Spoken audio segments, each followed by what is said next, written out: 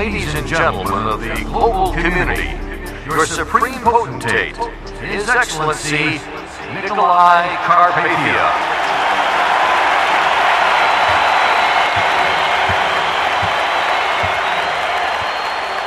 My dear subjects, together we have endured quite a week, have we not?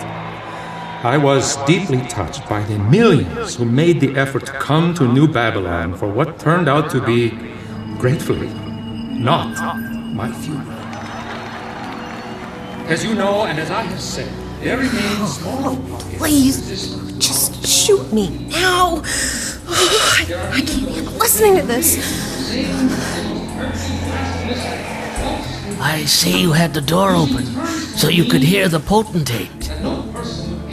Incredible, isn't it? One day he's dead. The next, he's alive. Leave me alone. Mister, I know you think I look hideous. We could be such good friends. Back off! I am not going to tell you where they are. I see. Do you miss Belgium, Hattie? I hate you. I'm sure the folks at the buffer miss you. No, I will not tell you. Good choice. You know where to find me if you change your mind. Leave me alone! You freak! I will never tell you anything! You hear me? She still got it. Acrimony allowed divergent views. There are those among you, however, who have referred overtly to me personally as the Antichrist, and this period of history as the Tribulation. You may take the following as my personal pledge. If you insist on continuing with your subversive attacks on my character and on the world harmony I have worked so hard to engender, the word tribulation will not begin to describe what is in store for you. If the last 3.5 years conjure up in your mind the concept of tribulation, allow me to introduce you to the exponentially greater reality of the Great Tribulation.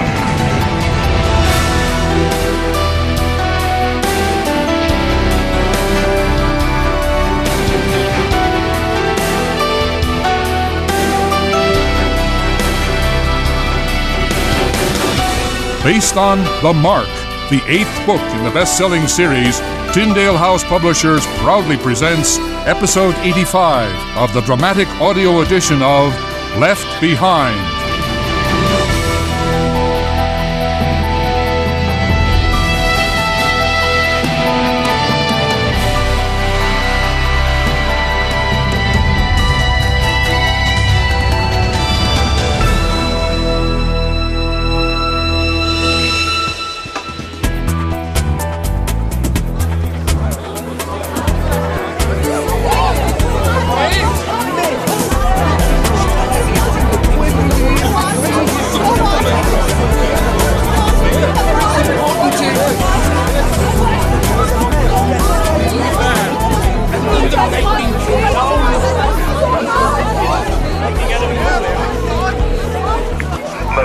This is Director Hasid. I had better have a vehicle delivered within 2 minutes or someone's gonna find their butt in a sling. Electric cart, sir? Of course. They're pretty scarce here, Director. Well, they must be because someone's taken mine. I was going to say that I'd be happy to lend you mine under the circumstances. Circumstances? The resurrection. I'd love to get in line myself. Just bring me the cart You as soon think as... I could do that, sir? I mean, if I were in uniform, I know they turned away civilians who aren't in the courtyard, but as an employee... I need a cart and I need it now. Right. Would you drive me to the venue before you go wherever it is you have to go? Yeah, fine, sure. Now hurry. Oh, that's great. Thank you, sir. Are you thrilled or what, Director? You mean thrilled? About the resurrection? Are you in your vehicle? Yes, sir. On the way. That's what I'm thrilled about.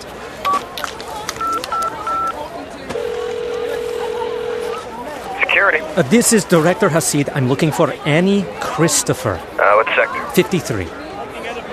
Sector 53 has been cleared, Director. She may have been reassigned or relieved. If she were reassigned, you'd have a record on it, right? Check it, sir.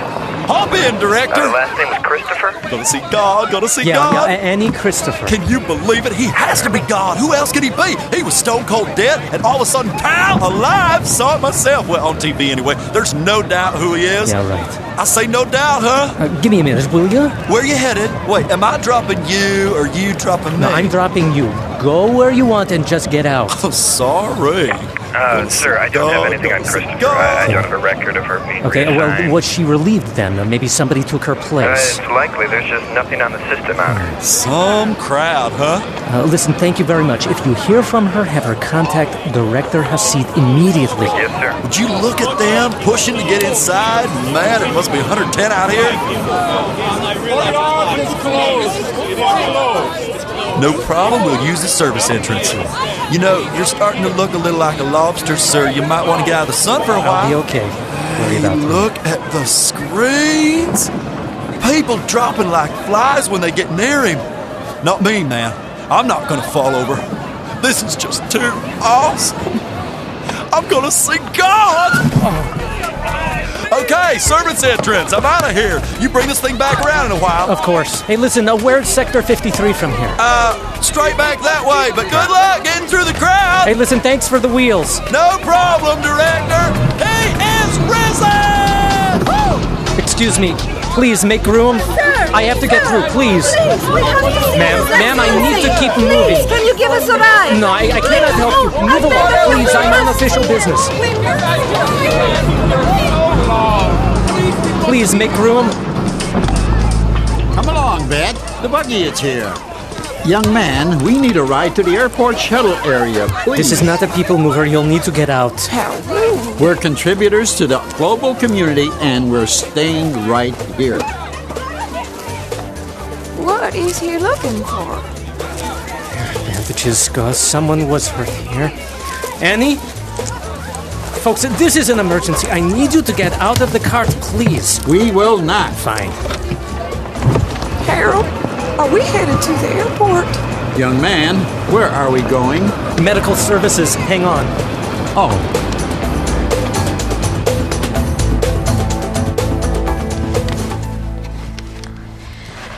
I got this end. I just put it right there. Okay. Oh, just push it, Chloe. Scoot it across the carpet. That's too heavy to lift. Oh, fine. A little more. There, yeah. When are you going to get Albie? He'll have the jet to Kankakee in an hour or two. I'll take the chopper down there after midnight. Just a little closer to the wall. There, that's good. So, is every floor as nice as this one? The offices are identical. At least the 8 floors below us. Executive suites with adjacent sleeping rooms. Oh, there's more stuff here than we could ever have dreamed. Computers still in the box, all these beds. I had an idea. Till we can blacken the windows, we'll bring some mattresses into the corridor near the elevators. Okay. Lean them up against the windows. Here, Chloe, you want him? He fell asleep on my shoulder. Oh, there we go. Come here, you sleepy little man. He's such a cutie. Looks like both your boys are fast asleep. Buck's sawing logs over there in the corner. Did you check on Haim? Yeah, the jaw's actually healing rather well. I should be able to take the wires out soon. I know it's gotta be a pain trying to sleep like that. I gotta say, it's great having you around, Leah. Thanks. And now if you'll excuse me, I need to go to my corner and collapse. Good night. Good night. Dad, I thought nobody ever came near here, so why all the precautions? Especially this high up? You mean the mattresses? Would you believe satellites? GC Intelligence might just be able to snap our pictures while we're asleep. Great. Terrific. Well, speaking of sleeping. Oh, I made a place for you guys at the end of the hall. Good night, hon. Good night, Dad. Rayford, is there anything I can do to help? Oh, thanks, Joan, but we're just about ready to call it a day. Will you be able to sleep before going to Kankakee? Be worse if I started sleeping. I'll just stay awake. The question is, will you stay awake in the helicopter? Nodding off's the least of my worries. Chopper's teetering on the roof. I only have about 10 feet of clearance on either side. Then there's Albie. Rayford, he has the mark, does he not? He is one of us. Yeah, but the way he acted at the safe house, Well, Time will tell.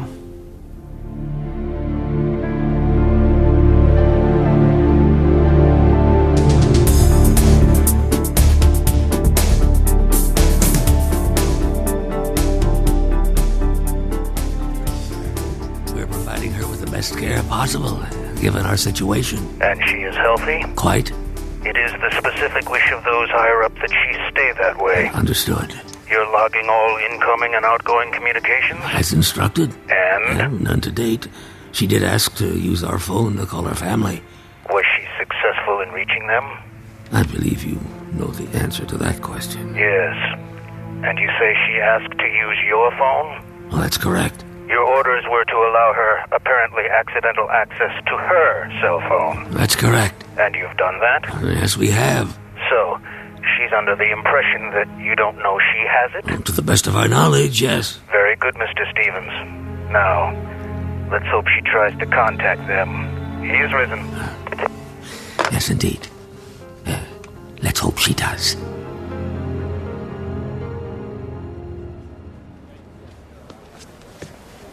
Annie, it's David. I've tried medical services. I went to your sector. Please, as soon as you get this, honey, call me. Come find me. Anything. I love you. Hey, look, did you find anything? Sir, look around. We have hundreds to care for. Even if your friend were here, she wouldn't be in the system yet. You're not swiping barcodes on the badges as they're admitted? They're not actually being admitted, Director. Everyone goes through triage. The living are treated and the dead are pronounced. Okay. Cataloging is a low priority. We'll eventually get everyone logged in, but for now... Look, can I look for myself? Help yourself. Just get out of the way. Okay, well, where's triage? As far east as you can go from our main tent. It's the only place where we had any shade at all. Mostly sunstroke? Mostly lightning, Director.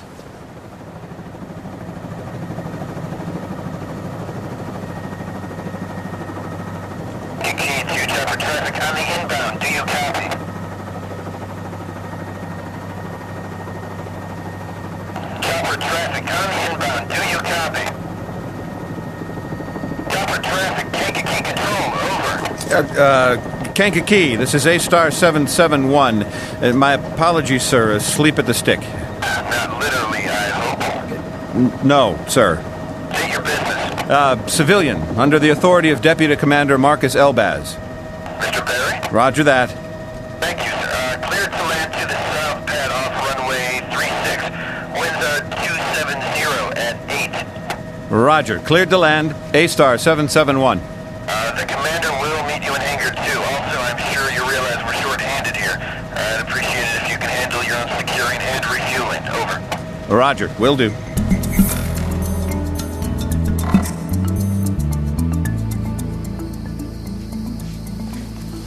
You look tired, Ray. I think I blew the math. I had no idea it would take this long to get here. No way we can get the Gulf Stream and get back by sunup. The horizon is already reddening. How long can you keep up this ruse with the GC? As long as your comrade Hasid is in the palace. Even short-handed, they were tough here. I had to go through 2 checkpoints. They let me in without a second glance. And that is because you are with me. You've convinced them, huh? Apparently so. But I have to hand it to your friend. He has cooked the international GC database, so I check out better than most of the legit GC personnel. David's good. He's the best. Well, since we have to wait till dark to head back downtown, I might as well run you to Palwaukie so you can move the Gulf Stream down here. Or? Let us see if GC's torched your old safe house. If they haven't, we'll do it for them. That's not a bad idea. If they just burned it, fine, but if they start combing through it for evidence, who knows what we might have left. I don't think they have the personnel for that. Fueled up? Ready to roll. My plane is too. Ready whenever we need it. Here's your phone. So that's why I left it. It's going nuts trying to... What is it? 3 missed calls. Hope everything's all right in Chicago. Did you hear when these came in? All 3 about half an hour ago. One right after the other. None showed phone numbers, so I decided it was best not to pick them up. I'll check with the safe house.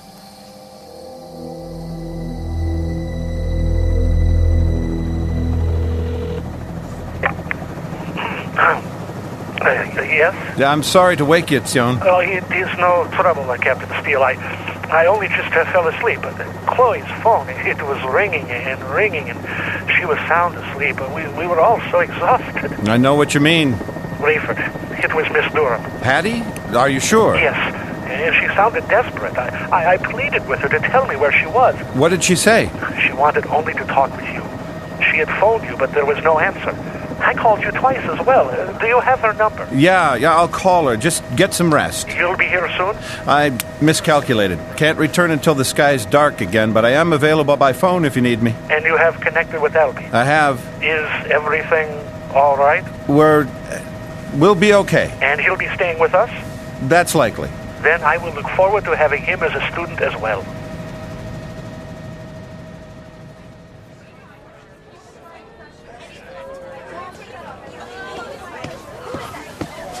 You've got these people lying in the direct sun. Why aren't you moving them inside? Hey, why don't you manage your area and let us manage ours, Director? Listen, I don't mean to criticize. No, it's just that Listen, we're doing the best that we can. I need help. I am looking for some... Whoever you're looking for, you're going to have to find on your own. We don't care about names. We're just trying to keep them alive. We'll deal with the paperwork later. I had an employee Hey, look, stationed it's at not that I don't care, but I can't help you. Understand? She would have known how to avoid a sun or heat stroke. Good. She was at Sector 53. All right, look, you don't want to hear about what happened to people at 5-3. What about it? Lots of lightning victims. Sounded like a mess over there. Where would they take the victims? An IV started on this one. No specific place. Some came in here, some were treated right in the sector, some inside. How do I tell? Look, please, I'm sorry. I have work to do. Oh, Annie! Has anyone here seen Corporal Annie Christopher? Oh, Annie! Oh! Director, are you all right? Great. We need another cot.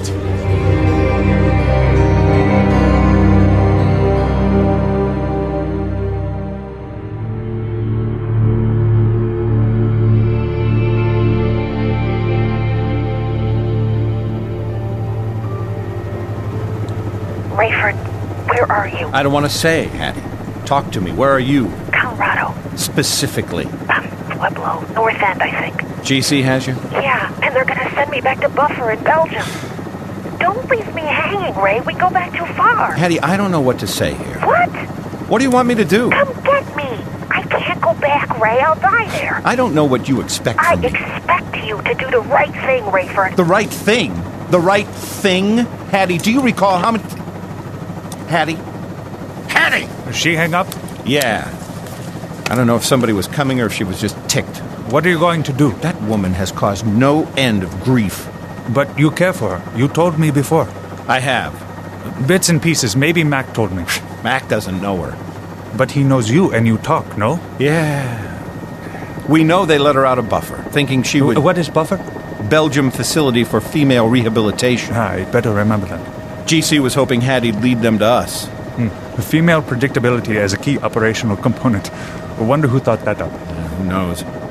They may have squeezed the safe house out of her. Should I set a course to the old safe house or head directly for Pewaukee? I don't know. I guess it depends on whether I decide to go to Colorado. It is your choice, sir. But if I might be so bold, I expected you to be more decisive. I am just play acting, yet I appear as more of a leader than you. Play acting? Hattie Durham, yes or no? Decide, tell me, tell the people downtown, and do it. I don't know, Albie. You'll never know. Weigh your options and pull the trigger. Start with a small decision. The old safe house is fewer than 10 minutes out of the way. Okay. Let's have a look at it. Done. Now think aloud about the more important one. Hattie could have led the GC to us, but instead went to Colorado. You think she may be leading you to them rather than the other way around? Hattie? I heard footsteps. They've got me in some kind of bunker about an hour south of Colorado Springs. I'm a long way from there. Oh, thank you, Rayford. I knew I could count on you. I haven't decided what I'm going to do yet. Of course you have. You won't let them send me back. I'll die there. Rayford, there's a guy here in a wheelchair. Ray, his face is gone. He won't stop until I tell them where the trip force is. He's scaring me to death, Ray.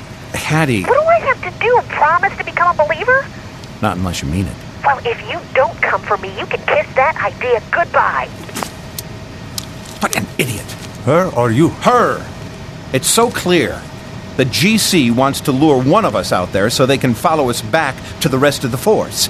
They really want Xiong. He's their real enemy. So your choice is between this Miss Durham and Xian Benjuda. You want my vote? It's not that easy. If you abandon her now, it is unlikely she'll believe. She said as much. This may sound cold, and I admit I'm new to this, but that issue is entirely her choice, is it not? Going out there would be the dumbest thing I've ever done. They've caught her, detained her, threatened to take her back to prison. Yeah, and yet they leave her with her phone. I mean, come on. Then your decision is easy. I wish. It is. Either you don't go or you consider all your resources. What does that mean? There's one it seems you've forgotten. Maybe two. Okay, I'll bite. Number 1, David Hasid. I'm listening. Have him locate her and send an order from a bogus commander to keep her there until further notice. You call her back and tell her you're not coming. Make her and whoever is listening in believe it. Then, when both she and the GC think you have abandoned her, just show up. Maybe you ought to be in charge of the troop force. But surprising them doesn't guarantee success. True, but success is far more likely, given another resource you seem to have forgotten.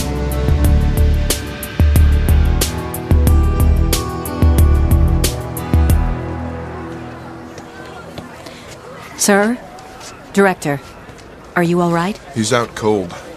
Pupils are dilated, but the eyes are open. Here, help me get him There onto you this. go again, sweetie. I'm not an orderly. And there you go again, Doctor.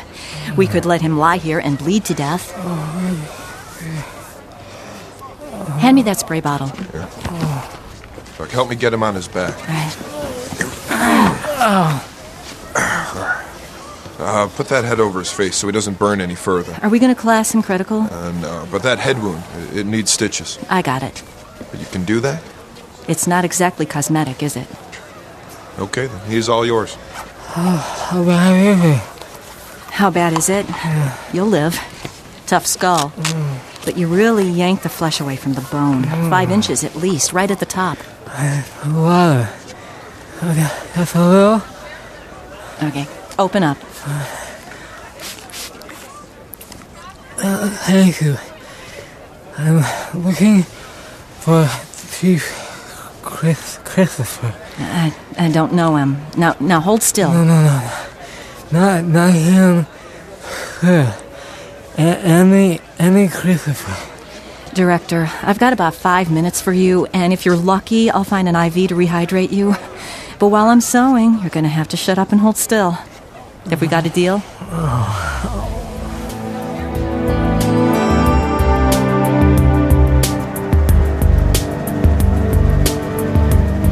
You see what I see? Black smoke. You think that's... It has to be. Get closer. Will do. Yeah, that's it. Torched it pretty good, didn't they? So, Captain, are you going to use every resource available? Or did I waste money on this uniform? I get the sense my second resource is pushing me to fly to Colorado. Now you are talking, Captain. Yeah, now I'm talking. I'm also wondering if my second resource is sending us to a really bad place.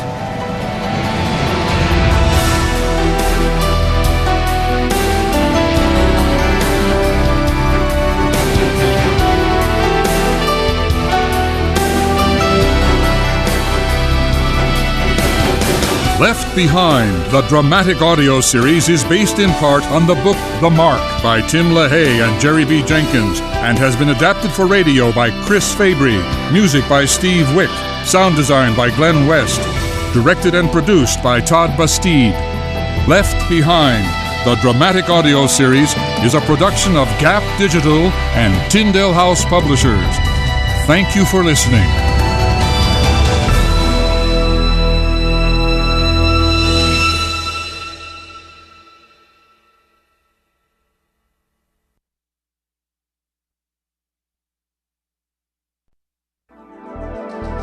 Last time on Left Behind. This is Director Hasid. I'm looking for Annie Christopher. So is every floor as nice as this one? Executive suites with adjacent sleeping quarters. There's more stuff here than we could ever dream. It was Miss Durham. Patty? Are you sure? Yes, and she sounded desperate. I am just play acting, yet I appear as more of a leader than you. Play acting? Rayford! There's a guy here. He won't stop until I tell them where the trip force is. He's scaring me to death, Ray. Annie! Oh, Annie! Oh. Correct!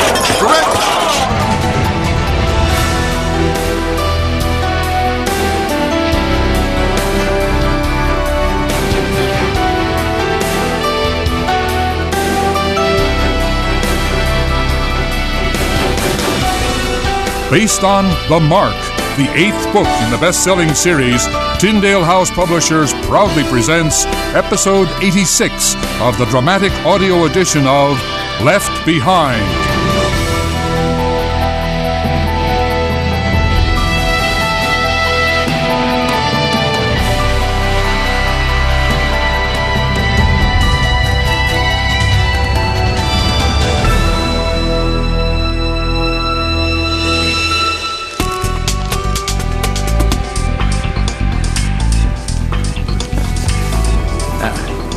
David, I need a little help.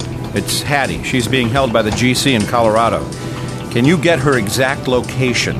And I'm hoping you can make them keep her there. We're headed that way now. Get back to me. Thanks.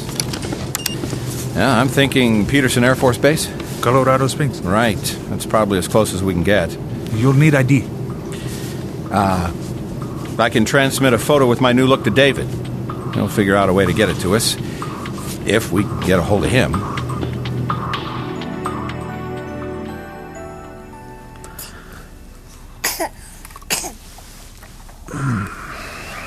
Hey, Kenny Bruce. How you doing, buddy? Come here. Come on, come see Daddy. Daddy. Come on, come up here, big guy. Oh, you are really growing up, you know that? I wish I could stay here forever. Papa. No, Daddy's home now. We're together. Owie. Yeah, Daddy has an owie. Not pretty, is it? Doesn't bother you, does it, bud? Mommy. Yeah, we'll see Mom in a minute. Mama. Shh, it's okay. Let's just rest for a few more minutes, okay?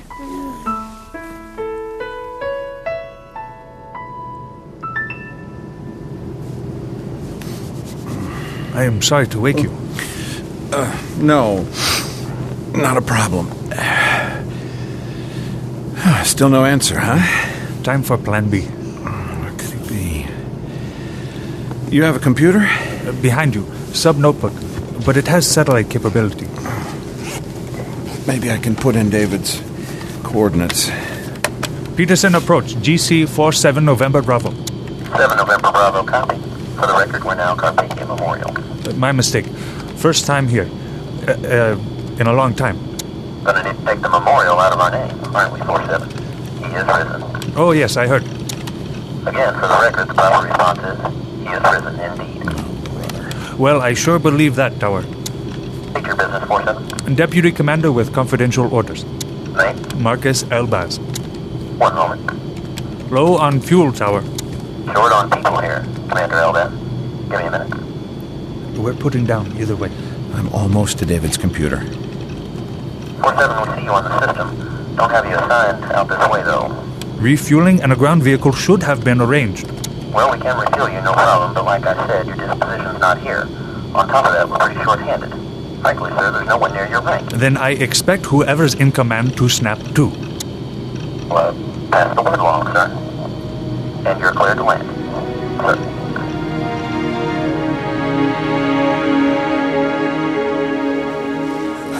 It's got to be here somewhere. The orderly said you were getting dressed. Are you sure you feel... No, it doesn't matter how I feel. I have to leave. Right. Now.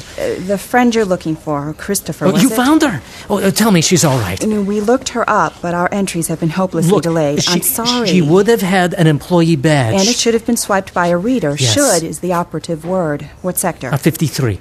That's not good. Several deaths and injuries. Have you... What? Have you checked the morgue, if she were taken there? Oh, my, I hadn't even let myself think that. Look on the bright side. Maybe she wasn't a victim at all. Maybe when you find that phone of yours, she'll have called and left a message. Yeah, I hope so. Oh, speaking of calls, we received one from the office of the potentate about you. What about me? As soon as you're awake, we're supposed to tell you that there's a meeting at 2200 hours. 2200? That's less than an hour. We told them you'd had surgery, and they said if you were alive and ambulatory, you were to be there.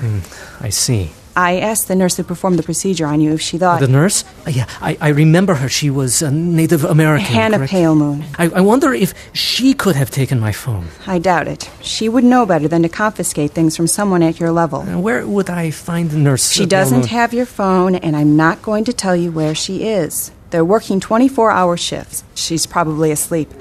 Now, you'd better get to your quarters and relax before this meeting of yours. Yeah, the meeting. And I hope things turn out okay with your friend.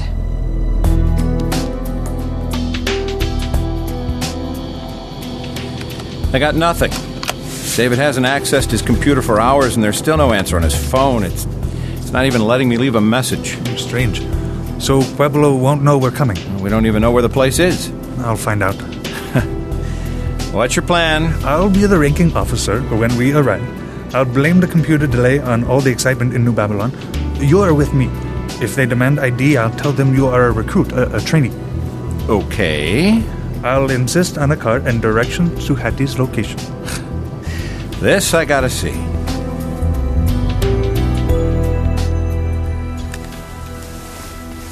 Oh, hey, stay with Daddy a minute, okay, bud? Yeah, I understand. Yeah, I know. Yeah, we're gonna come and get you.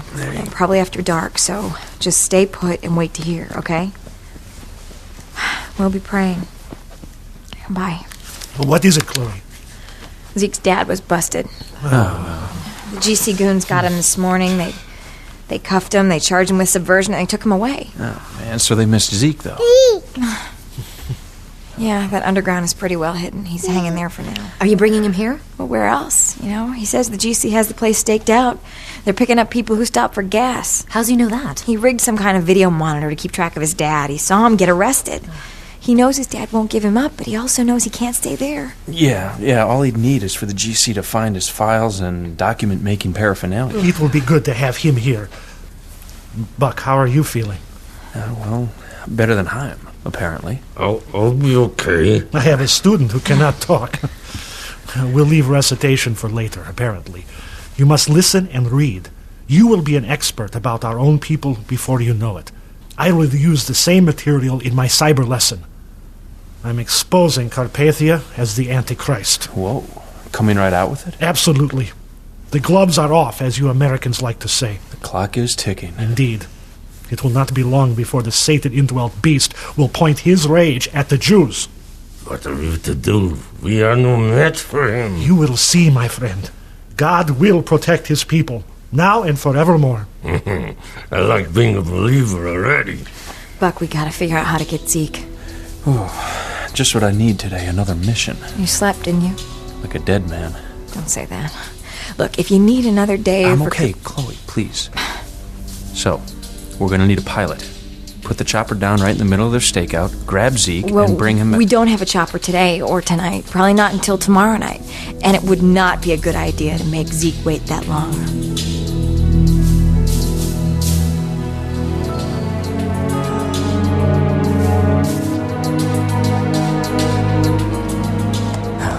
Let's see now.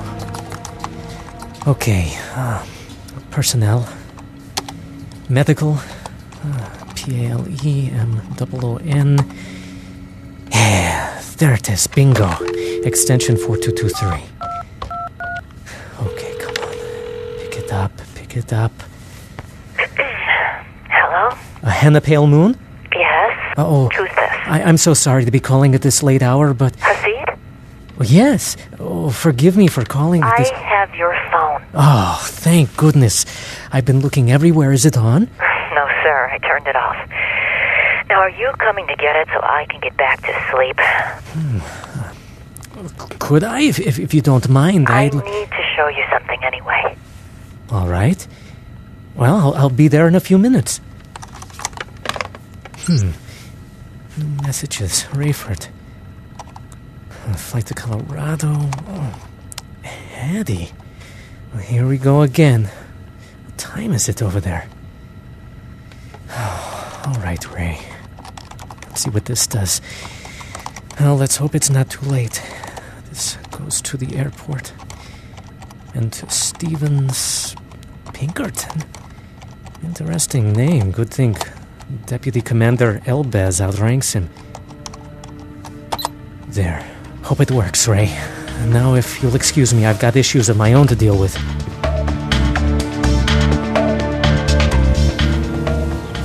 I can point you to the refueling area so you can tank up before takeoff, Commander. I'd like you to do that while I'm on assignment. Sorry, sir, but we're a little short. Yes, I heard you say that. Carry on. I told my chief you weren't into computers, so you're on your own for ground transportation. But if you'll give me your fueling order number... Excuse me? You expect me to rent a car? Sir, I'm just telling you what my chief said. Get him out here. He's a her, sir. I don't care if he's a gorilla. Get him or her out here right Judy now. Hamilton at your service, Commander. Not enough at my service, I am afraid. I can only do what I can do, sir. Do you have a vehicle? None available, sir. You personally? Me, sir? You understand English, Hamilton? I've not been issued GC wheels, sir. I didn't ask you that. How did you get to work? I drive. Then you must have a vehicle. Yes, sir. My own. That would be what personal means, Miss Hamilton. I will be borrowing your personal vehicle this afternoon, and the global community will be indebted to you. In fact, we will be indebted at the rate of 1 nick per mile. The stated rate is half that, sir. I am aware of that. I'll authorize it due to your cooperation. No. No? I have a meeting in Monument in 2 hours, and C-25's only been open a week. I need to leave now. And you believe your meeting takes precedence over that of a deputy commander? It does today, sir, because of your attitude. You realize, of course, that you are going on report, Hamilton, and you will be disciplined? How long has it been since the resurrection of the potentate? Yet you haven't once uttered the new phrase, "He is risen." Commander? He is risen indeed. Now, I also need to know the location of the facility on the north end of Pueblo. You don't have full orders? Life is not always as tidy as we would like, Chief Hamilton. Corporal, check the computer again. Let me see what we do have on Deputy Commander Elbaz and whether we can add bluster and bullying to his profile. Hamilton. Enough! Hey, this wasn't here before. Straight from the top in New Babylon. Look. It appears everything is in order, Commander. My vehicle's around back. Enjoy the ride.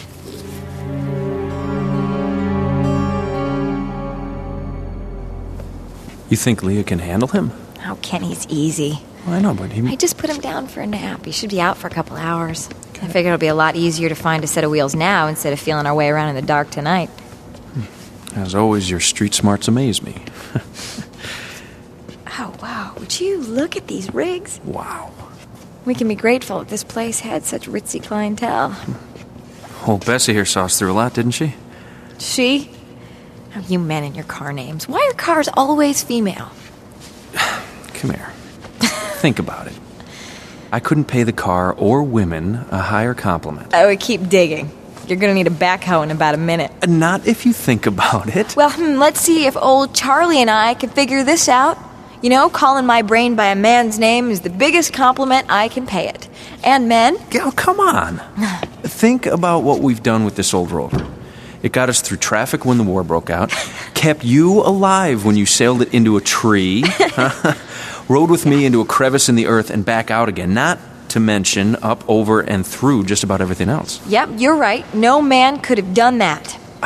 You and Charlie figured that out all by yourselves? Yep. And you know what else? I think it's time for a Humvee. All right. Is there one in here? Yeah, there are two. Right around here. All the spaces are numbered and the keys are on a pegboard in there. Wow. This is a beauty. Oh, it's number 252. I'll get it. Most of the cars in here have at least half a tank of gas and a lot of them are full. People must have been prepared, huh? Catch. Come on. Get in.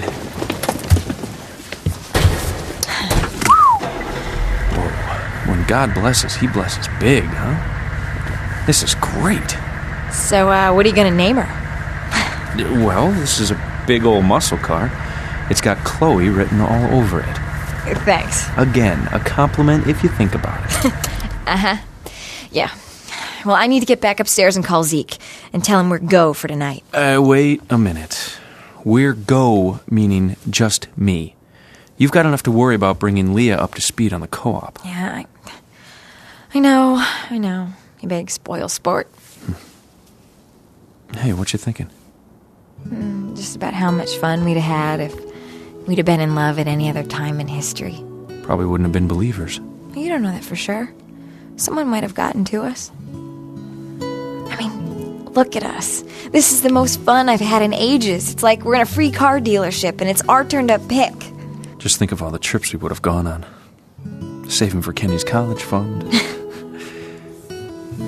What?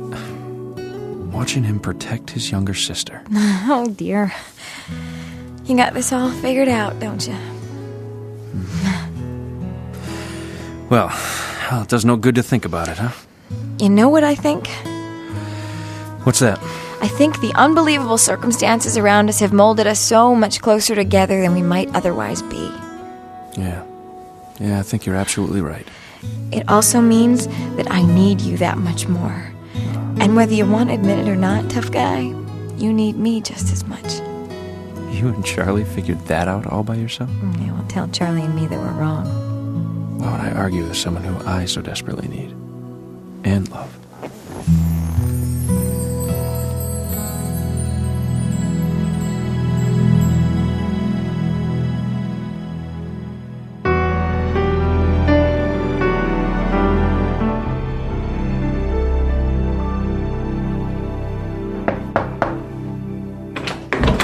Director, you look a little better than when I saw you last. Still a bit pale, though. Do you have my phone? Here. Oh, thank you, ma'am. I really have to go. Ma'am? I can't be that much older than you, boy. How old are you? Why? I'm not even 30 yet, so let's quit with the ma'am stuff, all right? Fair enough. Listen, I'm late for a meeting. I said I wanted to show you something. Why did you take my phone, anyway? Well, that's sort of what I wanted to show you. Okay. What? Oh, here. Step inside a moment. The light's a little better. I don't believe it. Go ahead. Check it. I know yours is real. And how was that? I rubbed it with alcohol. Really? Well, in that case, forgive me. Sister, I didn't know we had anybody in medical. I don't know of anyone else, period. But as soon as I saw your mark and knew your rank, I thought of your phone. You're brilliant. You're welcome. I have to go, so would you pray for me, Nurse Palemore? Hannah, please. Hannah, I'm trying to find a friend, another believer, Annie Christopher. I'd hope there'd be a message from her. I have a couple contacts. I'll look. Okay, I'm headed to a meeting with Carpathia. The way he looked at me after the resurrection, I keep thinking he must know I'm a believer. Satan indwells him, but he's not omniscient. What was your friend's name again? Christopher. Annie Christopher. All right. You really don't look well. Just try to get through the meeting. I'll see what I can find out. Thank you.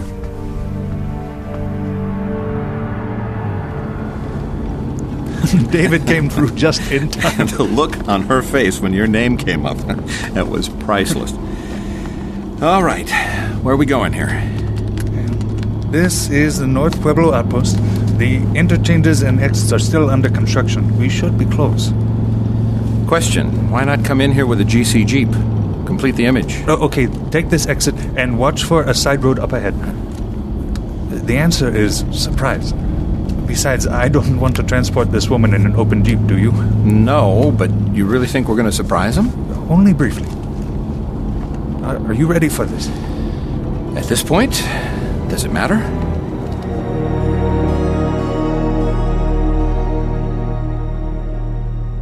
Hey, Deputy Commander. To see me? Yes, Mr. Stevens. I checked the name with the GC database, and the only Marvin Berry I could find isn't in peacekeeping. He's an elderly fisherman in Canada. I smell a rat. One moment, sir. Is your name Barry? Barry is my driver. Look up Elbaz on your computer. And by the way, none of my family knows how to fish. Mystery solved, Mr. Stevens. The gate guard had the driver sign. Incompetent. All right. Send him in. The guard? The Deputy Commander. Oh, yes, sir. First door on the left down the hall. Only the deputy commander, please. He is with me. I will clear it with the boss. Oh, I don't know. I do. All right, then. Oh, come in. Is he going to be embarrassed when he realizes he didn't open the door to a superior officer? Oh, forgive the lack of protocol. I'd stand, but as you can see, I'm missing a limb or two. Understood. Oh, please, sit down, gentlemen. Sit. I don't know you, Elbaz. I'm Barry. You look familiar. Are you GC? No, sir. I am here on business. I do not have a hard copy of my orders, but... Excuse me, Deputy Commander. I'll get to you. Just give me a minute. I know you outrank me, but unless you're in an unusual hurry, please, bear with me. Barry, were you ever GC? No. No, sir. Not peacekeeping, anyway. But, GC connected. I didn't mean to say that. But you did. You look familiar. I know you. Met you somewhere. No, I don't think so. I'm sure I was a whole man then, Mr. Barry. If that's your real name. Excuse me? Now then, Deputy Commander, state your business. I have been assigned to take custody of your prisoner, sir. Oh? And who told you I had a prisoner? Top brass, sir, said the subject was uncooperative, that some plan or mission failed, and that we were to return her to Buffer. Buffer? What's that? You know what that is, Stevens, if that is your real name. Doesn't make sense that half a man would be in a leadership role in the GC. I did not say that. But it doesn't add up, does it? You've never seen another like me in the ranks, have you, Elbaz? No, sir, I have not. Well, I'm legit, whether you like it or not, and you're gonna have to deal with me. Happy to, sir. And when you check me out, you'll see that everything is in order. Did I say I was housing a prisoner here, Deputy Commander? No, sir, but I know you are. Buffer is a female rehab facility. Were you under the impression I had a female incarcerated here? Yes, sir. Does this look like a detention center to you? They take different forms during different times. Oh, indeed they do. Is there a reason, sir, why you did not greet me with the new protocol? I, sir, am a creature of habit, specifically old habit before new. Indeed. Do you realize, sir, that you have a smudge on your forehead? Do I? Gentlemen, why don't we start over? Now, please, follow me into a different room. We'll begin with the proper protocol. Come with me. You got a read on this guy or not? It's okay. I have my 9mm. Well, with Hattie's history, we may want to make a run for the van and get out of here. Settle down. We cannot run. We have to play this out. Gentlemen, what's with all the chit-chat? Are you coming or not?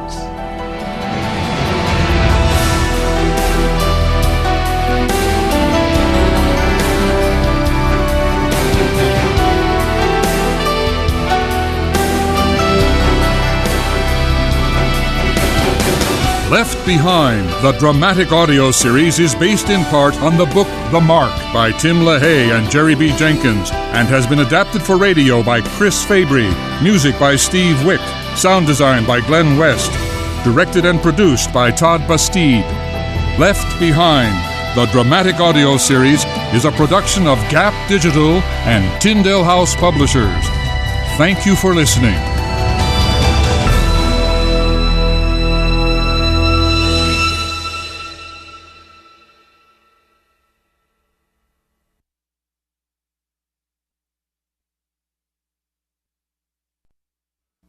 Last time on Left Behind. David, I need a little help. It's Hattie. She's being held by the GC in Colorado. Zeke's dad was busted. Hello? A hen the pale moon? Hasid? Oh, yes. Oh, forgive me for calling. I have your phone. I think it's time for a Humvee. All right. Is there one in here? Yeah, there are two. I wanted to show you something. Okay. Step inside a moment. The light's a little better. Barry, you look familiar. I know you.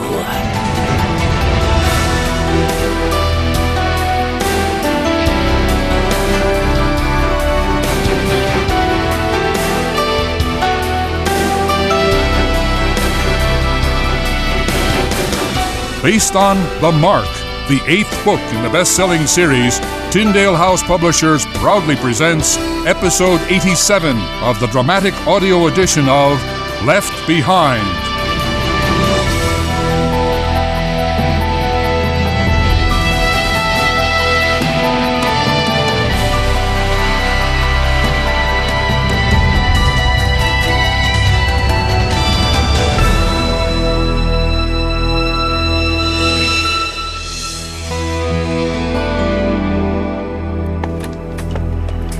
Well, come, gentlemen, come. Sit, please.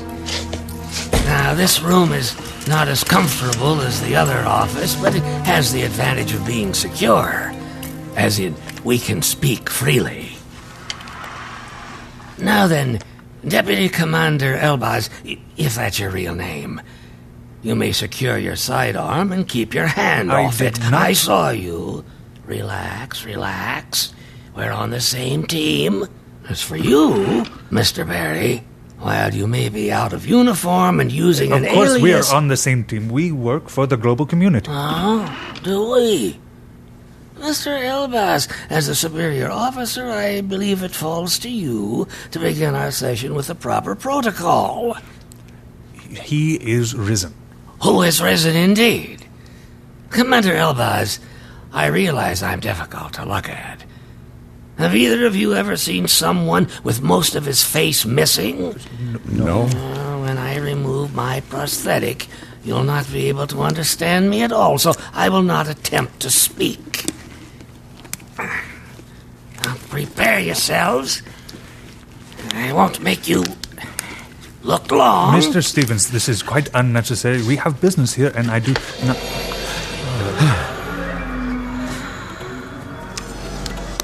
Forgive me, gentlemen, but I assume neither of you really saw what I wanted you to see.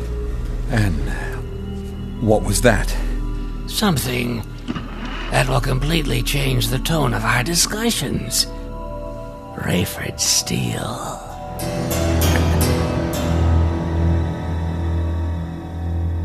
Much of this you have heard from your youth, Chaim.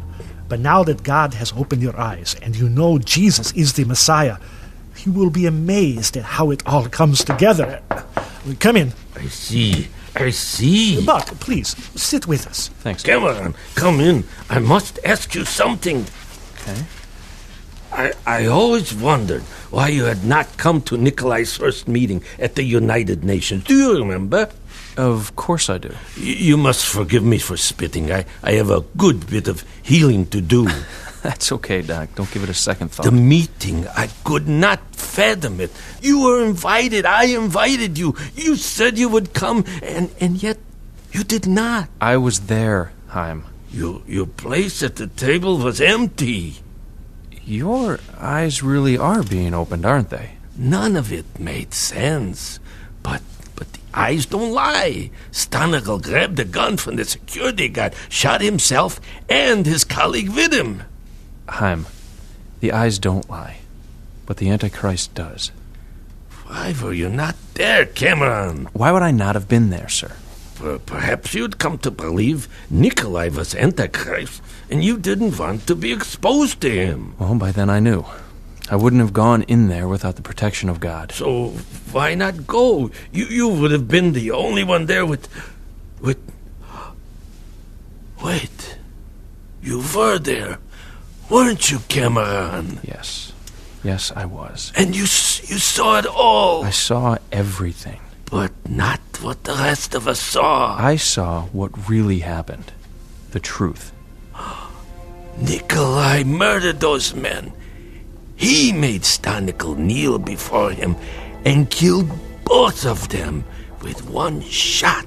Exactly. But Nikolai told us what he had seen, told us what we would remember, and our perception became a reality. Oh God, open my eyes. Help me to always see your truth. Don't let me be led by a madman, deceived by a liar. Thank you, Jehovah God. Praise God. Truly, Nikolai is Antichrist. He must be stopped. I want to do whatever I have to do. May I remind you that you already tried? Yes, I did, didn't I?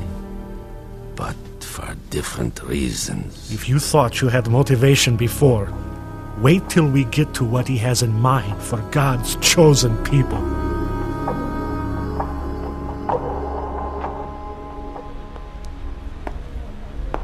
Father, I ask you again to help Annie. Protect her wherever she is. And thank you for Hannah. Now I ask your protection. Oh, God, I know that Satan now indwells this man. But greater is he that is in me than he that is in the world. Protect me, Father. Oh, my beloved David. How good of you to join us.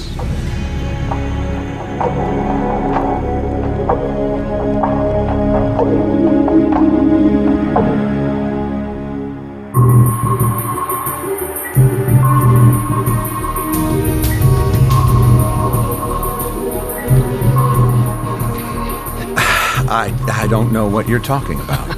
Oh, but you do, Rayford. Would you like me to remove the prosthetic again? No, and show that's you? okay. Would you care to get to the point, please? How did I respond when you said he is risen? Sounded like you said, who is risen indeed? Well, that's what I did say. What's your answer? Who is risen indeed? Oh, please, humor me one more time, Commander. He is risen. Who is risen? Oh, for Pete's sake, I am tired of this game. Christ. Oh, come on, brothers. The answer to the question is Christ. Christ is risen indeed. I see the marks of the believer on both your foreheads. You missed mine for the horror of the rest of my face. Now look. What? I do not believe it. Incredible. I like the new look, Rayford. It took me a moment to recognize you. But who's this character? This is... Wait, who... You and I both worked for Carpathia at the same time. And before that, your son-in-law worked for me. Buck worked... Plank? Steve Plank?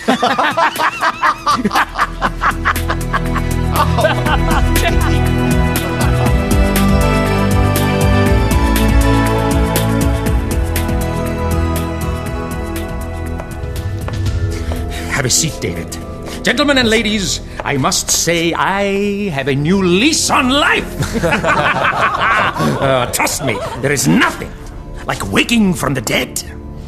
Oh, I was dead, people, lest anyone wonder. Mr. Fortunato, we should publish photographs from the autopsy, the coroner's report, the rising itself. There will always be skeptics, but anyone who was there knows the truth. Huh?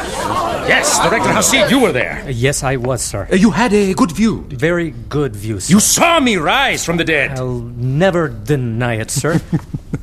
As I lay there dead for 3 days, my spirit was so strong and powerful that I knew my time would come. I willed myself to live again. I raised myself, people. I raised myself back to life. Yes! Now, you may wonder what this is doing here. A Bible. A bestseller for years, as I understand it. Oh, Leon, let's talk later about the possibility of me writing a book, shall we? Yes. This is the playbook, if you will, of those who oppose me. This is the holy book of those who do not and will not recognize me, despite what they saw with their own eyes. This holds the lies about the chosen people of God and the supreme lie that there is one above me. We shall use their very blueprints to bring them to their knees.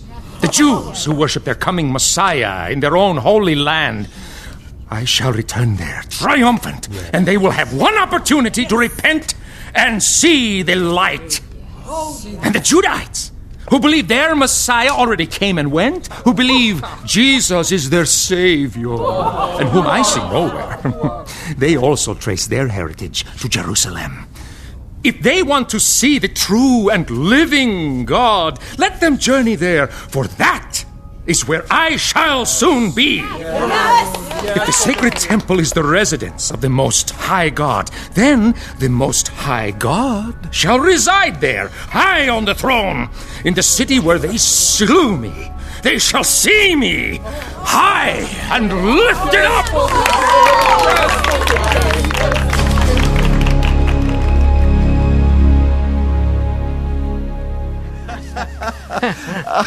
Steve, it's really you. In the flesh. Or what's left of it. Crushed, chopped up, burned, left for dead by the wrath of the Lamb earthquake. I'd been teetering on the edge for weeks, reading Buck's stuff, realizing things about Carpathia. I decided that if Buck and other believers were right about a global earthquake, well, I made my decision at the sound of the first tremor. I was praying the prayer as the building came down. But why the ruse? Why work for the GC again? And it came to me in the hospital, and no one, including me, knew who I was. When my memory returned, I made up a name and history. That was 21 months ago. And all through a year of therapy and rehab, I had time to think, and I wanted to take Carpathia down from the inside. But why not tell anyone? Everyone thought you were dead. Well, the best secrets are kept between two people, providing one of them is dead. One of the most shameless stunts Carpathia pulled was how he treated Hattie Durham. I got myself into the peacekeeping force and kept my eye on her until I tracked her out here. I prayed this day would come, Rayford. I'll follow orders, obey the rules, do my job, but you will save her life. Now, your assignments. First, my dear comrade, Supreme Commander Leon Fortunato. I have need of him now in another crucial role, one he has accepted with enthusiasm. What was once nobly attempted and ultimately failed shall now be consummated in success and victory. The Enigma Babylon One World Faith failed because it worshipped no god but itself. It never achieved the unity it sought. Its god was nebulous and impersonal, but with Leon Fortunato as Most High Reverend Father of Carpathianism, the devout of the world finally have a personal God whose might and power and glory have been demonstrated in the raising of himself from the dead.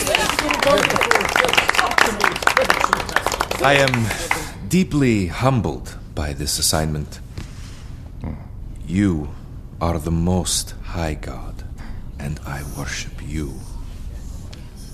The outpouring of emotion from the citizens this very day spurred the idea that we should reproduce the image of His Excellency, the great statue, and erect it in all the major cities throughout the world. Plans have already been sent out, and each city is required to have the image constructed. The replicas will be exactly life-size. Thank you, my beloved servant.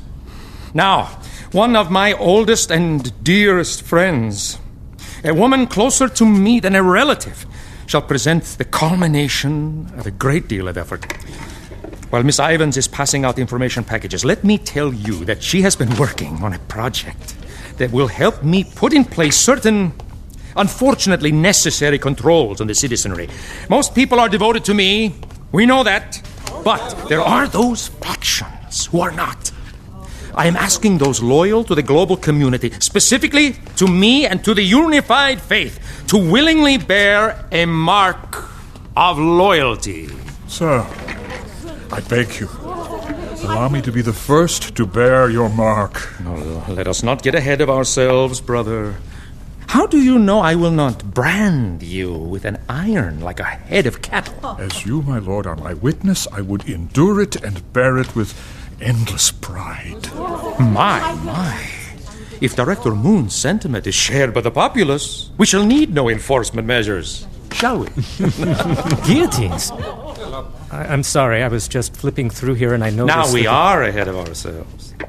Needless to say, such would be a last resort, and I pray will never be needed. I would gladly offer my head if I should be so foolish as to deny my lord. Director Moon, may your devotion travel freely, and your head stay firmly attached. As you wish, my lord. David.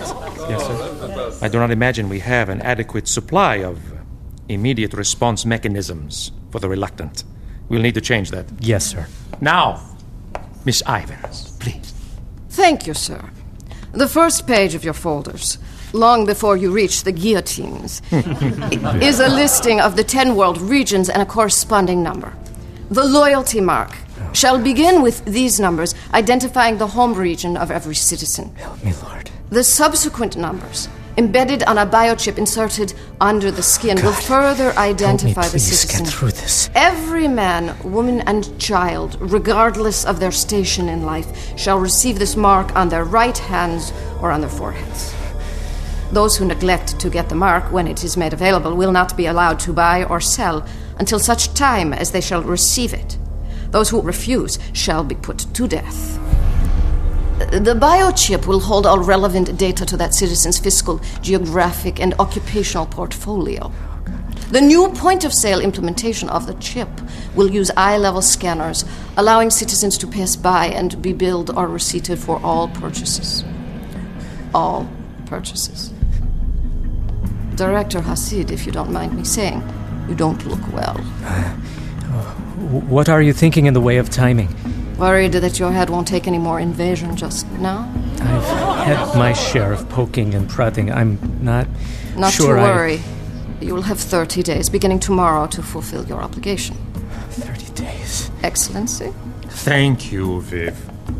The global community looks forward to wonderful days ahead. I thank you all for coming. Get some rest, my friend. As you greet the potentate, show him your devotion by kneeling before him. Worship your Lord and God. You are my Lord and my God. Your Excellency. God help me. I feel so privileged to be in your presence. Thank you. I am grateful for your partnership and support. Great days ahead. Yes. David, my beloved David. Is something wrong? Potentate.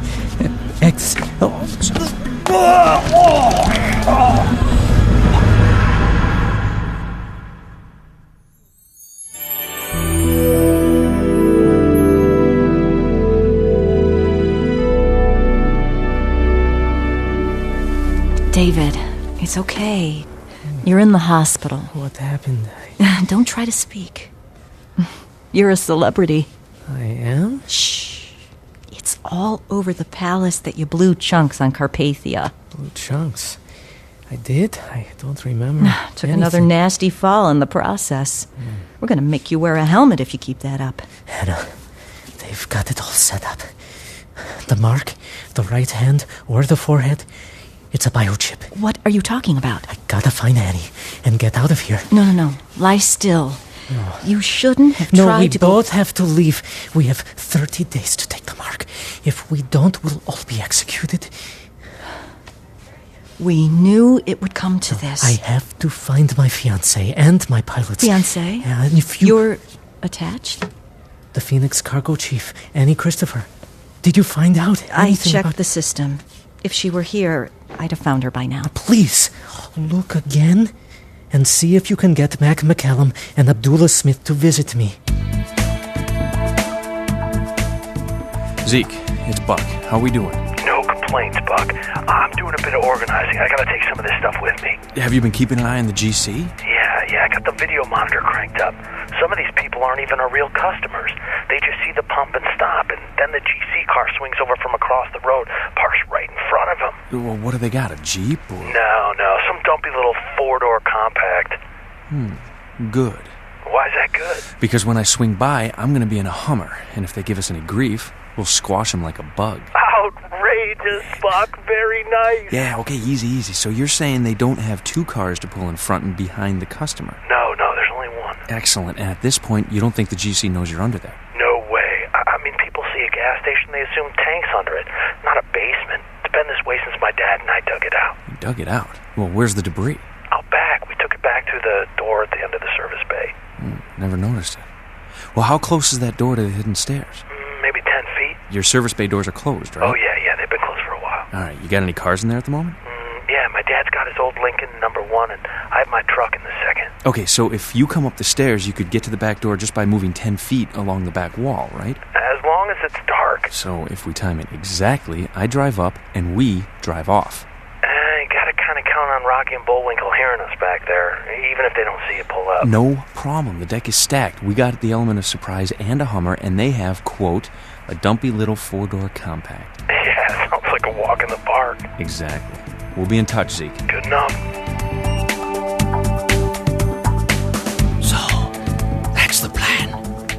I report Deputy Commander Elbaz came in here with the proper credentials, and I followed the letter of the law. I am quite visible on the GC database. No one will even question it. I just want to be careful about compromising our inside guy. How would they trace it to him? Well, can't say, but anything's possible.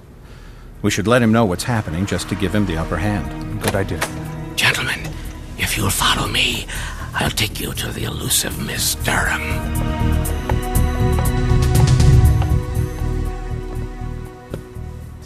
Annie's name is not in our system, David. Oh. Hang on here. Lie back down.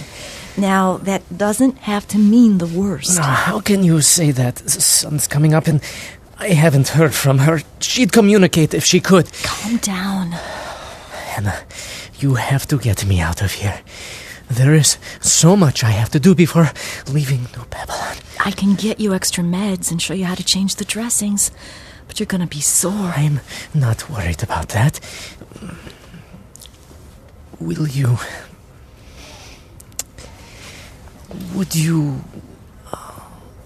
The morgue? Yes. Just rest. I'll be back.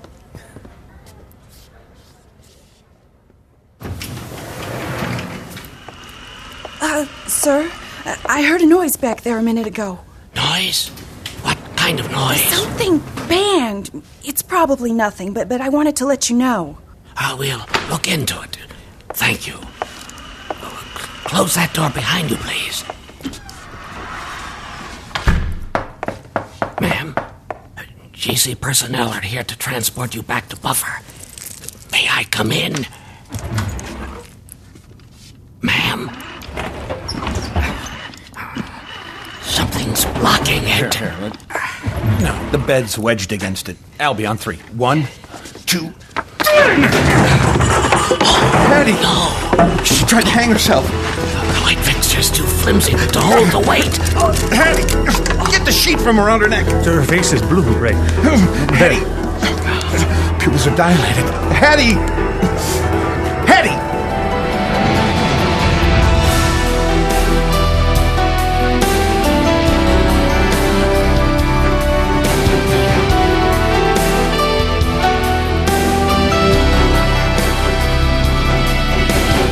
Left Behind, the dramatic audio series, is based in part on the book The Mark by Tim LaHaye and Jerry B. Jenkins and has been adapted for radio by Chris Fabry, music by Steve Wick, sound design by Glenn West, directed and produced by Todd Bastide.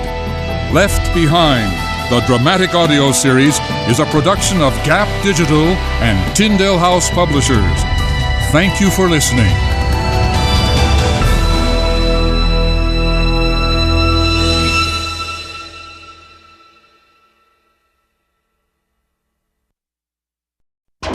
Last time on Left Behind. Plank? Steve Plank? Gentlemen and ladies, I must say I have a new lease on life. Those who neglect to get the mark when it is made available shall be put to death. Is something wrong? I drive up, and we drive off. Sounds like a walk in the park. I'll be on 3. 1, 2. Hattie! No! She tried to hang herself. Hattie!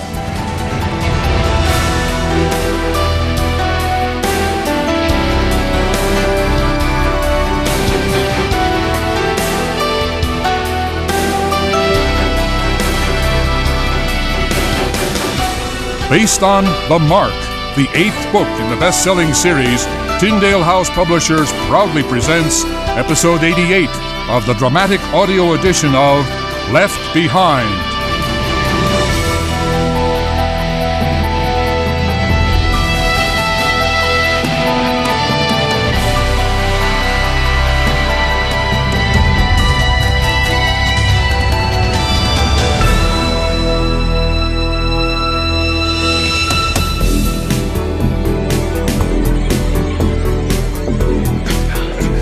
Dilated. Hattie! Hattie! Ray, she just moved. I saw it. 1, 2, 3, 4, 5. Shut the door. You don't need the light. Shut it. We're going to save this girl, and we will be the only ones to know it. She has a pulse. She's coming around.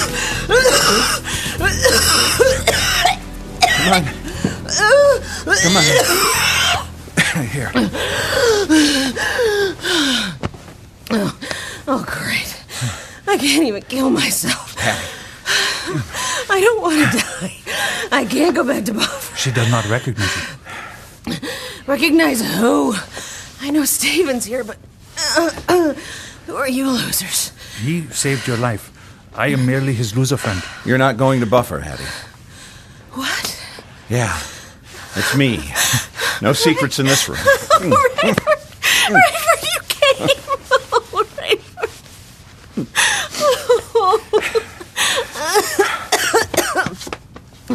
Wait a minute. What about him? What about me? We're all in this together. Okay. Right.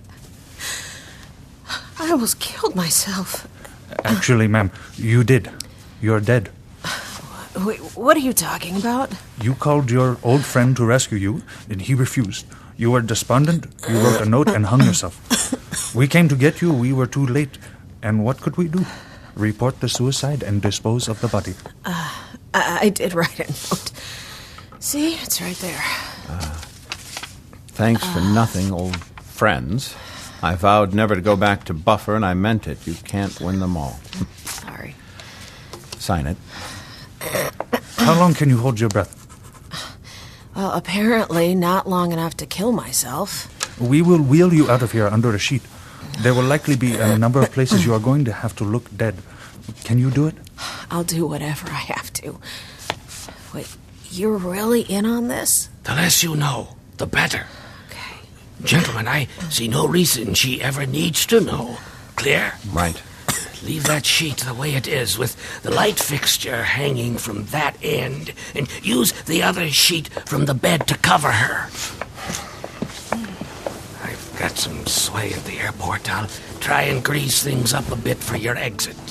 Great to be on the same team. Good luck, guys. Godspeed.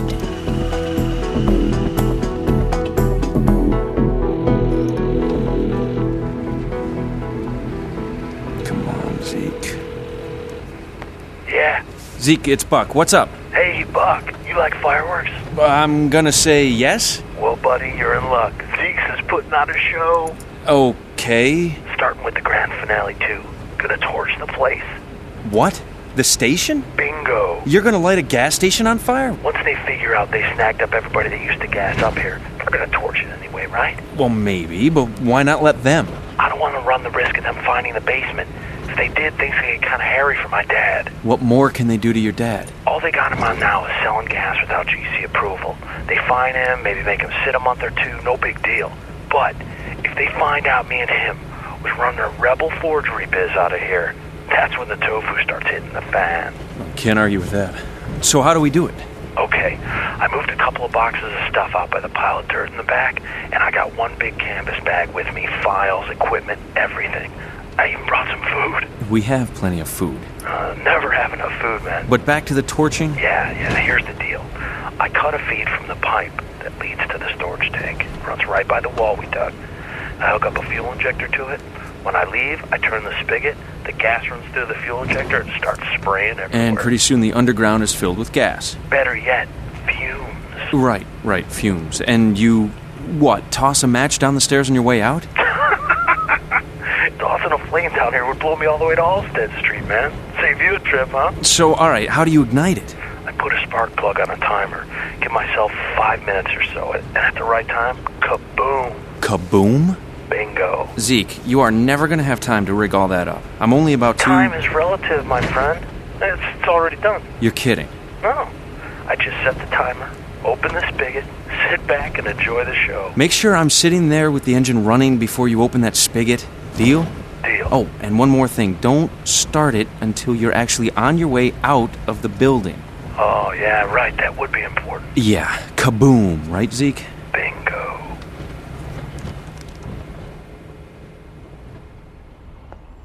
Well, they bought it. What'd you tell them? Said we needed some downtime before heading back to the Midwest, which is true. When I said we were transporting a criminal, they even let us borrow a Jeep. They gave me the name of a motel a couple of miles down the road. Hey, sleepyhead. Wake up. Where are we? Bozeman, Montana. Oh. Why? Hattie, my dear, you have a long history of being used for bait. We think we're okay on this one, but better safe than sorry. I see. Now, we're going to go get some rest, and then carefully make our way back to Chicago. So let's make this simple. Are you going to hang around, or do we need to duct tape you to something? Ray, I got nothing. I've got no reasons. I've got no resources. I got no family. I can't even kill myself. I give, Ray, I give. Besides, compared to Buffer, the new safe house sounds like heaven. Yeah. Well, speaking of heaven, you're going to be in for the full court press, you know. There are more of us now, and you're going to be the prime target. Yeah, well, I might just listen for once. Don't say that lightly. Ray, I don't say anything lightly anymore.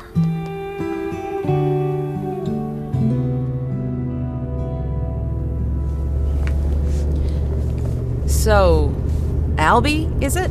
Yes. I know Ray's story. I'm in Ray's story. What about you? What about me? Well, you're one of the good guys. How did you believe? Yes. Well, I was raised a Muslim from birth. After the disappearances, I came upon the internet writings. Cien Ben Judah. Yeah, I know him. Talk about a man who loves the unlovable. Speaking of yourself, I assume. Who else? Let me tell you something about unlovable. I was basically a criminal. I justified my existence when my black marketing was used to oppose Nikolai. You knew he was... I would have called him evil, but not Antichrist. I did not know the term. Rayford can tell you my God was cash, and I knew how to get it. You bought stuff through him? Now and then. I began monitoring the internet messages of Dr. Ben Judah. What struck me was that God loved sinners. I could hardly accept that anyone would love me, a sinner. I then began reading the Bible. It was very hard. What I was reading went against everything I'd ever been taught. My first prayer was very simple, very childlike. What did you say? Well, I told God I knew I was a sinner, that I was sorry for what I had done, and that I wanted to believe He could forgive me. I slept that night as I had not slept in years. And that was it? I woke the next morning with a deep hunger for the Bible. I pulled it up on my computer and read and read. Only after midday did I realize I had not yet eaten.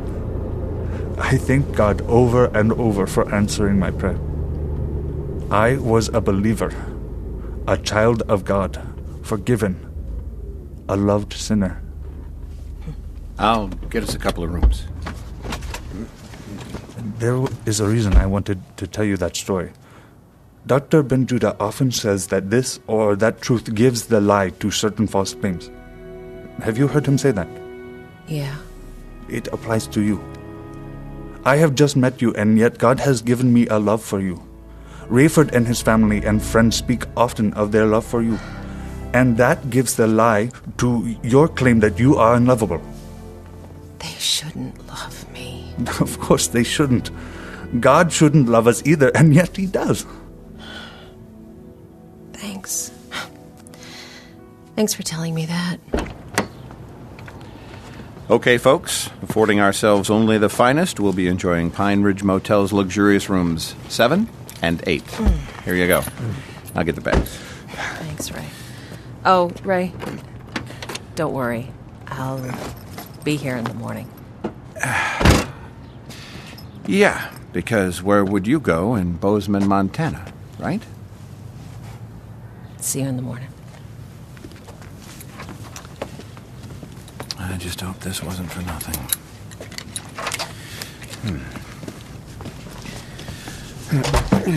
Do you want to shower first? No. Go ahead.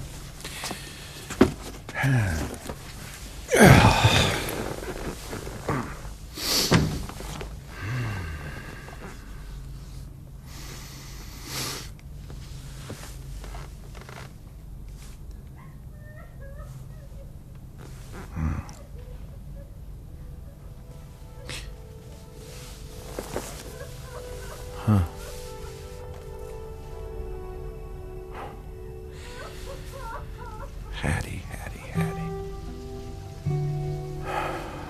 God. Please, I don't know why you've had us drag her back into our lives. I don't know why you've given us such a burden for her soul. But you have. So, again, I pray, please, God, please,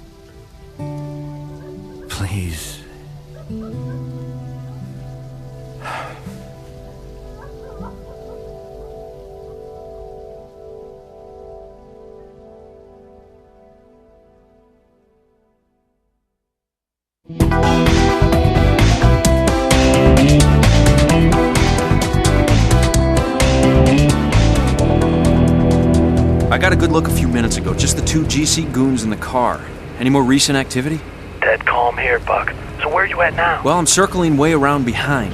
Just passing that old restaurant. Coming in with my lights off. There's an alleyway back there. You should be able to spot the... Yeah, mound of rubble. Exactly. Looks like Mount Everest. Hey, man, I can hear you. You can hear me? From inside? That can't be good. Yeah, that's what I was thinking. You ready for me? Yeah. Better make it quick.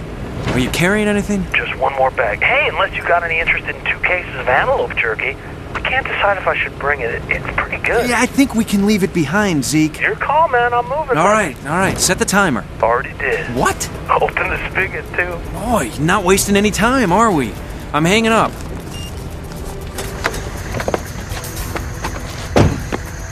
Zeke! Get out here! Give me a hand with these boxes!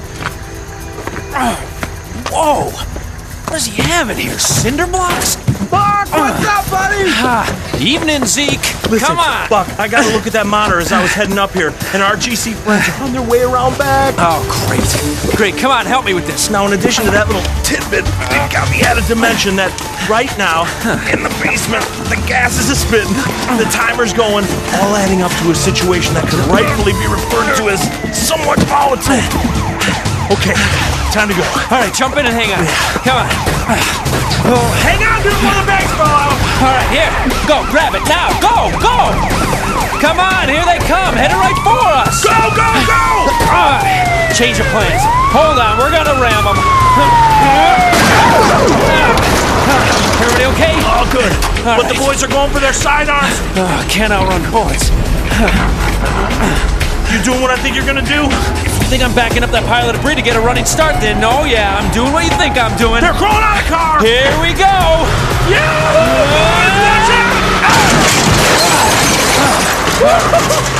You're starting your own junkyard! Where'd those boys go? Here we go. I'm not looking for him. Hey, boys, if you can hear me, I'd get as far away from that gas station as I could. Zeke, how much longer on that timer? Plenty of time. Should be at least another... Whoa! Zeke, that was a quick 5 minutes. That there was a big one. Hey, Buck, how about 2 cases of fried antelope jerky? What, you get commission on that stuff? Let's get out of here, I'm telling you, man, it's not that bad.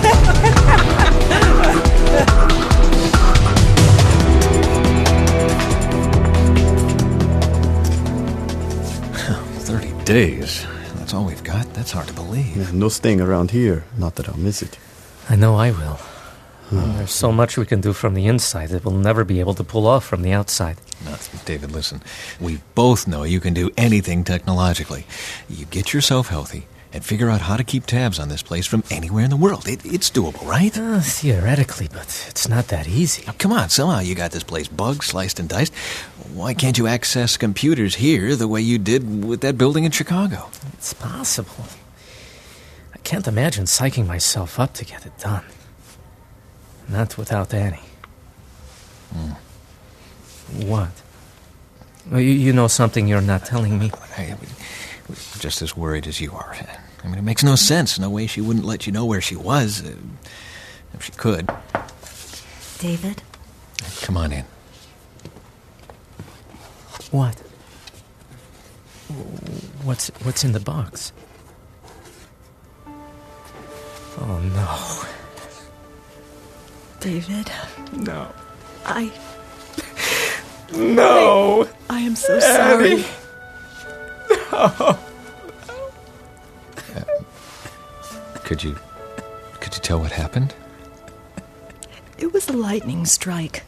There would have been no pain or suffering. David, Smitty and I will be right outside if you need us. No.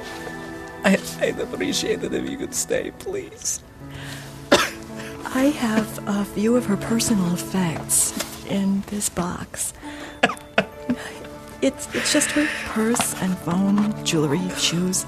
I didn't want to upset you more, but I thought you'd like to have these things. I have to see her. I wouldn't recommend it. David, that's not a good idea. No, I have to. She's not really gone and never will be, unless I know for sure. David, I don't know how to say this. If the woman in the morgue were my best friend, I wouldn't recognize her.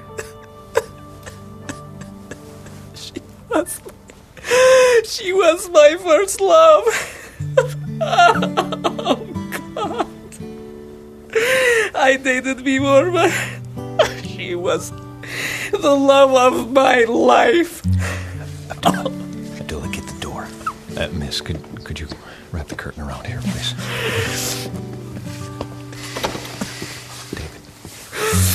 David, let's pray. God, we are long past asking why things happen. We know we're on borrowed time and that we belong to you, and we don't understand this. We don't like it. And it's hard for us to accept, God. We thank you that Annie didn't suffer. Yes, God. We envy her. She's with you. But we miss her already. Yes, God. We just ask that you'll come alongside David now with a stronger presence than you've ever provided before. Help him heal. To carry on, to do what you want him to do, even without the woman who gave him so much joy, Lord. So much joy. We pray in the name of Jesus. Amen.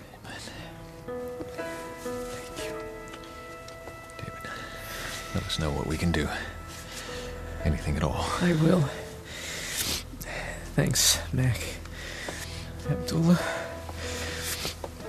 Hannah, please don't go yet. You need sleep. You want me to get you something? Yes, Hannah. I really have to see her. You're sure? Absolutely. It won't be easy. And this is?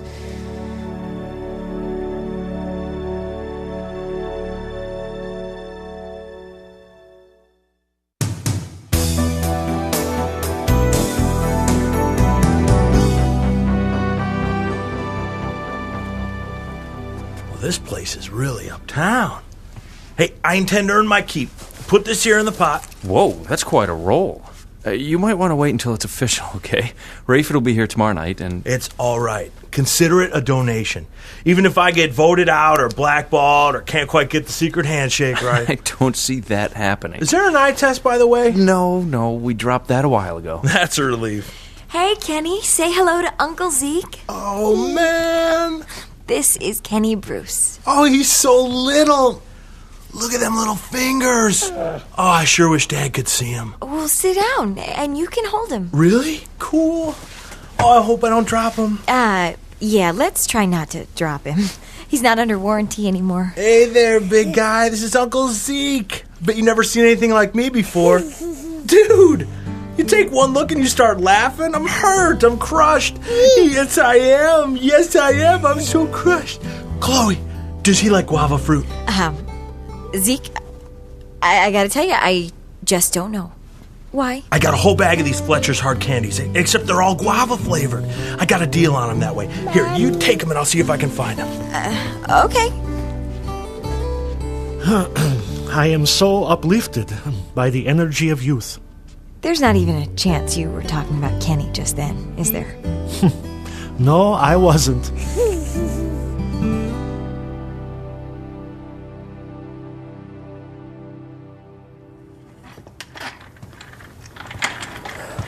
So many bodies. You're sure you want to do this? Yes. You can see the toe tag. It's her name and rank. Her foot, it's so swollen. David, the other one's worse. Her foot is split in two. You're sure she never felt it? Positive. Fortunato was given the power to call down fire from heaven on those who didn't worship the image. I know. I could have easily been struck. Me too. Why, Annie? Why? Push me to the head of her bed. You may want to look only at her face. There was severe cranial trauma. And David, for some reason, no one closed her eyes. I tried, but with time and rigor mortis, well, a mortician will have to do that. Okay, I'm ready.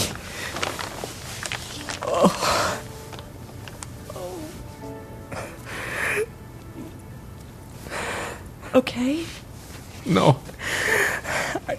I want to stand. You shouldn't. Help me. Use the IV stand to brace yourself if the room starts to spin. Starts spinning since I got in the chair. Oh. There.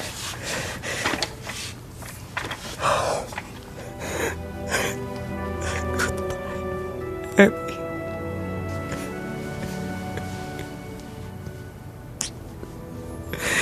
My love.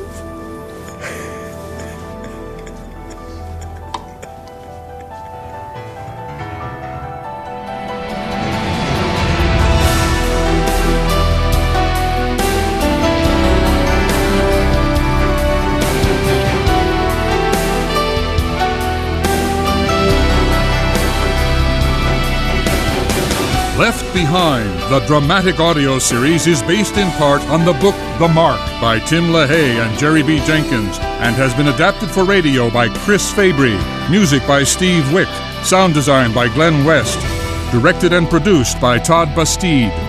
Left Behind, the dramatic audio series, is a production of Gap Digital and Tyndale House Publishers. Thank you for listening.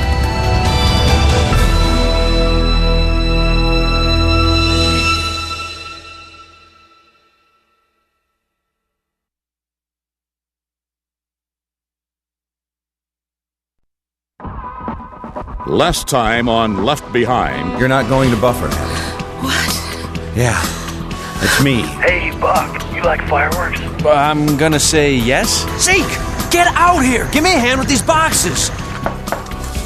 David? What?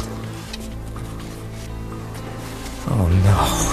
Hey, boys, if you can hear me! I get as far away from that gas station as I could! Zeke, how much longer on that timer? Plenty of time. Should be at least another...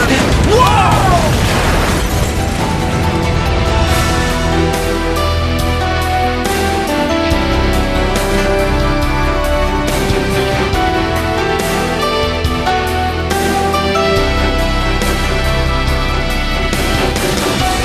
Based on The Mark, the 8th book in the best-selling series, Tyndale House Publishers proudly presents Episode 89 of the dramatic audio edition of Left Behind.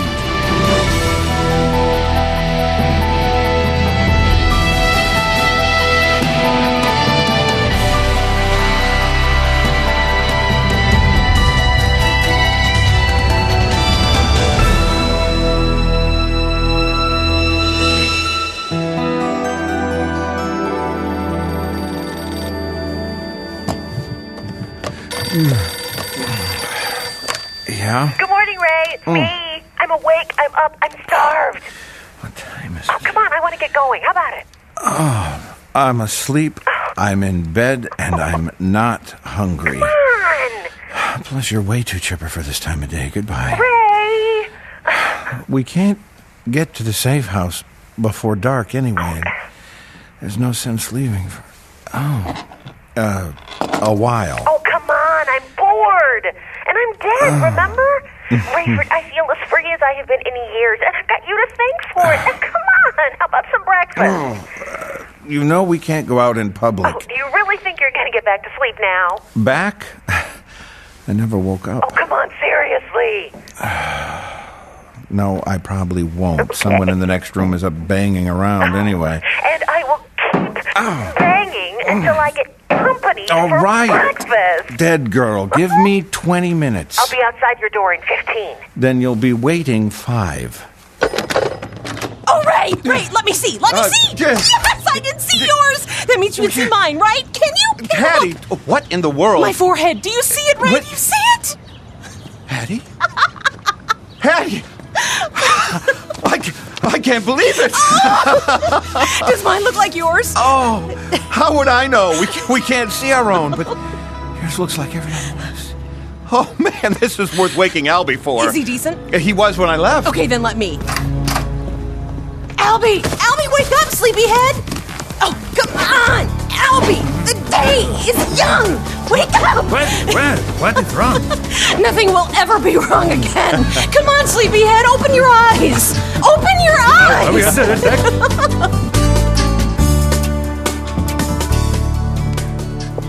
Leah, everything okay? I heard you talking with someone. Oh, yeah, I'm fine. Just finished talking to Ming Toy in Brussels. Oh, well, what's up? She's back at Buffer and frantic about her parents and her brother Chang. She and Chang are the only believers in her family. Where are they? New Babylon. Her father wants Chang to find a position with the GC. I told her we'd help any way we can. Oh, maybe David can intervene then. That's what I suggested, but she hasn't been able to get in touch with him. How about Chloe? She was on the computer till late. I guess Doc's next letter is really something. She told me about the push for pilots and drivers to come to Israel. Wonder if I could do something like that. The driver part, at least. Well, talk to Ray. He's the one making up the assignments. I will. Kimber, is that you? No, I'll talk to you later. All right. Yeah, Doc. I heard you talking with Miss Rose? Leah, yes. Yes, she tells me she can remove the virus when I'm ready. Well, I am more than ready. I want to speak clearly again. Okay, easy. How are you doing otherwise? I am an old man. I've survived a plane crash. I should complain. So how are the studies going? There are times when the scriptures are like an ugly mirror to me, showing me my bankrupt soul. But then I rejoice at redemption, my redemption, the story of God. It is all coming alive before my eyes. You're remembering to eat, right? All these questions, Cameron. You'd make a very good Jewish mother. I'll take that as a compliment. It's just so great to have you here. Thank you, Cameron. Oh, last night, Chion said he wanted to catch up with you. Did he find you yet? No, I'll go right up. Cameron, is that you? Right here, Doc. Look what Master Zeke did for me. These 2 laptops are networked to my main system. No more switching back and forth between programs. Bibles on one, commentaries on the other, and I am writing in the middle. Well, don't let me slow you down. No. Come in for a moment. Sit, please. First, tell me, what news from our brothers and sisters in the field? Well, we know little. Nothing from David Hasid since the resurrection, except secondhand through Rayford. And what did you hear? Only that Ray and Albie had trouble reaching him. They needed him to help him in a scheme to get Hattie Durham back from the GC. And at the last minute, he must have seen their messages because the stuff they needed came through. She's safe. Praise the Lord. She is coming back to us then? Tonight. We expect Ray, Albie, and Hattie after dark. I will pray for their safety. And we must continue to pray for her, of course. Boy, if ever there seemed a lost cause. Lost cause? Cameron, you and I were lost causes. All of us were. Well, now, who was a less likely candidate than Chaim? Don't give up on Miss Durham. With God, all things are possible. For example, how much do you know about this young man you brought home last night? Who, Zeke? Oh, he's an interesting one. Oh, clearly, this was not a church-going boy. He is so delightful, so bright, energetic, uneducated, but what a gentle spirit. What a servant's heart, and what a mind. And he has a knack for bringing a smile to your face. Good addition to the group, I'd say. Now, you said you needed my help? As you can see, I have written many pages. I would like a first impression. Could you gather the others for me? You got it.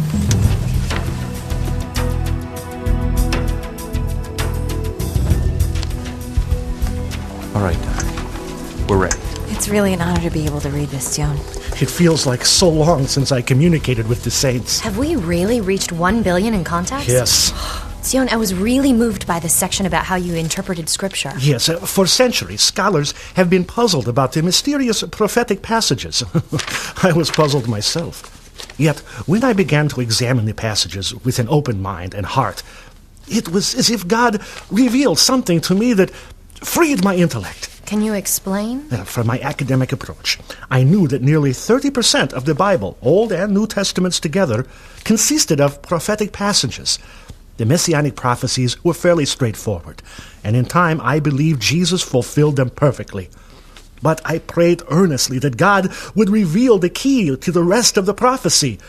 And the breakthrough came when God impressed upon me to take the words as literally as I took any others from the Bible, unless the context or the wording itself indicated otherwise. So you read everything literally? I'll give you an example.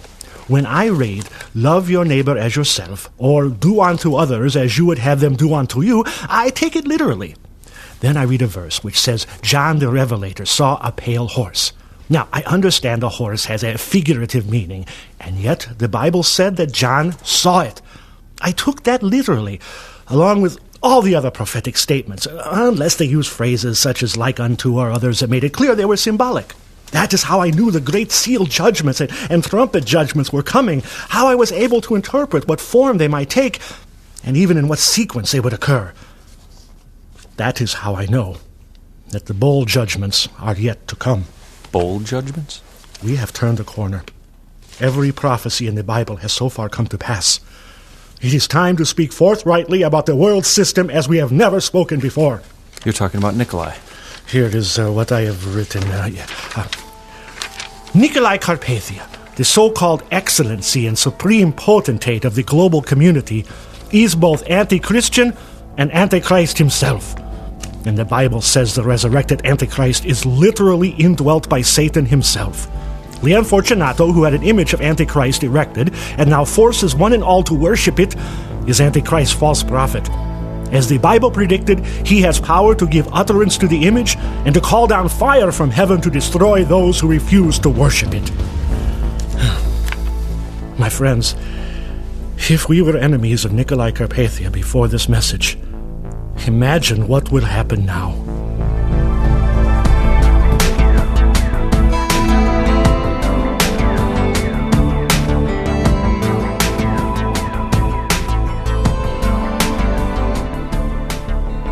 Doc, what about what's coming next?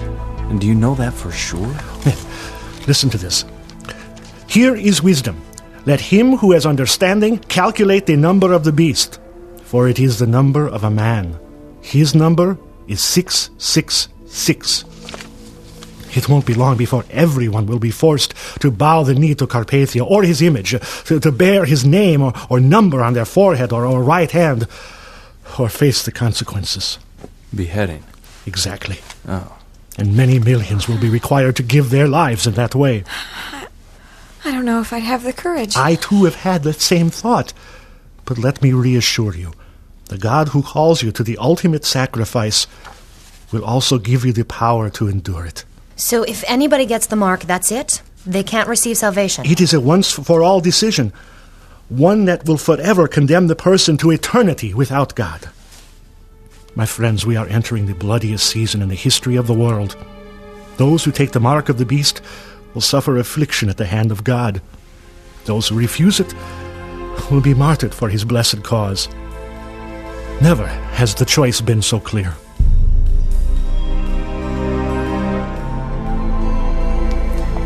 Reverend, I have to get used to the new title. I admit I answer more readily to Supreme Commander, but I assure you, sir, it is an honor to serve my Lord and King in any capacity. That you will be rewarded for your devotion. I want you to schedule a meeting with all my top advisors. Hickman, Moon, yourself, of course. Consider it done. I want daily updates on our progress. In regards to... For you, the loyalty mark, Jerusalem, my plans there, religion... Yes, of course, Your Excellency. Fine. Excuse me, sir. Of course. This is from Director Moon. Yes. Right now, I'm with His Excellency now. Yes.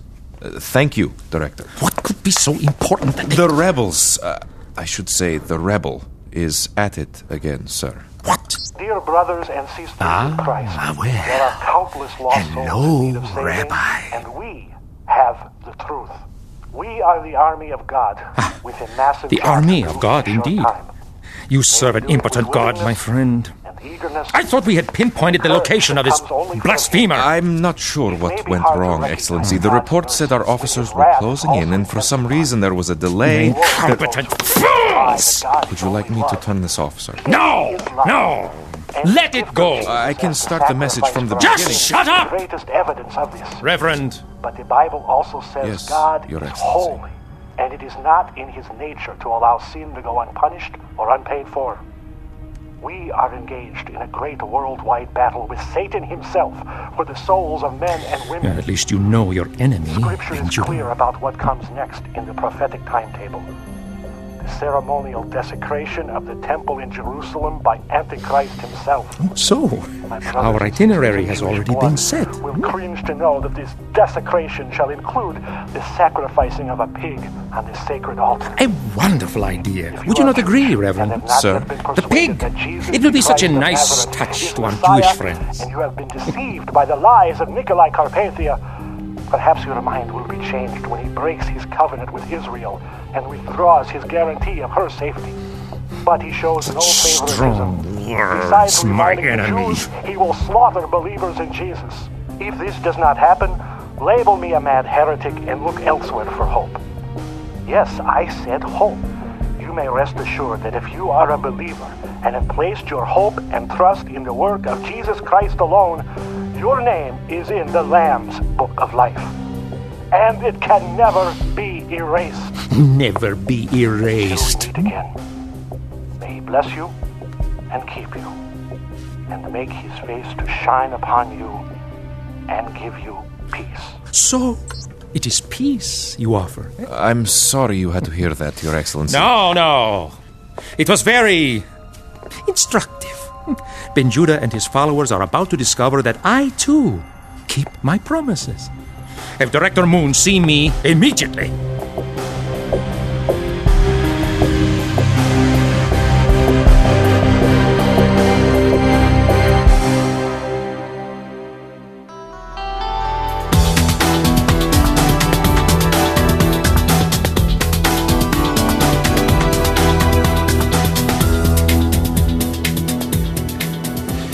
Actually, I think my Bible's packed away somewhere in the safe house. Oh, tell you what, I need to spell Albie at the controls. Maybe he has one he can bring back. Okay, good. Excuse me. Albie, let me give you a break. I'll take it the rest of the way. You're giving me a break? Or I am giving you one? She can talk, but it's good stuff. We have waited a long time for her to come around. Very good, Captain. Albie, you have felt that hunger for God, haven't you? Yes, ma'am. From the moment I became a believer in Christ. I don't know if that's what I have yet, but I sure am curious. Do you have a Bible I could read? My laptop has one on the hard drive. Oh, here. Good. Okay. Click on the book icon in the left-hand corner. Got it. Okay. You know, Rayford and the others always wanted to get me interested in this stuff. Now I just can't get enough. Your friends will be very happy for you. Oh, I'm not so sure about that. Albie, it's going to be tough enough for me to understand the Bible. What do you mean?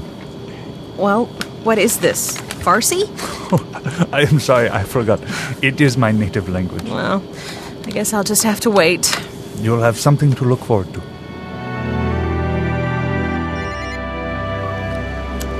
Yeah. Mr. Barry? That's me. Where are you? About an hour out of Kankakee. We okay? Yeah, you're good. So you're maintaining my anonymity with the dearly departed? I am indeed. I'm assuming we're on a secure connection? Absolutely. Then I'm happy to tell you that she has come back from the dead, both physically and spiritually. Did you catch that? I'm speechless, and that's a new one for me. Are you serious? Roger. Wow. Better still keep my confidence, but pass along my best, and a big welcome to the family. Will do. Now, I have good news for you, too. Oh? I reported to the brass the unfortunate incident in the detention area, and they said to just dispose of the body and send in the paperwork. The GC pretended she was dead once, too. Oh, yeah, I remember that. She must be the woman with 9 lives. Well, 3 anyway. And now she has all she needs. Amen, and roger that. Well, keep in touch, will ya? We'll sure try.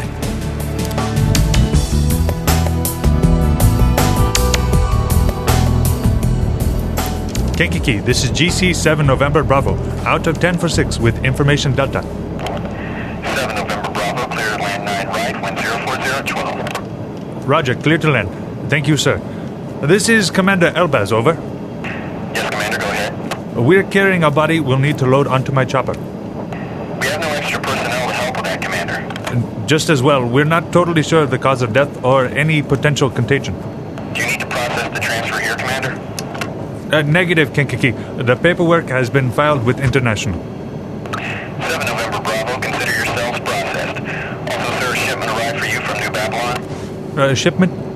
Half the skid. Manifest says 214 pounds. Marked top secret. Can it be delivered to the chopper? We'll see what we can do. Anything we need to know about it? Yes, whatever you do, do not expose it to open flame, and by all means, don't drop it. Yes, sir. Why, what's in it? I have no idea, but I no doubt they'll be tempted to open it.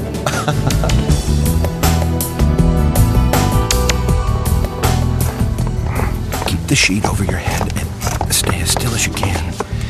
We're almost to the chopper. Is there anyone around? No, just keep quiet. I need a new identity, Ray. This is really getting old. Shut up or I drop you. Oh, you wouldn't. Hey, you are going to get us busted.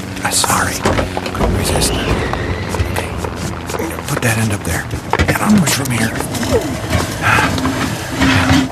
Stay out of sight until we're airborne. All right, already. And don't talk. So many demands.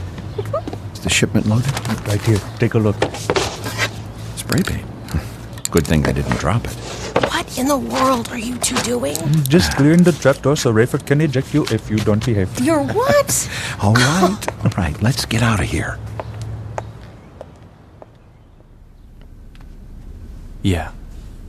Yeah, thanks. Thank you for letting us know. Bye. Who was it? It was Mac. What's the matter? Is David okay? Cameron, tell us. Another martyr. Oh, no. Who? They found Annie's body. Oh, it sounds like she didn't suffer, though. Oh, the poor girl. She's in heaven. Poor David. Let us pray. Oh God, we did not meet our dear sister Annie, but we commend her to you now. And for David, we pray your strength, your peace, your comfort. How are we doing? Nurses all use the collective we, don't they? We're trained in it.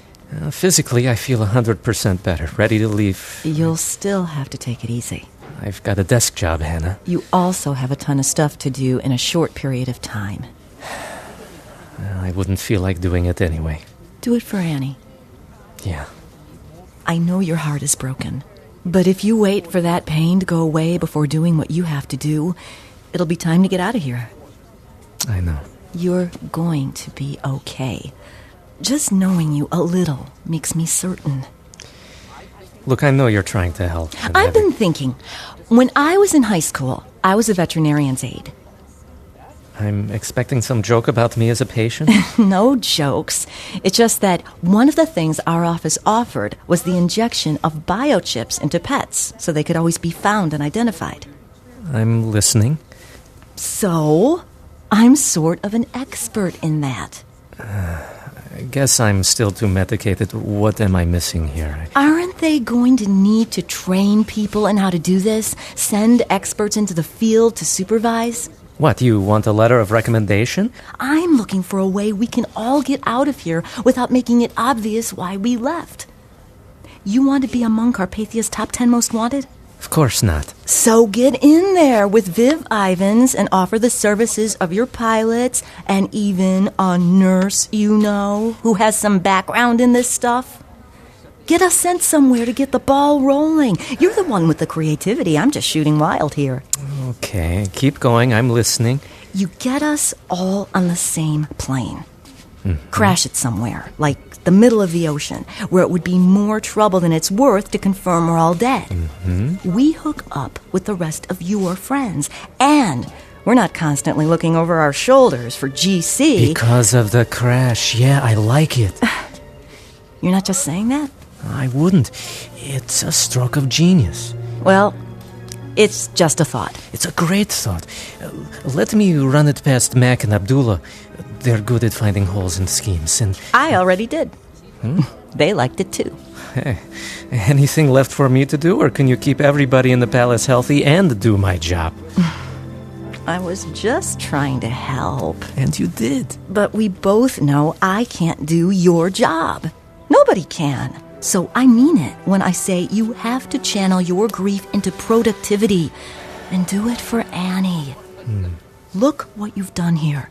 And it doesn't have to fizzle when we all leave. You need to figure out a way to keep it going. Yeah.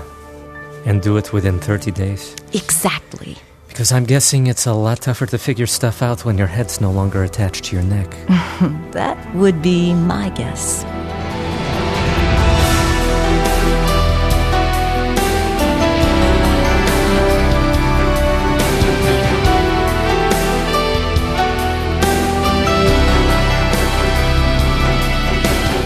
Left Behind, the dramatic audio series, is based in part on the book The Mark by Tim LaHaye and Jerry B. Jenkins and has been adapted for radio by Chris Fabry, music by Steve Wick, sound design by Glenn West, directed and produced by Todd Bastide. Left Behind, the dramatic audio series, is a production of Gap Digital and Tyndale House Publishers. Thank you for listening.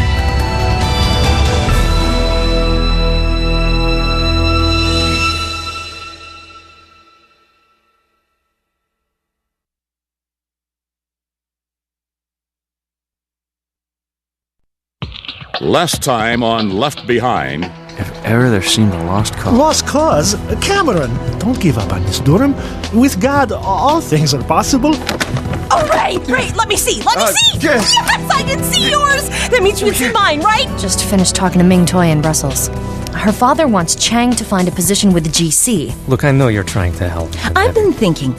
When I was in high school, I was a veterinarian's aide. If we were enemies of Nikolai Carpathia before this message, imagine what will happen now.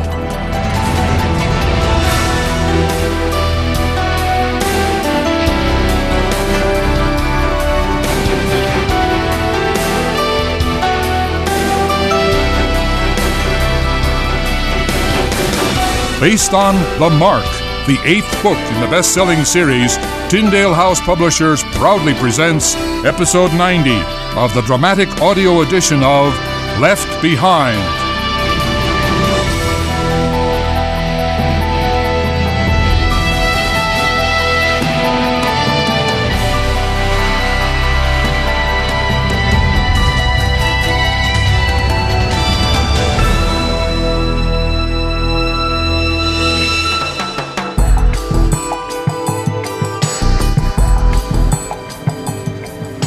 Hey, Ray? I don't want to bother you. Albie's got the stick. What's up? I'm kind of worried about everyone's reaction to me showing up. Are you kidding? Everybody's going to be so happy for you. But I've been awful to them, Ray. Yeah, that was then. But I should apologize. I don't even know where to begin with you. I'm planning all that stuff about Amanda, making you all wonder about her. Well, I won't say it wasn't an awful time for me, but we have to put it behind us. Chloe really lost patience with me. With me too, Hattie, and I deserved it. She forgave you? Of course. Love forgives all. It's from the Bible. 1 Corinthians 13. I did not know that. Got a lot of ground to cover, huh? Want another one? I'm doing this from memory, but there's a verse in the New Testament that quotes Jesus. He basically says that if we forgive others, God will forgive us. But if we don't forgive others, God won't forgive us. That kind of puts us over a barrel, doesn't it? Pretty much. Hey, you think I should find that verse and quote it when I get there? Tell them they'd better forgive me if they know what's good for them? Well... I'm kidding, Ray. I'm kidding. But, you think they all know that verse? Oh, relax. You'll be fine. Here. Tell Buck the next sound he hears will be us. As the dearest people in the world to me. Now I ask you to give that same comfort to David. I also pray for Mac and Abdullah. Father, they are in the den of the lion who seeks to devour us. Protect them, and if it is your will, bring them safely to us. In Jesus' name, amen. Amen. Would you all mind praying for my dad, too? I don't know exactly where they took him, but I do know he ain't going to sign no guest book and sit quietly. He may be old, but he's still pretty ornery. And David says the GC is going to try out the mark on prisoners first. He'll have him remove his head before he'd let him mark it up. Yeah, well, Zeke, that might be the price. I pity the guy who gets that job. He won't know what hit him. I got it. Hello? Chloe? It's Hattie. Oh, Hattie. Where are you guys? Rayford says you should be able to hear us in a minute or two. Oh, you're that close. Okay. Well, we'll see you in a few then. Oh, Chloe, you know what happened in Colorado? Yeah, we heard Dad and Albie found a friend on the inside. You ought to be grateful for all the effort that went into that. I don't know if you realize how risky that was. I mean, it's not like you did anything to deserve it. I do realize that. Well, I'm not trying to be mean. I'm just saying Chloe, that... You don't know how much I regret... Okay, you know what? Don't start the waterworks with me, okay, Hattie? Because we go back too far for that. For all we know, the old safe house is ashes now because of everything... Please, I want to explain that. Okay, we can talk about it when you get here. Chloe, you were so good to me before. Well, the truth is, you might not find all of us as soft as my dad. There's a delicate balance here and a lot more people than before. So even in a place as huge as this, it's not easy living together. Especially with people who have a history of putting their needs ahead of everybody else's. Well, Ray says we're getting close. Yeah, we'll see you in a few minutes. This is a really bad idea, Ray. Why? She hates me, Ray. She absolutely hates me. You're jumping to conclusions. You should have left me in Colorado and let them take me back to Buffer. Should we have let you kill yourself too? Then where would you be? Chloe did not sound like she's going to forgive me. Ugh, I don't blame her. I would have said the same thing if the shoe was on the other foot.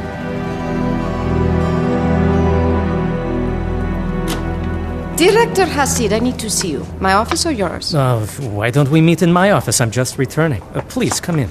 I understand you've reported feeling better.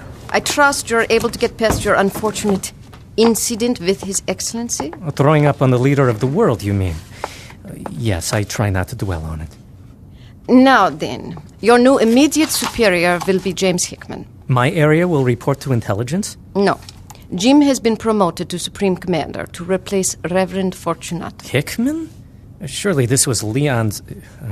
Commander Fortunato's choice, not the potentate's. I would urge you to use titles, or at the very least, Mr., when you refer to personnel at such levels. You shall be expected to refer to Mr. Hickman as Supreme Commander, and Mr. Fortunato as Reverend or Most High Reverend. Okay, and what is to become of Leon's... Reverend Fortunato's old office?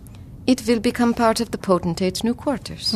One of the benefits, so far anyway, of his resurrected body is that he is apparently immune to the need for sleep. Busy 24 hours a day, he needs variety in his work environment. I see. The potentate's new office will be spectacular. It will encompass both his and Mr. Fortunato's old spaces, as well as the conference room, and above the 10-foot walls will extend another 30 feet of windows to a clear roof. It does sound impressive. I'm sure you will have your share of audiences with him. Well, if I were the potentate, I would think he would want to keep as much distance as possible from me. Excuse me? You know, the digestive thing. Oh, yes. Amusing. Gustav Zuckermandel. You can call me Zeke if you want. Sir, you've been informed of the charges? When they were putting the cuffs on me and dragging me out of my place of business, they said something about... You're being charged with subversion. Ah, that's it. Subversion. Well, I admit my gas prices were a little high. You know the seriousness of this charge, that subversion carries with it a... I know what you can do to me. And you might as well go ahead and do it, like I told those other fellas. I'm not answering your question. You are being charged with black market trafficking of fuel oil. You are in a very real sense working against the global community. I don't think Nikolai'll miss a few nicks here and You there. will speak respectfully of your potentate, your risen lord. That was a pretty good backhand. You played tennis in college? Listen, old man. You're here because of the black market, but we believe you're doing more. You are connected with the rebels. Really? I've worked it out so that, you could plead for a lesser charge. If you give us the whereabouts of the rest of your group. What group? I don't know what you're talking about. You have a son. A very talented son, we understand. That boy has been no end of trouble. I tried to get him to go the straight and narrow honest. Well, then tell us where he is, and perhaps we can straighten him out. You think you could make him a good citizen? Oh, I'm sure we could. That'd be great. Saluting old Nico... Oh, I mean the potentate. Bowing down before him, that'd make me real proud. Tell us where your son is. He's gotten in with some bad people. Religious nuts, you know. The Tribulation Force. Whatever they call themselves, I'm afraid they're leading him down the garden path. Zeke? Tell me where I can find them. Do you know? Yeah, I know all right. Come here. Come on, closer. I ain't gonna do nothing with these cuffs on. Where is your son? I think he's right where God wants him to be. And I know that because you ain't found him yet. And you ain't gonna! Silence! Old man, you could have made this easy. You will tell us where your son is hiding, and you will give us the location of the Tribulation Force. Don't think so. But there's one thing I will tell you. One day you're gonna bend your knee, and you're gonna look into the face of Almighty God, and you'll confess that Jesus Christ is Lord. Now, take him away! To the glory of Get God! him out of my sight! We'll see if you're as strong when you face the guillotine! Zeke!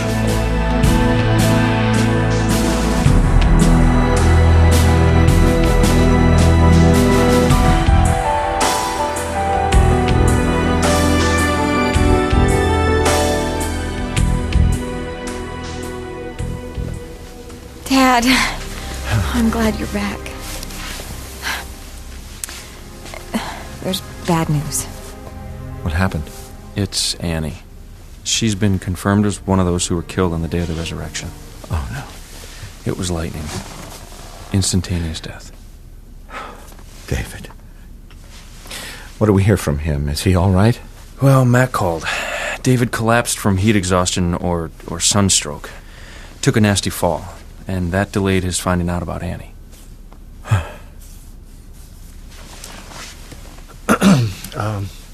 You must be Albie. Let me introduce you. I'm Tion. This is Leah. Dr. Rosenzweig, Chloe, and Buck, and our newest resident, Zeke. I don't mean to cause trouble or nothing, but is it okay if I ask a dumb question? Certainly. You the Hattie Durham everybody's been talking about? Yeah? Well, no offense, lady, but from what I've heard about you, I really didn't expect to see a mark on your forehead. What? What? Is it true, dear one? Let me look at you. Yeah, it's true. Can you believe it? Oh, praise God. Praise God. The Lord takes one away and sends one anew. Tell us, Wiener, how did it happen? Oh, last night, late. Sion, could I have a word with Ray, Chloe, and Buck, please? Yes, certainly. Thank you. Chaim, Zeke, Albie, Leah, let's let our new sister have a few moments with the Steele family, shall we? There will be plenty of time for getting acquainted. Here, we'll see you. So, where's the baby? He's sleeping. You'll see him in the morning. Hattie, I'm so happy for you. And I mean it, even if I sound stunned, because I am. I wish you would have told me on the phone before I went off on you. Chloe, I deserved that.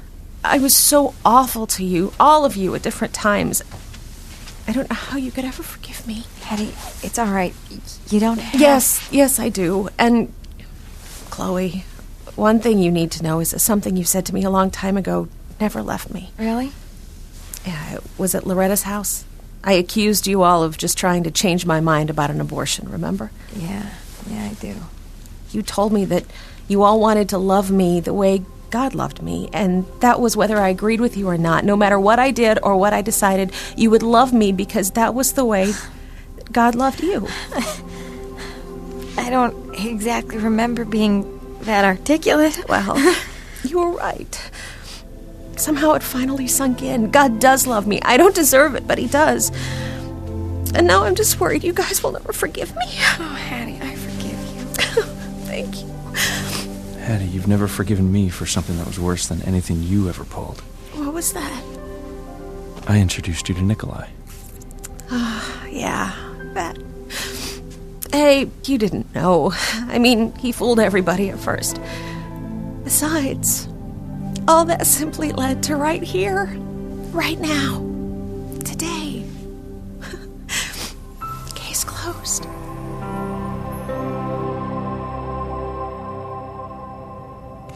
Now, there is one more item. You're aware that you lost an employee the other day. Angel Rich Christopher. Yes, Lightning victim. I was aware of that. I just wanted to tell you that if you were planning any sort of memorial, I'd advise against it. Understood? No. No. Why would it not be appropriate to remember a co-worker who is If you devoted would to... think about it for just a moment, you would likely understand. Save me the time, please. Well, Mr. Hasid, Miss Christopher was apparently struck by lightning when the now Reverend Fortunato called down fire from heaven on those who refused to recognize His Excellency as the true and living God. You're saying her death proves she was subversive. It is obvious that only skeptics suffered for their unbelief that day.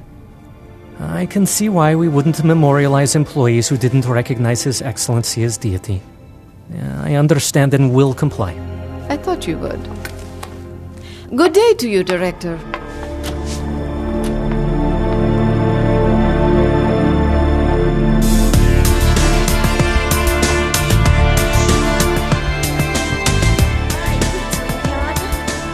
Even if we need you to fly to Israel? Good. And pass the word on to the others. Yeah, I'll let you know. Okay. Talk to you soon. What was that all about? I'm setting up transportation through the co-op. You've got that going already? Yeah. But how did you... Well, Leah's been a big help, though I think she's getting a little bored. And then there's Hattie. What now? Well, I mean, she's sweet and everything. She's just getting on my nerves. Yeah, well, you're not the only one. I know she's just excited. Well, every time Tion reads a verse, she has to ask a question. She's been here a week, and it just seems like months. Who would have believed you could get cabin fever in a building this big? I'm taking Kenny for a walk outside tonight, and I don't care what Ray says. Must be pretty up north. The trees turning colors.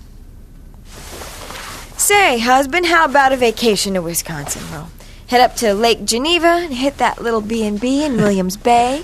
You must be thinking of your other husband. Growing up, we'd vacation up there.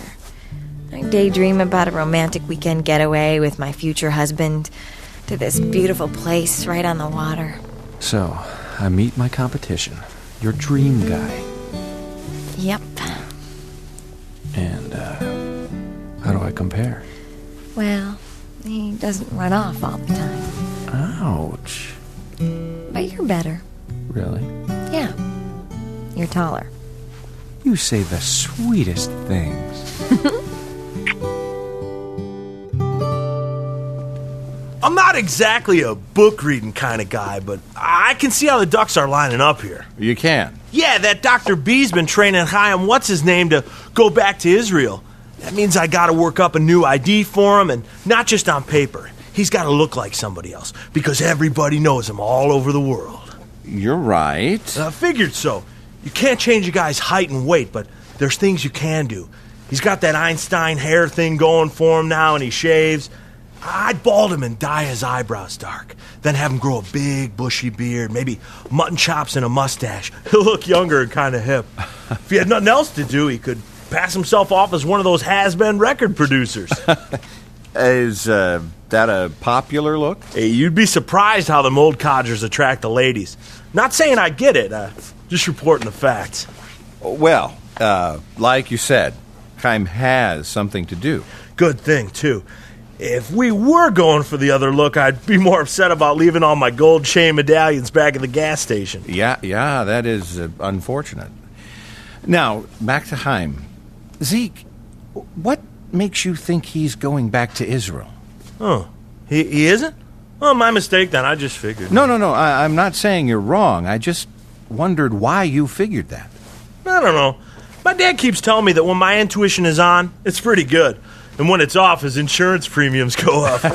I see. Israel, somebody's got to go, and you guys have never wanted to hang Dr. B off the back of the truck, right? Right. Somebody's got to go to Israel, you say. Why is that? Tell me if I'm wrong, because, hey, it occasionally happens. But, see, I try to figure out Zion's message each day. And if I'm catching it, the Bible says the Antichrist is not only going to pull a fast one on the Jews, he's going to brag about it right in their own temple. I think you've pretty much got that down. Now, how does Chaim play into it? Well, Zion said God's preparing a safe place for the Jews to run off to. But they got to have a leader. They need somebody there, somebody wearing shoes. He's got to be Jewish, got to be a believer, got to be popular, or at least be able to get people to follow him. And he's got to know a lot of stuff. The only person that's going to know more than Zion pretty soon will be Chaim. Besides, there's no way I see Zion heading over there. It's just as dangerous for Chaim, isn't it? Well, I'm not sure who'd be worse in Carpathia's mind. The guy who's telling the whole world Nikolai's the devil himself, or the guy who shish kebabbed his brain with a sword. I'm guessing he's got issues with both of these guys. But the fact is, us believers could probably get along without Chaim if we had to. We're in deep weeds without Dr. B. Zeke, your dad's right about your intuition. You've hit this nail right on the head. Guess I better get ready to doctor up the doctor.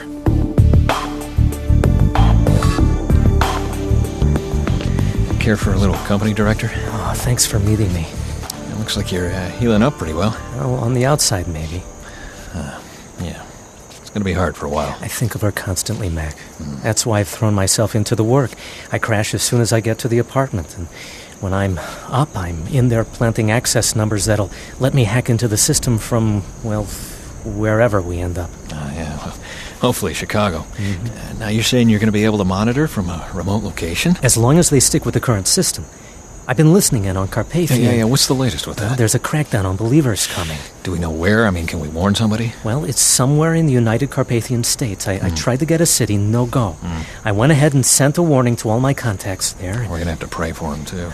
Listening to Carpathian Fortunato, it's almost addictive. But it's Walter Moon that intrigues me most. Listen, who's this new intelligence guy replacing Hickman? Oh, yeah, Pakistani Akbar. Bleeds Carpathia blood. Yeah. Is he going to be a problem? He's bright. I'm hoping we'll be long gone before he gets close enough to figure us out. Well, now, about the plan, I think it's crucial we all appear loyal to the GC and especially to Carpathia. Sounds good. So, on the plan, what's your timetable? Well, I need something from you and Abdullah within 48 hours, but here's the rub. We have to plant the problem that explains our demise. Yeah. Got it. Okay. And cost the GC some plum piece of equipment in the process. I wouldn't mind seeing the plane go down with a few million nicks worth of biochip injectors. What about the 216? Yeah, I thought about that. As much as I'd love to take Carpathia's precious ride, the bugging system's too important. But we won't have a pilot after we're gone. No problem. I can access it from outside the plane now. You're good. I'm motivated. Yeah, listen, we better hit the road. Yeah, remember, get me a plan in the next 48 hours. Got it, Director.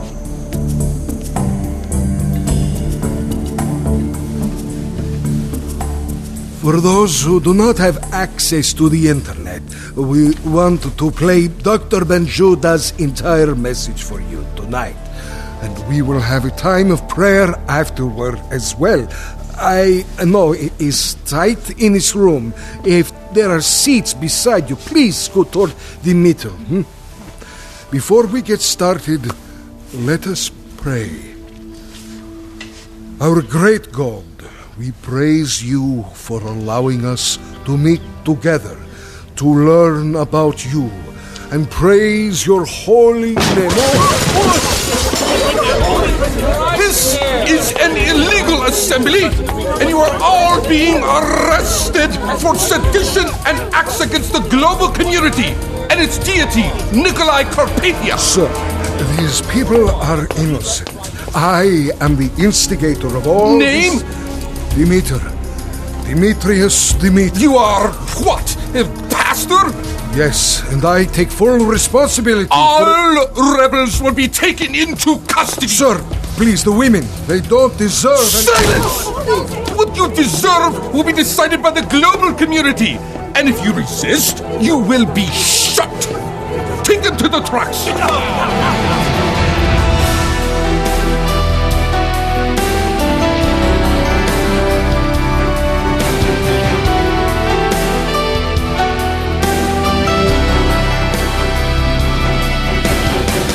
Left Behind, the dramatic audio series, is based in part on the book The Mark by Tim LaHaye and Jerry B. Jenkins and has been adapted for radio by Chris Fabry. Music by Steve Wick. Sound design by Glenn West. Directed and produced by Todd Bastide. Left Behind, the dramatic audio series, is a production of Gap Digital and Tyndale House Publishers. Thank you for listening.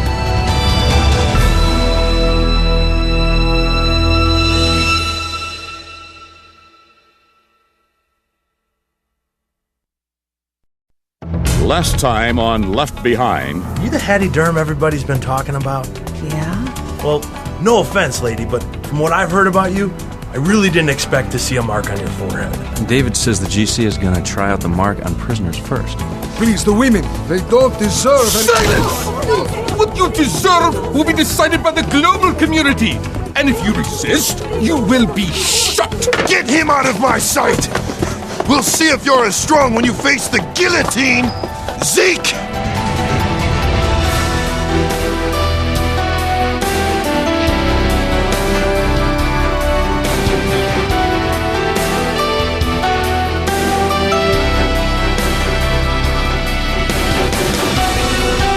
Based on The Mark, the 8th book in the best-selling series, Tyndale House Publishers proudly presents Episode 90 of the dramatic audio edition of Left Behind.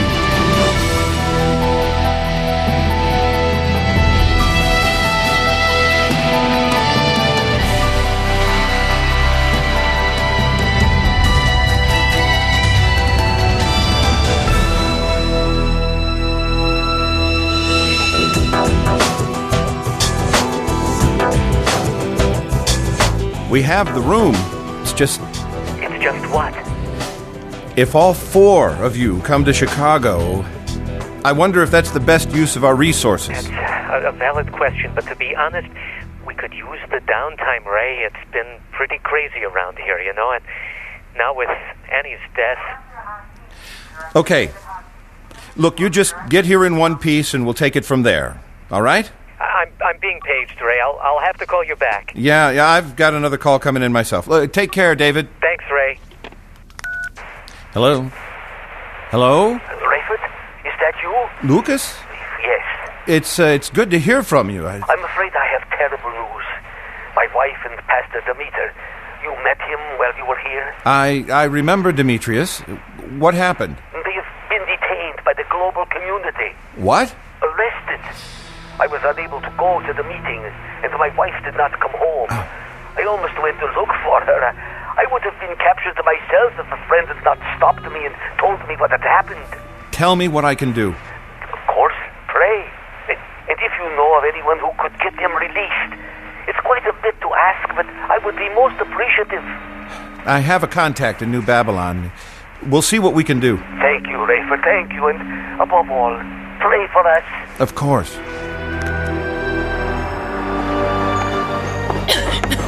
Director. I heard a page for me? Oh, yes, sir. The Supreme Commander is waiting for you in the conference room. Watch your step. Okay, thank you.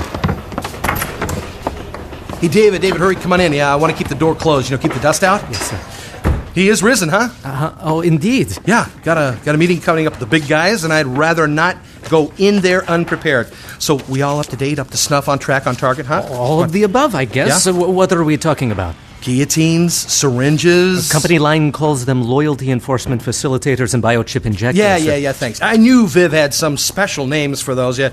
Okay, so where are we on this stuff? What can I tell him? That we're on track, on pace, on target, up to snuff. Good. So I can count on you having it covered? Sure, I'm Supreme Commander. Oh, you can call me Commander when it's just you and me. Keep it formal and public, of course. Title's very important, sir. Yeah, but by the way, do you purchase livestock, too? You mean foodstuffs? Oh, that would be central. No. I don't need food. I need a live animal. A pig, actually. A pig, sir? Yeah, the bigger the better, Hasid. I have no idea. Of course, I could look into it, but... Oh, good. I knew I could count on you. Hey, let me know the first thing in the morning, because, the word I get is the big man's gonna assign me that one today. You haven't been assigned it yet? No. Shh. This is what you call a heads up from a colleague who cares. Guy like me tends to accumulate friends all up and down the corporate ladder. Buddy told me today he was in on a meeting with Fortunato and he says they're agitated about the Judites. You know who they are? I've heard of them, sir. Okay, well, their top guy is turning out more and more of this anti-Nikolai Carpathia stuff everywhere. He's predicting His Excellency, imagine this, is going to defile the temple and sacrifice a pig on the altar. You don't say. I do say. I'll do my best, sir. And just so we're clear, I want a pig. Ready for this? Big enough for His Excellency to ride. To ride? Yeah. I'm trying to score a few points here. Come on, I want to suggest that if His Excellency is going to take this in-your-face approach, you got to ride that porker right in the front door. It's got a touch of drama to it, huh? Oh, my. Yeah. Oh, my is right. See, look, you read the Bible? Some. Well, isn't there a story about Jesus riding into Jerusalem on a donkey and people singing and throwing leaves and whatnot? I was raised Jewish, sir. Oh, so no New Testament for you. Got it. Anyway, I'm pretty sure that that's the way it goes. Now, picture His Excellency having fun with that. We'll even pay people to sing and throw stuff. Top shelf, huh? Top shelf, sir. I heard you rattling around in here, Doctor. You all right? I don't know, my friend. What are you doing up at this hour? I could ask you the same question. I'm wrestling with a decision, I guess. Same here. Pull up a chair. You don't mind? You know my culture. Talk is what we do. Good enough. What are we grappling with tonight? There's been a skirmish in Greece. The GC have arrested a number of believers. Some we know. Tion says it will get worse. I don't know whether I should go over there, maybe send someone, or if we can even do anything about it. That sounds great, but our entire existence now is risk, isn't it? What's on your mind? You seem... No. Talk to me. I have lost so much. My family, my staff, and it is all my fault. Yeah, we've all lost much. 2 wives and a son for me. Many friends. Too many to think about. If I do, I start going crazy. That is my problem, Rickford. I have gone nearly mad with grief, and then there's remorse. I murdered a man! Think of it! Antichrist or no, it makes no difference. I stooped to assassination. I understand rage, Doctor. I wanted to murder Nikolai Carpathia myself, and I knew exactly who he was, and that he would not stay dead. But I premeditated it, planned it, many months in advance, faked a stroke just to get myself in proximity to him, then finished the job exactly as I had envisioned it. I am a murderer. A murderer. Do you understand?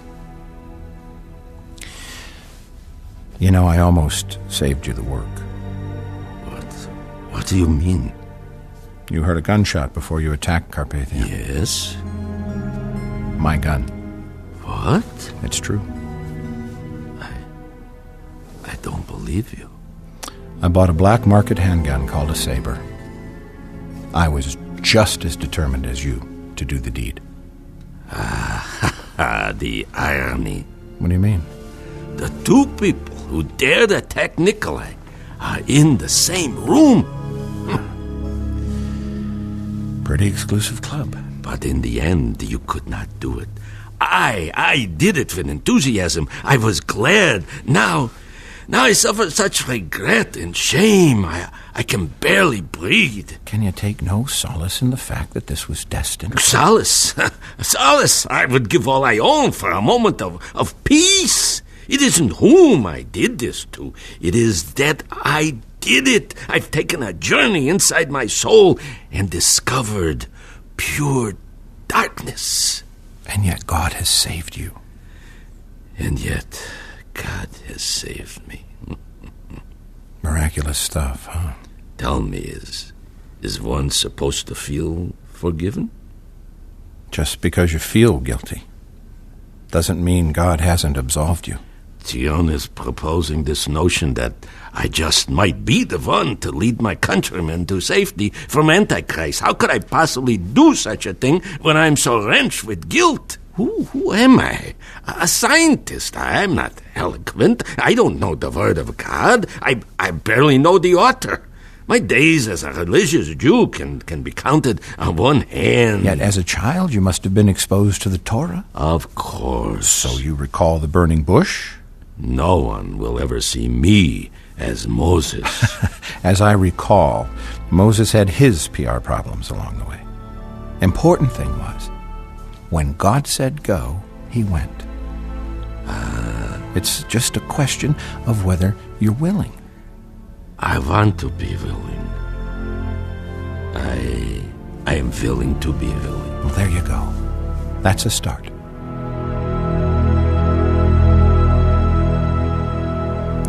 And my guess is it's Ptolemy. The underground's pretty big there. Greece is a hot button right now for Carpathia. Let me check into it and see what I can find. Thanks, David. Dad, I think you'll want to see this. You all right? Come on. Fortunato's talking about the Carpathia statues. I guess there's a competition to see which region can get theirs finished first. Wonder if he'll be able to make those talk like he did the one in New Babylon. Me to announce that he knows he has devout followers in the capital of the Holy Land. Sounds like they expect some opposition. Within 2 days, all statues must be completed and accessible for worship. And, as you know, the first 100 cities with finished and approved units will be the first to be awarded Loyalty Mark application centers. And yes, we will have loyalty enforcement facilitators at every Mark application site for those who lack loyalty. Bless you, my friends. In the name of our risen Lord and Master, His Would you look at that? Excellency The new symbol of peace and tolerance. The guillotine.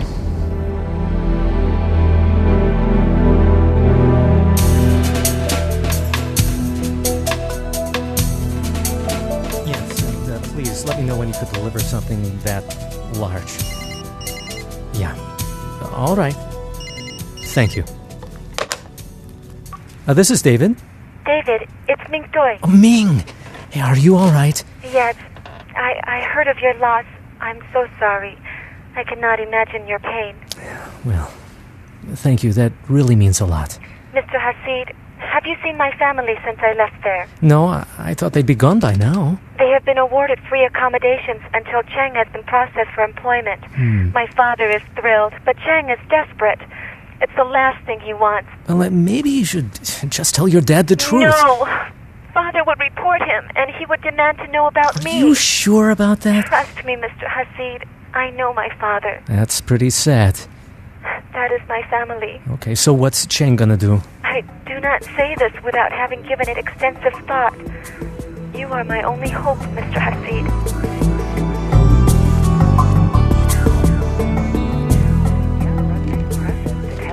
Off the chart. Really a no-brainer. It's not a question of whether we'll hire him, it's which department. The line's out the door on this kid. I suppose you want him too? No, I can't say for sure. I'm just wondering. Your area makes the most sense. Now, just because everybody wants him doesn't mean I should snag him. True, but he'd be an asset. Well, what's next? It's in his court. He completes the paperwork, makes his app official, and we make an offer. And if he accepts? He's done. He's in. You don't want him to graduate from high school first? Oh, he could teach high school, sir. Well, would I be able to do a preliminary? Interview? It's not typical, but I don't see the harm. Where's he staying? Building C 4054. All right, thanks.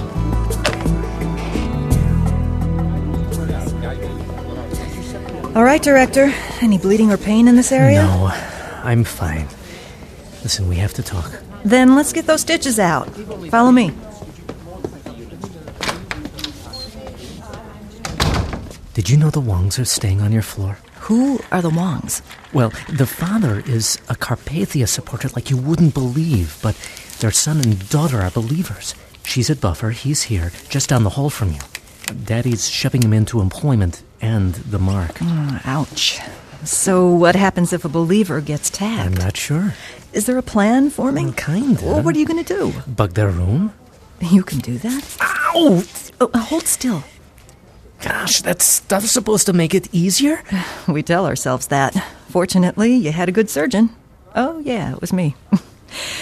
Okay, so you bug the room. Then what? Well, that will give us clues on timing. Maybe an idea or two. Beyond that, we mess around with the personnel process. Slow it up if we can. That's it? That's all we got here? Well, everything's moving really fast around here lately. Strategic thinking's becoming like a luxury. Then why don't we just think about freedom? About being away from here forever? You think being away from here means freedom? Come on. It has to mean less tension, at the very least, don't you think? Yeah, you trade one tension for another, I guess. Ow! Sorry. Physical distance from the enemy typically lessens the risk, real or perceived, That's Anna. kind of what I was thinking. But we'll never be free again. We'll be fugitives looking over our shoulders anytime we venture out, concerned about new cracks in our email security, new resources for phone traces, new heat-sensitive satellite imagery. And if we unplug here and disappear, then they have far more resources to find us than we have to hide from them. My, aren't we, Mr. Gloomy? I'm just calling it like I see it. Sounds like you've already ash-canned my idea. The plane crash? Actually, no. I signed it to Mac and Abdullah. Why? Because if it works, no one's even looking for us. We get new IDs, change our looks, and start over. Yeah, but without the loyalty mark. Yes, there is that. I need to take out the staples. This could take a while. Well, can you talk while you work? Sure. Well, then tell me your story while you do this, will you? Story's longer than the procedure, David. I'd hate to have you rush. Gentlemen, please, come in. Allow me to be the first to kneel before you and kiss your hand. Oh, thank you, Reverend. But you are hardly the first. I mean at this meeting, sir. And he won't be the last. Thank you, Supreme Commander. Thank you. Chief Akbar. Thank you. Chief Moon. My thanks. Sir, have you been able to sleep, get some rest? You are worried about me, Reverend? Of course, Excellency. Sleep is for mortals, my friend. Well spoken, sir. I'm sure, mortal. Slept like a rock last night. Out of shape, I guess. Gotta do something about this gut. Right. May we begin? Chief Akbar, I am convinced the location of our nuclear armaments remains confidential. Would you concur? Yes, though I confess it baffles me. Baffles is right. Seems to me we had hundreds of troops involved in this. Sorry, I'll wait my turn. Peacekeeping forces are prepared to go on the offensive, Chief Moon? Yes, sir. Good. Ready to deploy anywhere, anytime. We can crush any resistance. Good. An update, Reverend? On loyalty marks, Jerusalem, religion... Jerusalem, of course. All under control, Excellency. Good. Program is prepared, loyalists ready. Should be a triumphal entry in every sense of the word. Commander Hickman, you may put down your hand. You need not ask for the floor here. I can just jump in? No! You cannot just jump in. When I want your input, I shall call on you. Oh, yes, sir. Sorry, sir. No need to apologize. Yeah, sorry. Oh. Mr. Akbar, Mr. Moon, what kind of resistance may we expect in Jerusalem? Oh, come, gentlemen. I have a planet to rule. Frankly, Potentate, I don't believe the Judahites will show their faces. I assume that because they have seen a real resurrection, one that does not require blind faith, we can expect, fragmentation, dissension, and mass reduction in the numbers? You'll pardon me for saying, Excellency, but our monitoring shows they're even more entrenched. Insolence! Forgive me, Holiness. You understand that I am merely reporting what my best analysts... I know that! What will it take to prove to these people who is worthy of their devotion? Perhaps these folks are weak-minded. Understatement. All right.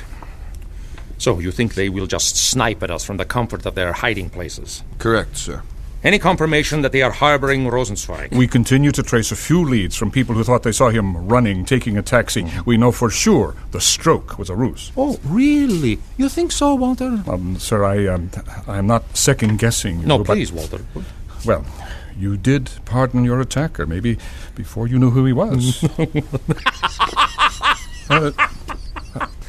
You do not think I knew who murdered me? A gunshot rings out, he chops my feet from under me with that wheelchair, and the next thing I know, I am in the lap of a madman. I knew instantly what was happening, though I may never know why. He was no frail old man. He rammed that blade into me, and I could hear him gutting my skull. I pardoned him, knowing that a world of loyal subjects would relish avenging me, should he ever show his face. Needless to say, we shall not prosecute a crime when that event occurs. Needless to say. And where are we with the accomplice? The gunner was likely not Middle Eastern. Found his get-up and the weapon. Ballistics matched the gun to the bullet. No prints, no solid leads.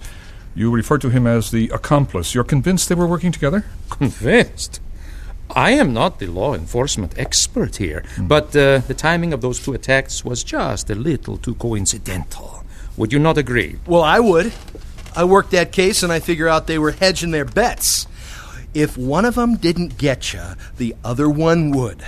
Guy with the gun could have been a diversion, but he's lucky he didn't kill anybody. You're aware there's a connection between Ben Judah and Rosenzweig, Tell me.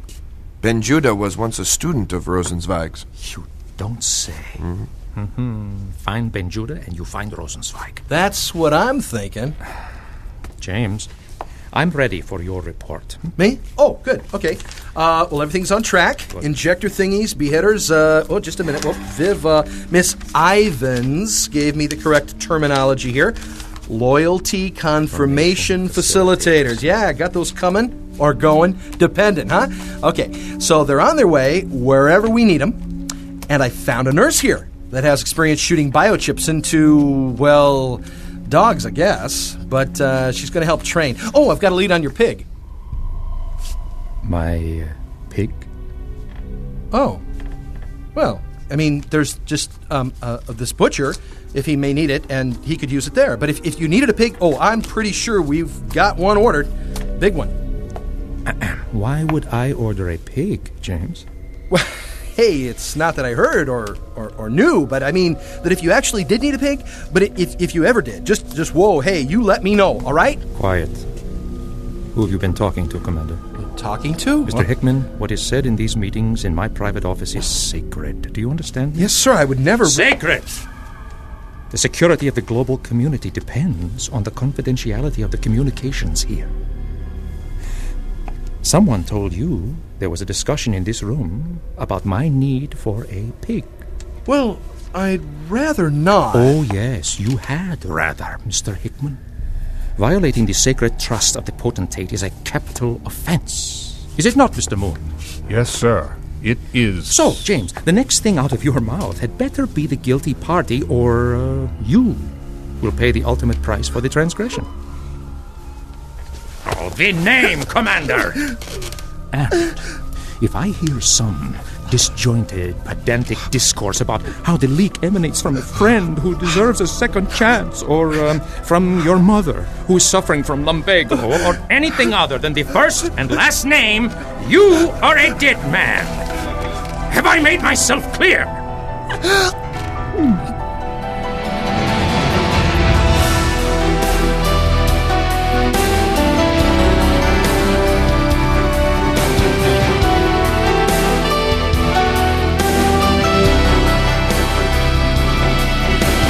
Left Behind, the dramatic audio series, is based in part on the book The Mark by Tim LaHaye and Jerry B. Jenkins, and has been adapted for radio by Chris Fabry, music by Steve Wick, sound design by Glenn West, directed and produced by Todd Bastide.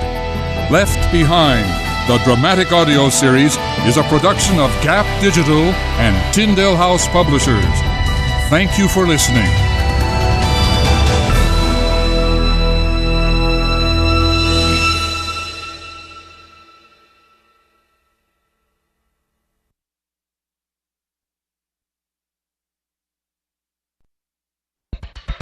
Last time on Left Behind. Lucas? My wife and Pastor Demeter, they've been detained by the global community. He's predicting His Excellency is going to defile the temple and sacrifice a pig on the altar. I murdered a man. Think of it, Antichrist. No, it makes no difference. He rammed that blade into me, and I could hear him gutting my skull. Would you look at that? The new symbol of peace and tolerance, the guillotine.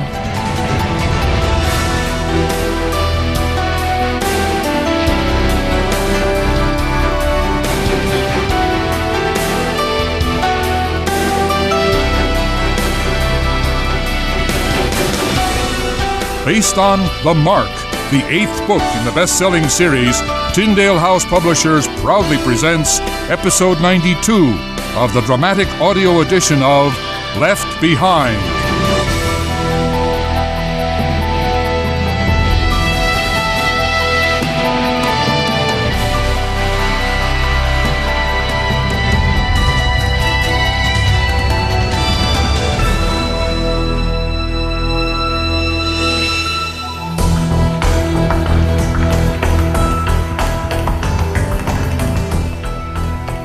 You have 10 seconds, sir. You will give me the name of the man who breached my confidence. You now have 5 seconds. Mr. Moon, are you prepared to take Mr. Hickman into custody for the purpose of execution? Ramon Santiago! But I beg you, Mr. sir, Moon? please, no, please, no! Moon here. Listen, take Santiago into custody. Right, peacekeeping. Bring him here! I will care for this personally. As you wish. Transport him to the potentate's office. Yes, in restraints, if necessary. No, please! James! When it is announced tomorrow that a peacekeeping deputy commander has been put to death, you, at least, will understand the gravity of the rules, will you not? Supreme Commander! Yes! Oh, as I suspected. And since you did, in fact, raise the issue, yes, I have need of a pig. A big, fat, juicy, huge nostril beast so overfed that it will be too lethargic to throw me should I choose to ride it down the Via Dolorosa in the Holy City. So, Mr. Hickman, tell me about my pig. Well, I haven't actually seen it yet, But you understand my order. Yes. Big, fat, ugly. Yeah, I didn't hear you, James. Can we assume stinky? I want it to really smell. Yeah. Whatever I want, correct? Yes. Oh, are you angry with me, my loyal servant? Uh-huh. Oh, well, thank you for your honesty. Do you understand that I want an animal that could accommodate my fist in either nostril? Ramon, I tried... Deputy Commander Santiago, is it? Yes. I will need your sidearm. Walter, would you please? Sir, wait, what did I do? I'm sorry, Ramon. This is all my fault. What did I do? Can't you at least tell me what I did? Santiago, for revealing matters sensitive to the global community, you are hereby sentenced to death. What? What sensitive matters? No! Mr. Hickman, please note that I tolerate no breach of protocol. Clear. Yes, sir. Completely.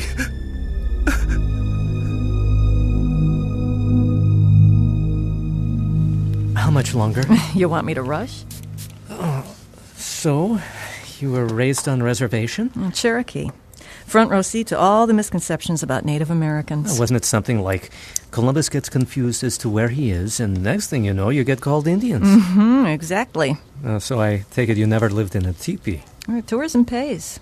So we're happy to show what they think is our life.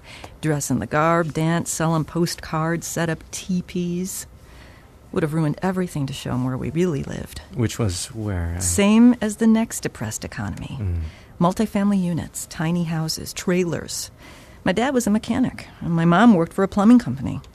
Tourists didn't want to know that. It ruined the illusion of the raiding party drinking fire water as we hung the scalps out to dry. And look at you now, reattaching scalps. Yeah, I've come a long way, haven't I? Amazing.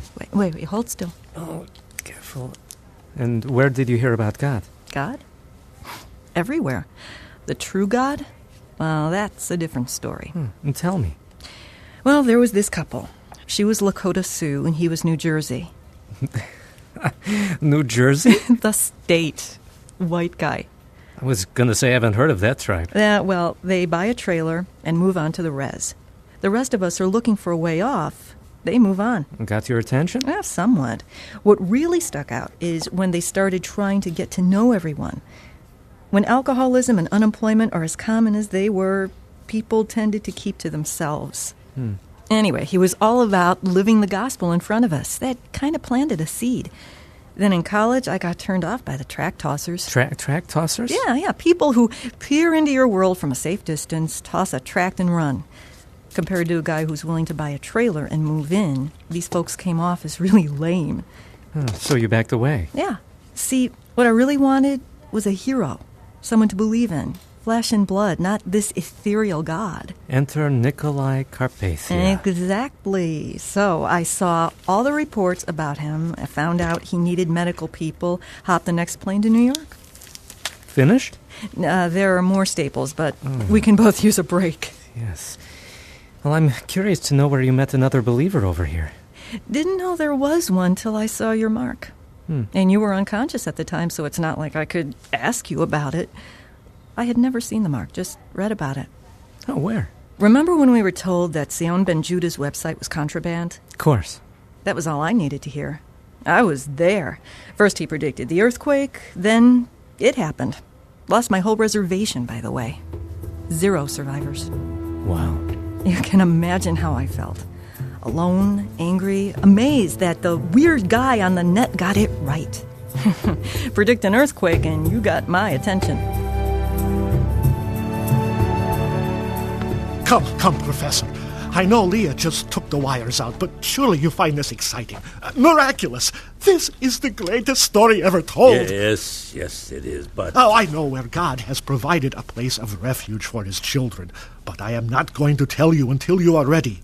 You must be prepared in case God calls you to be a warrior for the Lord. You believe that I am capable of going up against Carpathia? I believe that if God confirms in your heart that you shall be his vessel, he will empower you with supernatural abilities to fight Antichrist. Can you envision the victory, my friend? How I wish I were the one going. How I wish that too. No. If you are God's man, in God's time you must never want out of this most sacred calling. Jesus is the Messiah. Jesus is the Christ. He is risen. He is risen indeed. Do you hear yourself? He is risen indeed. No, he is risen indeed. Amen. Praise God. Hallelujah. You could go to Jerusalem, a leader of men, a conqueror. You would expose Antichrist to the world as the evil man indwelt by Satan and rally the devout believers to repel the mark of the beast. My friend, you are learning so much. That old brain is still receptive. You are getting this. I know you are. And you are uniquely qualified. But there are so many doubts. If not you, who? Of course, I cannot presume to make this assignment. How I wish I was the one and could be there in person to see it. Do you realize that God has promised that it will be as in the days of old? Do you understand what that means? He will send food, delicious, nourishing, fulfilling food, manna from heaven. And do you know about your clothes? No, Sion, whatever you do, do not neglect to tell me about my clothes. I won't, and you will be amazed. If I amaze you, will you admit it? I will admit it. Promise me. My word is my bond, my excitable young friend. Amaze me, and I will say so. Your clothes will not wear out. What? Are you amazed? Maybe. Tell me more. Oh, now you want to hear it. I always want to hear it, Tion. I am just scared to death, unqualified, unprepared, and unworthy. If God calls you, you shall be none of those. You shall be Moses.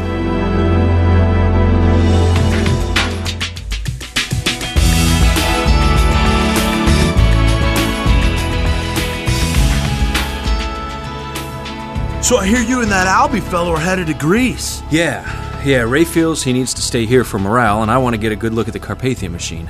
Think you'll be able to do anything for the people who are locked up over there? Well, we'll see. Hey, what did you want to show me? Your new threads, dude. New threads? Yeah, come here, look. I don't believe it. Where in the world did you get these? After that Horseman deal, remember? Yeah? Dead GC all over the place. Dad and I cruised around in the middle of the night, staying ahead of the recovery teams, you know? Now, yanking clothes off dead bodies ain't exactly first on my, gee, I got some free time, what should I do with it list, but you can't argue with the usefulness. I guess not. Hey, did you get the IDs too? Yep. Just need to doctor them up so we don't go out dressed as some dude on an AWOL or MIA list. That could get kind of sticky. Yeah, I hear that. Cool stash, huh? Yeah. Hey, so what do we do here? Find one that fits and put a new name patch on? That's the plan. Here, try this one. All right. Don't worry about the fact some guy died in it. Thanks, Zeke. You really know how to sell a suit. Well, I can already see it's going to be short. No, man, no problem. Look at the inside of the cuffs. They leave lots of hem in them so they won't have to make custom duds for everybody. So next you're going to tell me you do tailoring work too, right? Only when nobody's looking, but yeah. I do everything, man. This is a full-service shop. I even got one of those pin cushions that clips on your wrist. And if you tell anyone, I will give you one of those trick zippers that fails at the worst possible moment. I don't even want to know what that means. Hey, so what's the plan for the ID? Well, we're going to use a card from a dead civilian. Here, give me your arm. You've already taken care of the facial surgery the hard way. Ow, watch it. I'll dye your hair, use darker contacts, and shoot a picture to go with those new papers. So can you set me up so I rank Albie? No can do. See the shoulders and collar on that jacket? That's your basic run-of-the-mill peacekeeper. You'd really have to change the collar around to fake a higher rank than that. And you can't do that much tailoring. No, man, that's big-time work. I'd have to charge you double. Ah, Z, come on. What happened to the full-service shop here? Hey, I do have some saltwater taffy. You in? I'll pass for now, but thanks. No problem, man. My dad loves this stuff. He could go through a whole bag. So have you been able to find out any more about your dad? No. I didn't like what I saw on TV, though. Something about starting that Mark thing with guys they've already got behind bars. They're going to use them as lab rats. Well, if I know your dad, he won't take the mark. True. Which means I'll probably never see him again. Come on, Zeke. Anything's possible here. Well, maybe, and I'm praying about it and everything. But I'll tell you when there's no more hope. And that's when these guys line up for the mark. They get a choice, right? Well, that's what I understand. Dad won't even bat an eyelash. He's already got a mark. He'll let him know it, too. Buck, my dad's gonna get out of jail. Dollars to donuts, it's gonna be in a box.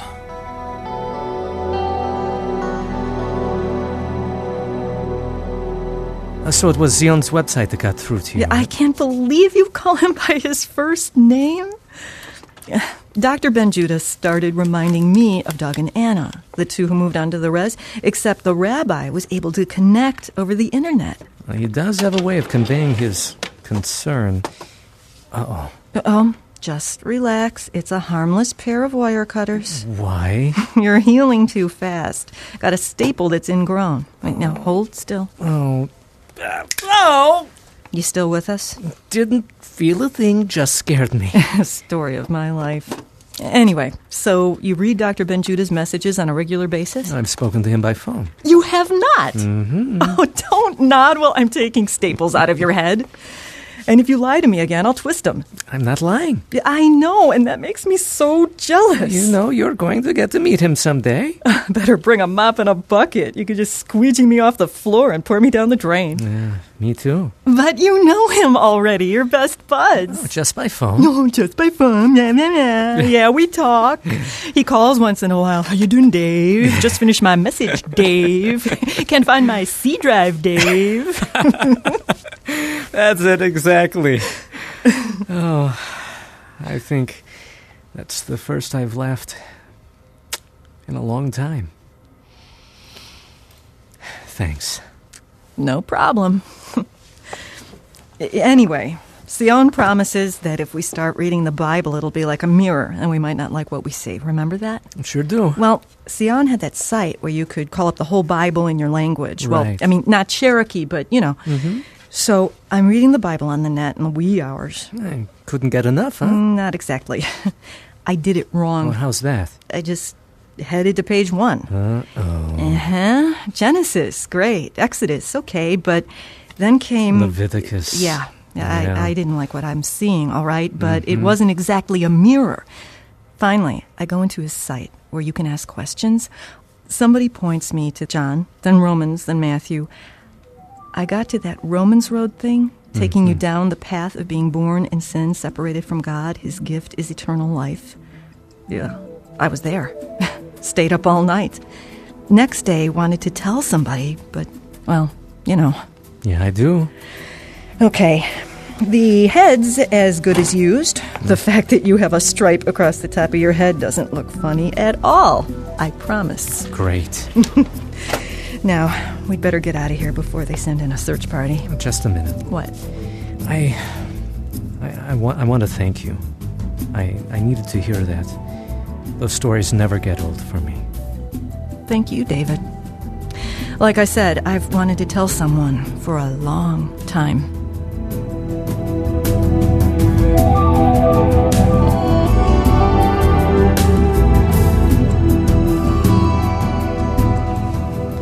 You no see what this mean to your family? You have great gift, Chang. You use it for global community. I don't want to work for Stop it. You no say that again ever. It's true. You fill out papers, get a job. Be first to take mark. Father, I can't. How can I make you understand? You no cry, and you no disgrace our family. You take a job, you take a mark, and you make a father proud. There's no way. You don't listen. Mr. Akbar. Yes, Mr. Wong. No. Quiet. Question for you. New worker get a royalty mark first, yeah? Okay. How soon? Not till then? Maybe sooner, okay. Mrs. Wong and me get two? Okay. Son, Chang Wong wants be first to get mark. Father, no. You not disgrace our family or global community. Be quiet. Mr. Akbar, you do mark on board. Mother, father, you no do. Who? Moon. What a moon, people. Okay. Son first. Take picture of son. When? Yes, I talk to moon people. Bye-bye. Thanks. Come out here now. You don't understand. I won't do it. I won't go to work for them. God help me. Maybe I should just tell him and get it over with. Hello, Mr. Akbar. You want the Chang Wong? Talk to him about the GC job. No. You, Mr. Moon.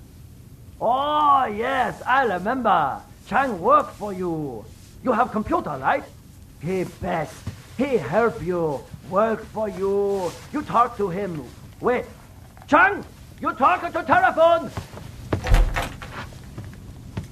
Hello? Chang, it's David Hasid. Just listen to me. Your sister told me what's going on, so let me try to help. It will get your father off your back if you get interviewed by a director, right? Yes. It'll buy us some time, okay? Okay. Don't say anything, but we might even find a way to get you out of here. Before the mark? No, don't say that, Chang. Just play along for now, understand? Yes, David. Call me Mr. Hasid. We can't sound like friends, and we sure don't want to sound like fellow believers, right? That's correct, Mr. Hasid. Atta boy. Now, let's do this right. Call my assistant and arrange for an appointment with me. But, sir, my father... Everything will be okay. I hope so. Trust me, all right? Yes, Mr. Hasid.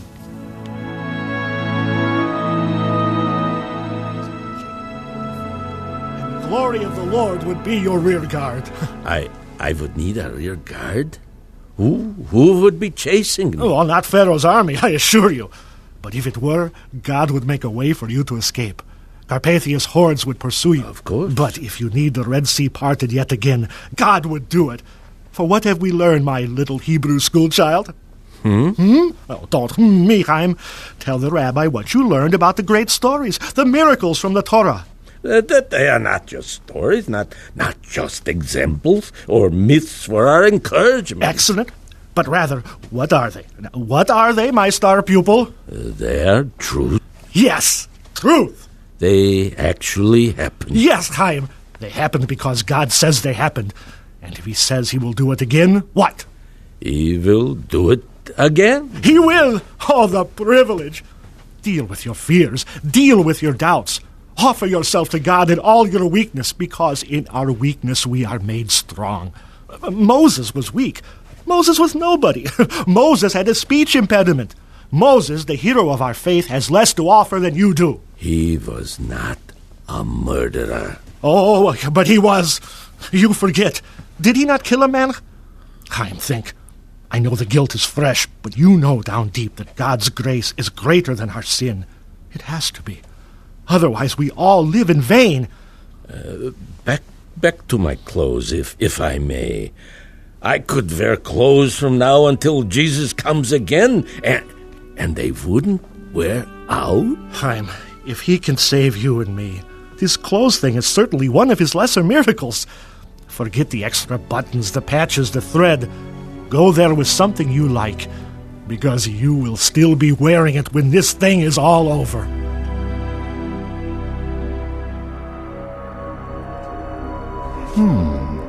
Mirrors. I need mirrors. Why deprive myself of the joy others luxuriate in? They get to look at me whenever they want. Yes, Excellency. Is that foreman still out there? He is, Lordship. Good. Would you like to speak with him? No, just pass along a message. Better yet, step in a moment, please. My pleasure. Your Excellency. Sandra, you need not kneel every time Pardon me, sir, but I beg of you not to deprive me of the privilege.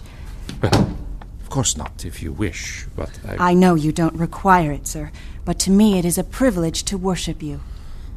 What a beautiful sentiment. I accept your devotion with deep satisfaction. What may I do for you, my lord? Do me the honor of asking anything of me. Merely that I want several full-length mirrors in the remodeled office. I will leave it to those in charge of such matters to position them, but I believe it would add a nice touch. I couldn't agree more, sir. I shiver at the thought of multiple images of you in here. Oh, well, I thank you. Run along now and deliver that message. Right away, sir. And then you may go for the day. Oh, as you wish, sir. I too shiver at the thought of multiple images of me, you homely old wench. But you do know how to make a man feel worshipped.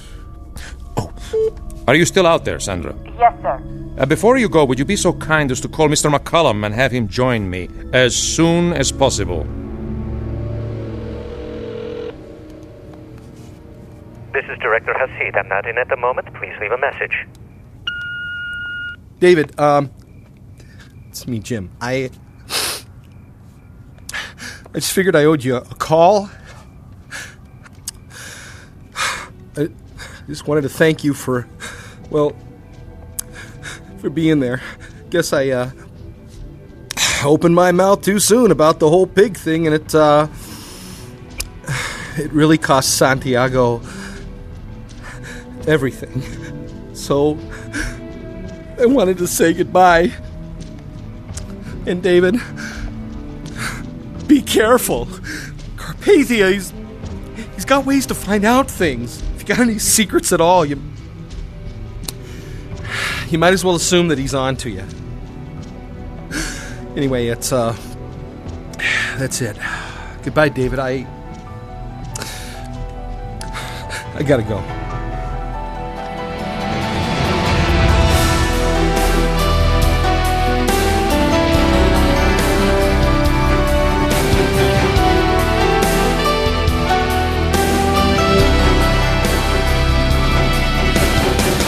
Left Behind, the dramatic audio series, is based in part on the book The Mark by Tim LaHaye and Jerry B. Jenkins and has been adapted for radio by Chris Fabry. Music by Steve Wick. Sound design by Glenn West. Directed and produced by Todd Bastide. Left Behind, the dramatic audio series, is a production of Gap Digital and Tyndale House Publishers. Thank you for listening.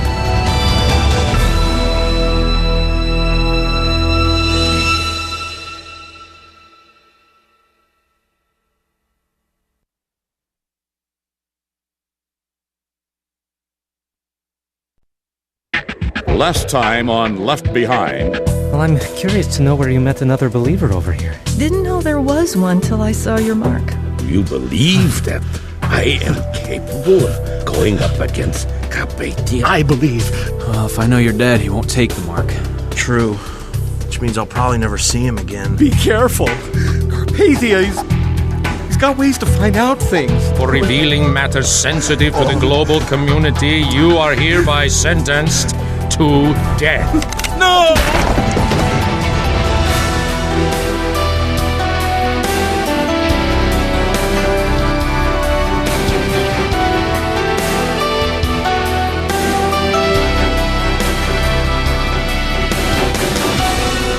Based on The Mark, the 8th book in the best-selling series, Tyndale House Publishers proudly presents Episode 93 of the dramatic audio edition of Left Behind.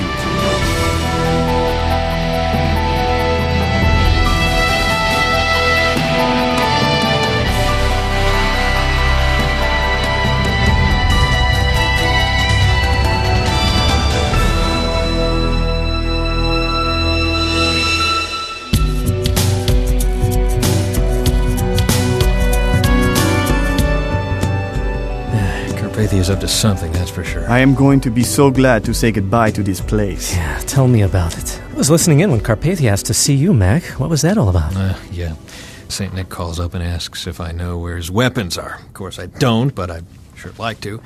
I tell you something, guys. People can talk all they want about the miraculous rebuilding Carpathia did all over the world, but nothing, and I mean nothing, compares to him getting all those countries to destroy 90% of their military hardware and give him the other 10%.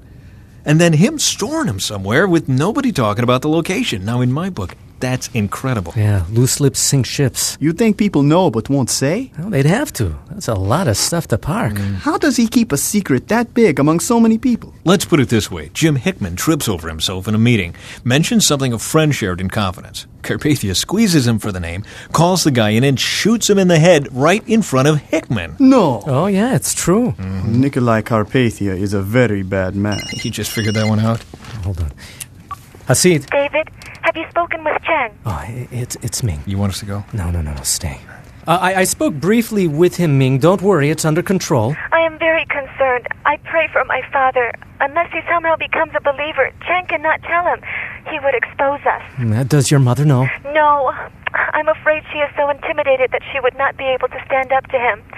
David, Chen cannot get a job there, especially if new employees are the first to get the mark. It looks like they're processing prisoners first, but the new employees would be soon after. As soon as they're hired, apparently. And the rest of us within a couple of weeks. What are you going to do, David? You and your friends? Yeah. At the moment, it breaks into two options. Run or die.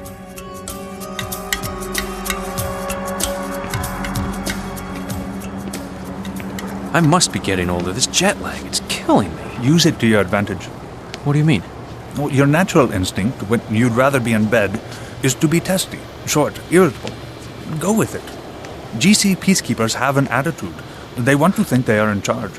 So I've noticed. Don't ask, don't apologize.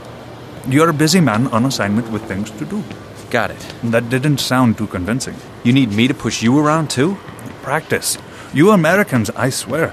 I had to shame your father-in-law into being the leader he's supposed to be. How did you get the big stories, get access to the best interview subjects? I used the power of my position. Exactly. But I was working for Global Weekly. And more than that, you were Buck Williams, the Buck Williams of Global Weekly. You want me to strut? I want you to get us a vehicle to drive to the detention center. But you're role-playing the superior officer. You theoretically outrank everybody. And then take advantage of that. Speak with my authority. After all, you're wearing that beautiful newly tailored uniform. Yeah. How about that fit, huh? You are hopeless. Out of my way, old man. That's the spirit. From this point on, I am an angry, jet-lagged, ill-tempered deputy commander, and I don't want to be bothered with speaking. So it's all on me? Don't ask me. I'm mute. Are you serious? It irritates you, doesn't it? Corporal, speak English? Course. Sup? I need you to hangar that aircraft and refuel it while my commanding officer and I are on assignment up the road. Yeah? Well, I want you to shine my boots while I'm getting a beer. I'll pretend I didn't hear that, son. Yeah, good. Me too. Hey, just do it. Hang on, Charlie. You think I know how to jockey a plane? Get some other lackey. I'm ground forces. Then find someone who knows how to do it and have it done by the time we get back. Or suffer the consequences. I'm out of here. You don't even outrank me. Well, I do. And you'll do what you're told, or you'll be walking back to your hometown in civilian clothes. Yes, sir. Right away, sir. Don't let me down, boy. Thought you didn't want to speak. Somebody had to bail you out. He was my rank. And that's why you should refer to me. I've got the clout, but you have got to use it. Try again. What now? I told you. We need a vehicle. Right. Round 2.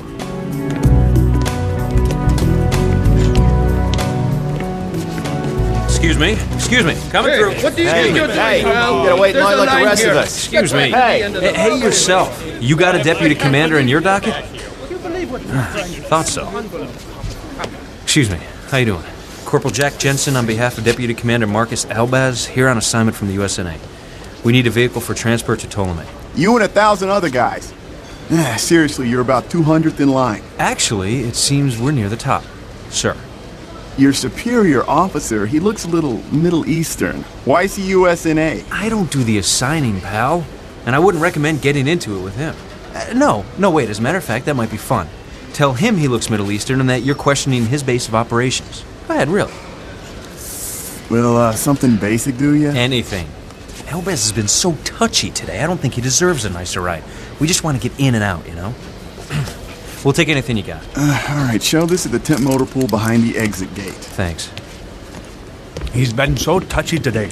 I don't think he deserves a nicer ride. I ought to bust you down to Boy Scout. You do, and you'll be walking home in civilian clothes, old man.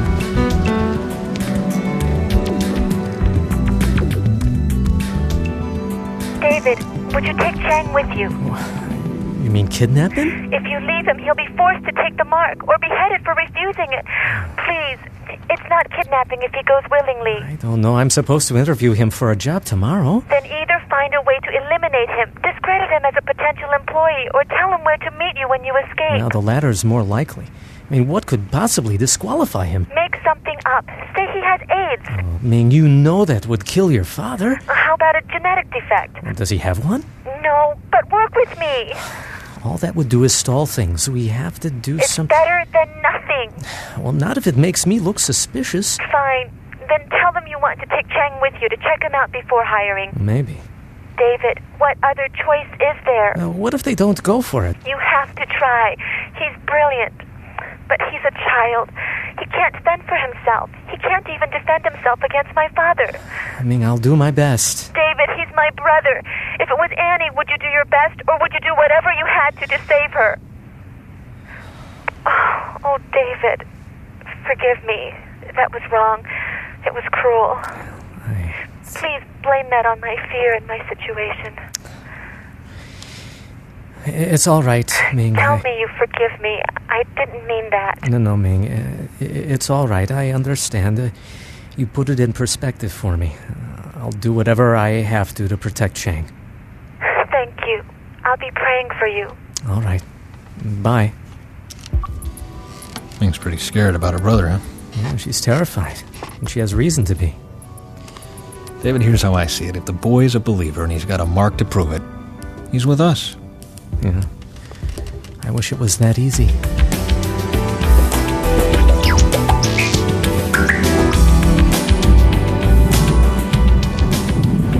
Thank you for coming all this way, Mr. Williams, but I'm afraid there's nothing you can do. Surely you did not bring weapons. No, not at all. To be so hopelessly outnumbered, you will never get out alive. Tell me, why did you risk coming here? Well, Lucas, I have to see it firsthand, expose it to the world.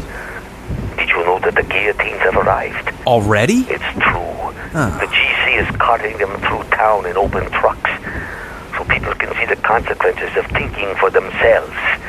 We are now part of the United Carpathian States. Nikolai is going to make an example of us, and yet you are here to write an article? Lucas, hear me. You knew there was nothing we could do. We'd only make things worse if we tried to free your wife and your pastor and fellow believers. But I thought you'd want to know we were here so we can tell you what the conditions are, how their spirits are, and whether they have any messages for you. Yes, I understand. Forgive me, my friend. I'm upset.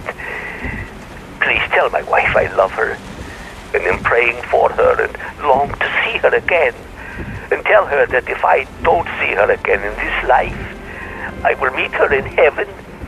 And tell her that she was the best wife a man could have, and that I loved her with all my heart. I'll tell her, and I'll bring you any messages she may have as well. Thank you, my brother. I am grateful. Be careful, and may God protect you.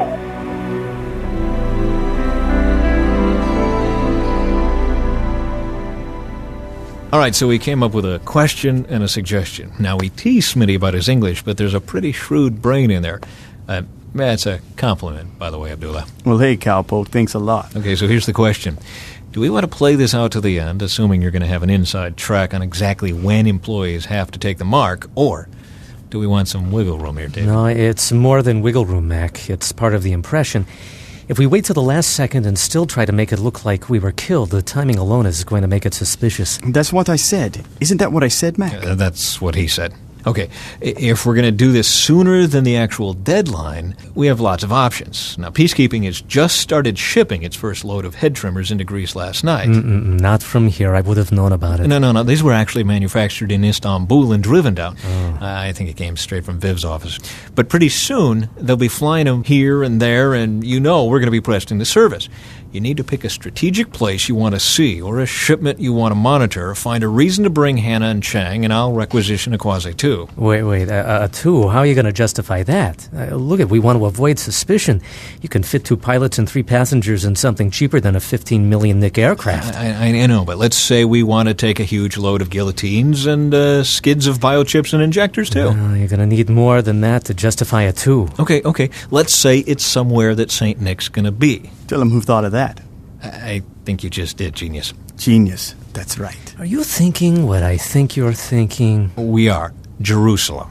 I passed the word up the line that we want to be there, bringing the injection expert and my best new computer prospect. We want to carry the maximum cargo load in an impressive craft that'll look good for the potentate, play to his ego.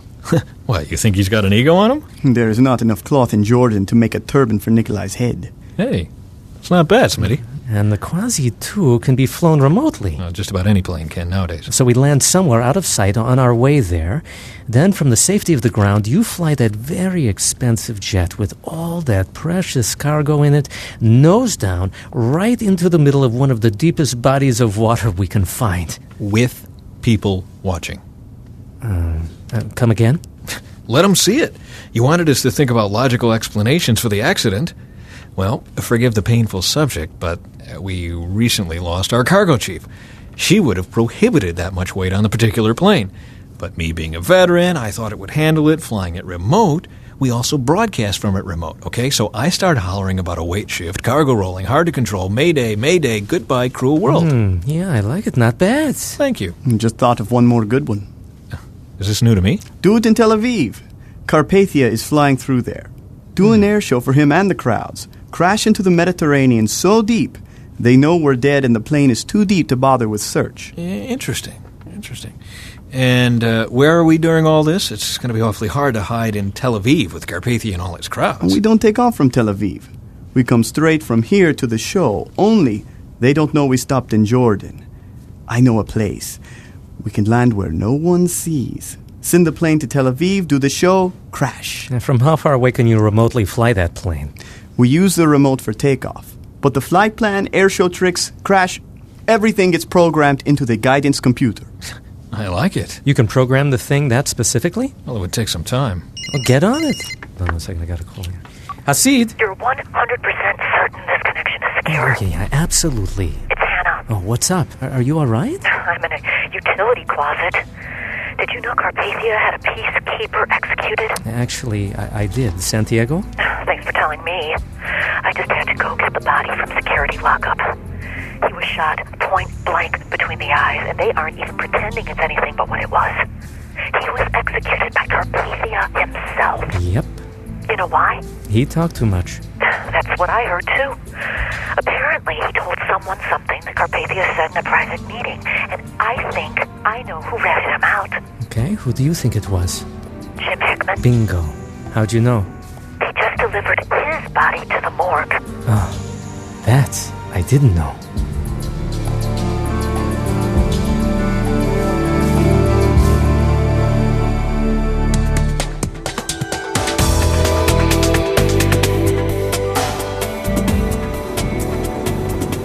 We must be getting close. Look on the back of that truck. It's filled with guillotines. Not much to them, but they are sure ugly. You know, that's one of my sidebar stories. They're so easy to assemble. Wood, screws, blades, spring, and rope. The GC sent out the specs and let anybody who wanted to do the work. You've got huge manufacturing plants reopening to mass-produce these, and then they're competing with amateur craftsmen in their backyards. At least Carpathia is finally doing something for the economy.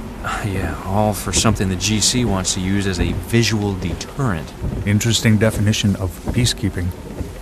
Hey, let's see if this gal knows anything. Excuse me? At your service, Commander? We've been assigned the main detention facility. Are we close? The main facility? Yes, I think that's what it said. Take a left at your next intersection and follow the unpaved road around the curve until it joins the rebuilt highway. The center will be on your right. Better hurry if you want to see the fun. They're supposed to start the chopping tonight. Yeah? I heard over the radio that they're sorting them out now. The ones who go back to their cells with their heads attached will have a new tattoo in the morning. You've been a big help. Thank you. Yes, sir. He is risen. He is risen indeed.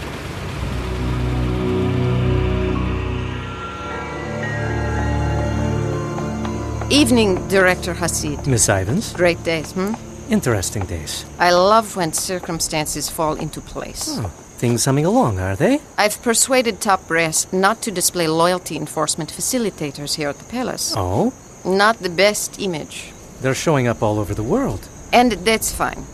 In fact, I'm all for it. But not here. Not necessary. If a person was not loyal to the risen potentate, why would he or she want to work here? Follow me? Sure.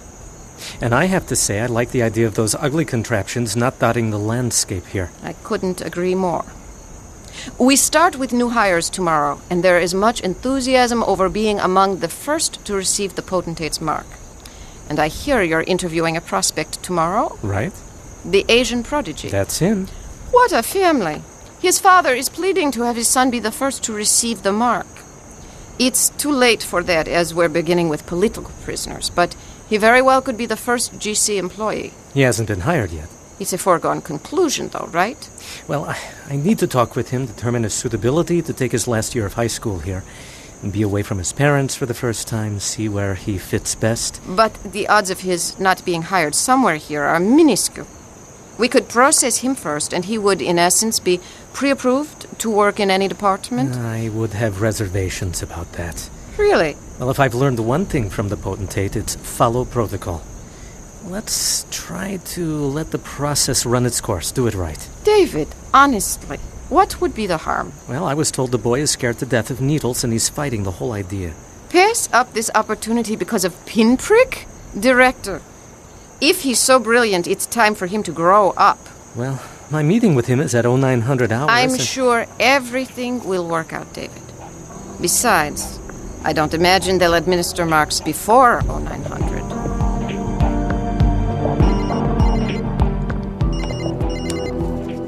Yes? David, it started here. Has it started there? What started? The mark. The equipment arrived at Buffer this morning, and they're already using it. What, prisoners are getting the chip? Yes, I need to get out fast, but I wanted to check. Are there any believers there? Anyone refusing the mark? Not one. They're lining up like lemmings. Have you heard from Chang? I'm meeting him tomorrow. Personnel set it for the afternoon, but I just changed it in the computer and left Chang a message. David, you have to get him out of there. Make him disappear. No, we're not ready to leave yet, Ming. What? Well, I'll make something up. Maybe say I found him too immature. He's just too young to fit in, something You're like that. You're a director, David. Make it convincing. This has to work. Ming, I have all night to think about it. And I have all night to pray about it. Well, I'll take all I can get. Listen, let's talk about you. I can get you reassigned to USNA. You could? Of course. Where do you want to go? There are prisons all over the States, but I'm never actually going to get to one, right? Well, right. We get you assigned, get you on the plane, but then lose you on the way. But then you're on your own, Ming. You need to get to the safe house in Chicago. Would they have me? Leah has told everyone about you. They can't wait to welcome you. They knew you and your brother would eventually have to wind up there. We can use you both. Let's see. You should probably route to somewhere in the Midwest, but not so close to Chicago that people start putting two and two together. There is a huge facility in Baltimore that always needs personnel. Yeah, but that's a long way from Chicago. Wait a minute. Can you get to Greece? When? Well, as soon as possible, tonight. Make my transfer highest priority. And if you want the GC to get me to Greece, they'll have to do it. Well, let's try it. Greece is a hot spot right now, crawling with GC. I'm not sure I want to go near there. Well, we'll tie you into an operation that's already underway. You'll go from Greece to the States, and we'll make it look like the GC's escorting you. Where do I meet the flight? Well, get to the airport at Kozani. They'll find you. Can Chang go too? Ming.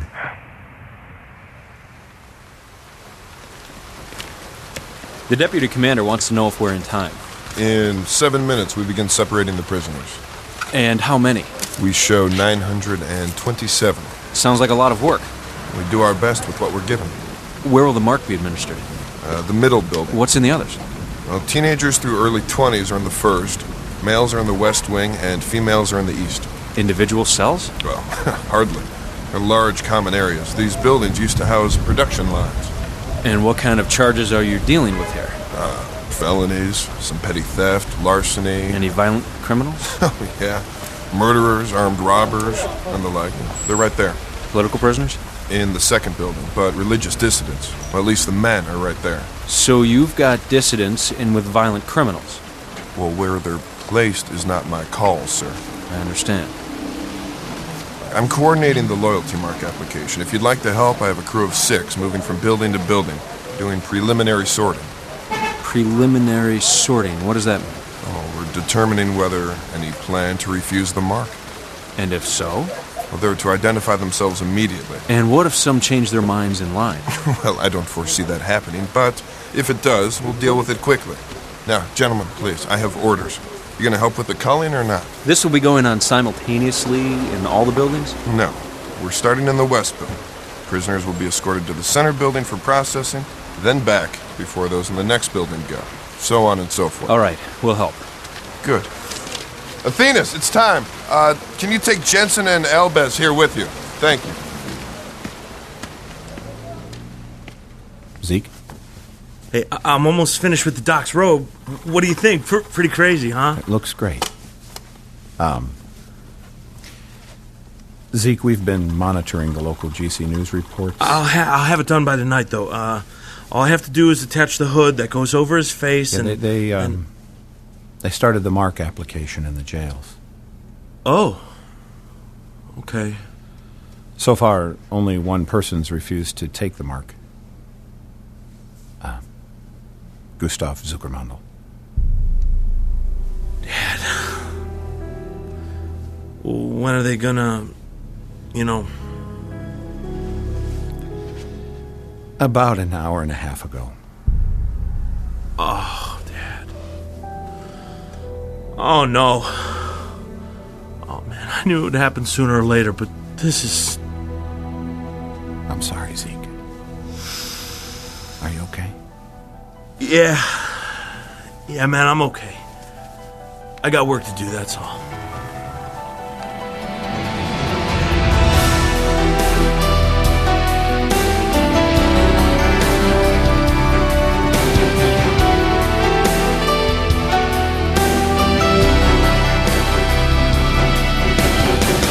Left Behind, the dramatic audio series, is based in part on the book The Mark by Tim LaHaye and Jerry B. Jenkins and has been adapted for radio by Chris Fabry, music by Steve Wick, sound design by Glenn West, directed and produced by Todd Bastide.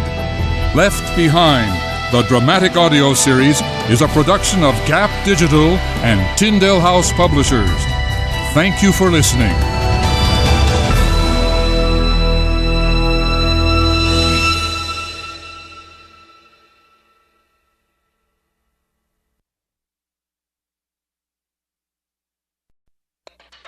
Last time on Left Behind. I am going to be so glad to say goodbye to this place. Yeah, tell me about it. What are you going to do, David? At the moment, it breaks into 2 options. Run or die. Do an air show for him and the crowds. Crash into the Mediterranean so deep, they know we're dead and the plane is too deep to bother with search. Better hurry if you want to see the fun. They're supposed to start the chopping tonight. They started the mark application in the jails. Oh. So far, only one person's refused to take the mark. Gustav Zuckermandel.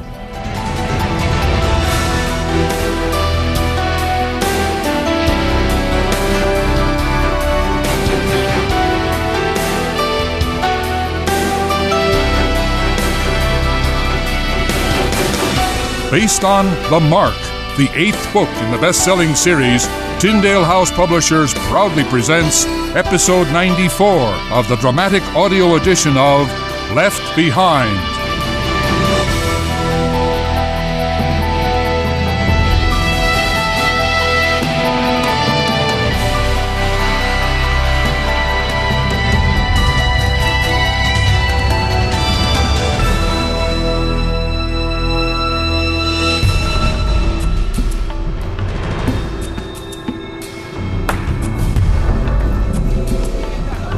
You're here to let us out, right? Quiet. Whoa, what is that smell? 55-gallon drums in the corners? Yeah. Your basic bathroom. Whoa, that's a little rough, isn't it? Officers get a separate room, just down the hall. And you can't lead the prisoners down there periodically? Not enough guards. All right, listen up. Quiet. You are privileged to be among the first to display your loyalty and devotion to His Excellency, the risen potentate of the global community, Nikolai Carpathia. Quiet down. In a few moments, you will be led to the central building where you will choose either the forehead or the right hand for the application of your loyalty mark. The area you choose will then be disinfected with an alcohol solution. When it is your turn, you will be injected with a biochip while simultaneously tattooed with the prefix 216, which identifies you as a citizen of the United Carpathian States. The application takes just seconds. The disinfectant also contains a local anesthetic, and you should experience no discomfort. Middle left. Any Red acts t-shirt. of disorderly Dirty conduct forehead will or be met believer? with immediate justice. I can't tell. For you illiterates, that means you'll be dead before you hit Excuse the me, floor. officer. You there. You there. Me? Yes, you. Step forward. Someone open this door. Now? The rest of you back off. Unlock it. Come on. You mock global community peacekeepers, young man? Come here. Come with me. You think you can get away with that? You'll learn respect. No, sir, please. I wasn't... Shut up and keep moving. Wait, who is that? We have to process him out. Do it later. I said move. Where are we going? Home. But come on. You want to believe her? Be quiet. Keep moving. Here, come on. Get in the passenger side. Any other believers in the cage? I didn't see any. Give me the name of one of the guys in the cage. Who? Anybody. Just give me a name. Paolo Ganter. Listen, you are to sit right here in this Jeep until I get back, okay? What you must not do, are you listening to me? Yeah. Look at me. What you must not do is look around you. Because if you discover that no one was looking, you might be tempted to make a run for it and not stop until you're somewhere safe. Then I'd get back here later and wonder what happened to my prisoner. Understand what I'm saying? I think so. So, you do not want me to run away, right? Correct, because then you'd probably live longer. Are we clear? I understand, sir. Okay. Thank you. You know, I don't think anybody's watching at the moment. May the Lord bless you and keep you. May the Lord make His face shine upon you and give you peace. Godspeed, son.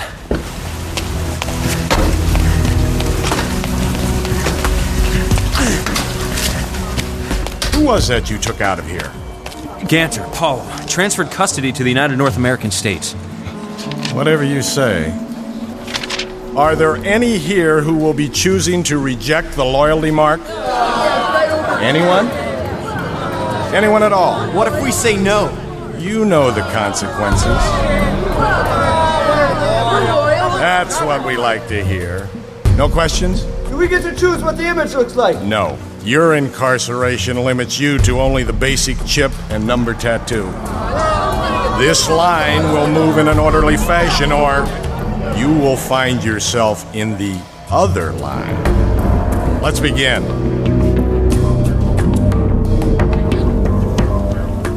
Hey, Zeke. How's the robe coming? Well, I gotta tell you, it's a new one for me, man. I never made nothing like this before. Well, you never made costumes for the school play? Are you kidding? I was too busy melting stuff in the chem lab. I could see you doing that. Wow, this looks like a ton of material. Have you actually fitted it on paint? Yeah, but I got enough material to make two if I wanted. You heard what Sion said about closing the safe haven. Thought he might want some variety. You know, one robe for leading the masses, another for going to dinner. Always thinking, aren't you? Your dad would be proud. For what it's worth, I admired your dad. He helped a lot of people. Yeah. And he didn't fold, even when it cost him his life. Didn't surprise me. You had him pegged. Don't forget to mourn. What do you mean? I mean, and I'm speaking here as someone with way too much experience in this, but don't try to bury the grief. And get it out there and deal with it. But remember that we don't mourn like those without hope. And that takes the sting out of it. You know, you are going to see your dad again. I'm going to see my wife, son. It's going to be a really great day, isn't it? If it didn't distract me from what needs to be done here, I'd be thinking about it constantly. I'll see you later. Thanks. You'll pardon me, Rayford. I didn't intend to listen in. Oh, that's all right. But since I did hear that, let me commend you. You did just what the Lord would have wanted you to do, and you did it well. Thank you. God's been more patient with me than I deserve. Isn't that true with all of us? Yeah. I spoke with Chloe a few moments ago. I hope I wasn't out of line. Oh, you can't be out of line, Doc. You know that. Give me the update. How's it going? She put out a request for commodity co-op members willing to lend their planes and cars, fuel, and time to the cause of Messiah in Jerusalem. She reports that the response has been overwhelming. Good. The element of danger must make these men and women rally. She says they are more willing to throw caution to the wind for this scheme than they are to make the routine flights that keep the co-op running. That old man can't save you. Old man? Miss Leah, you have wounded me. Allow me. I'll take him back to his mother. Thank you. Come on, let's go see your mama. Rayford, I gotta tell you, I feel useful here. What do you mean? I mean, working with Chloe, who's incredible, by the way. And I love helping with that precious little bundle of energy. That's the oddest family. Pulled together under the oddest circumstance, and yet it's surprisingly functional. That it is. God having a lot to do with that, of course. Of course. But... You knew that was coming, huh? Uh-huh. And I'm still finalizing assignments, and I can tell you that yours includes getting out of here for a while. Oh, thank you. I don't want to be selfish, and I know Chloe is as antsy as I am. She has responsibilities here. More than you do. Doesn't seem fair to her. Oh, I think she's okay with it. Well, let me tell you, at times you need a break. It doesn't have to be long and you can't wait to get back, but, well, it's not my business. But if you find a place for her outside, even a short assignment, I'll be happy to spell her. So you're willing to take on both the co-op and Tropical Storm Kenny? Hey, it's only the men around here who are incapable of that. Oh, I see. I'm kidding, Ray, totally kidding. Wouldn't dare cast dispersion on the guy who's going to send me to Israel. You want to be there? I want to be valuable to the cause. I mean, think about it. I'm not on anyone's hot list. Yet. And with that wacky dental appliance, a change of hair color, I'm invisible. It would take more than that to make you Middle Eastern. Maybe David can make me GC then. Give me a reason to be there. GC, huh?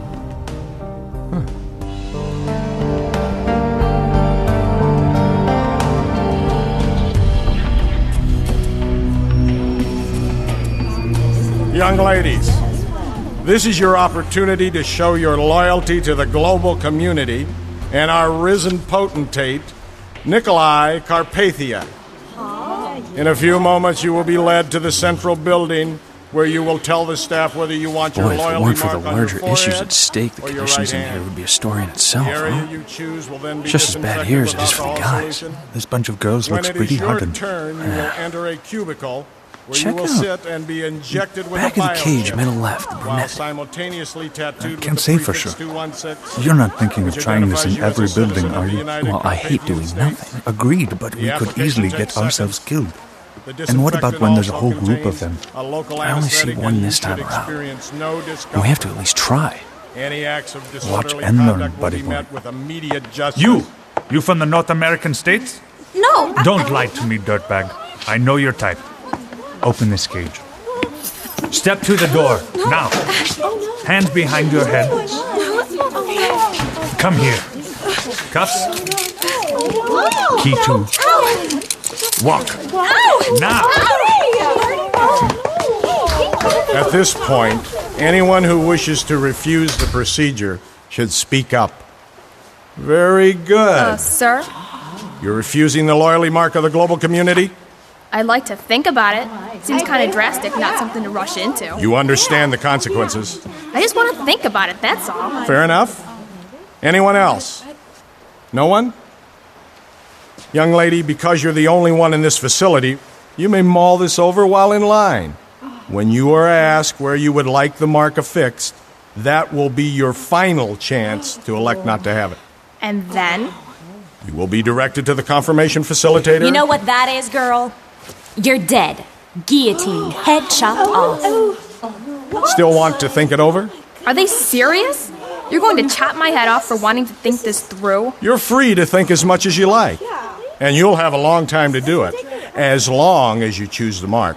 So I don't really have a choice, do I? Where have you been? Of course you have a choice. I believe I made it clear. Accept the mark, or accept the alternative. The mark or death? Still want to think it over? No. You sure made that harder than it needed to be. You see, gentlemen, the procedure is a model of efficiency. The disinfectant and anesthesia is applied here, and as the patient moves along, he or she receives the mark, forehead or hand. No one feels pain. Long live Carpathia! Yeah! Did you get her out? She was grateful. This is making me sick. We will now move to the women's facility. Gentlemen? But wait, it gets better, I'm sure.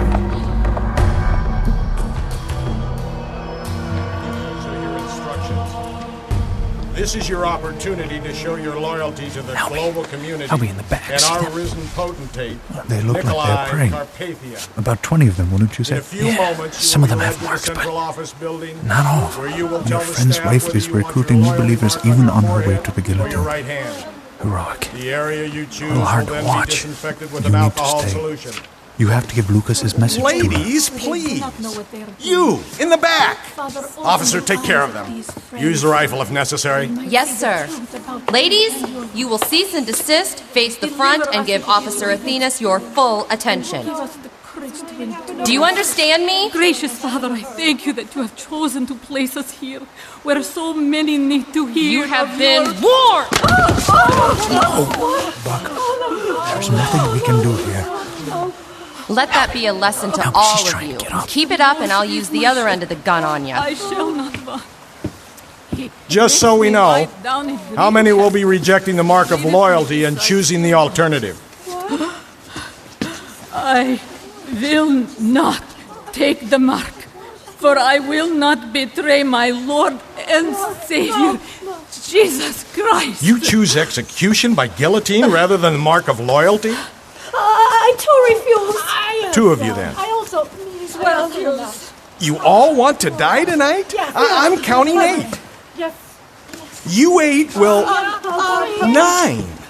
You 9 will go to the extreme right when you... All right, now 10. When you are led to the processing center, lower your hands. 2 more? No. 12 of you? I will stand with you. All right. All right. Those taking the mark stay left. Suicide stay to the right. Proceed. I want to speak with this one. Yeah, go ahead. Try to talk some sense into the woman. Ma'am, what you are doing here is... Mrs. Miklos, I'm so sorry. Lucas wanted me to tell you that he loves you with all of his heart and will see you in heaven. I know you, don't I? Yes. I'd shake your hand, but then you'd be in line with us. There's no need. Tell Lucas, thank you for leading me to Jesus. I see him. I see my Savior and cannot wait to be with him. On your feet, lady. You chose this, and you're going to take it standing up. She's losing a lot of blood. And she'll lose a lot more if she doesn't change her mind. But what are we going to do with all these bodies? We weren't prepared for anything like this. God bless you. And you as well. We will see you in heaven. We shall start with enforcements. I'm Any who interested here. wish to switch lines may do so Wait. at any time. Maybe Ladies, we should be with them. Once you have been secured in position in the apparatus, no change of mind will be honored. Inform someone before that, or suffer the consequences. That's Lucas's wife. Has this been tested? I want no malfunctions. No, it has. Sir. Carry on. Look, this is your last chance, ma'am. Once you are secured in the apparatus, your fate is sealed. Turn her around. We want to see it happen. Shut up! This is not for your amusement. My Jesus, I love thee. I know thou art Long live Carpathia.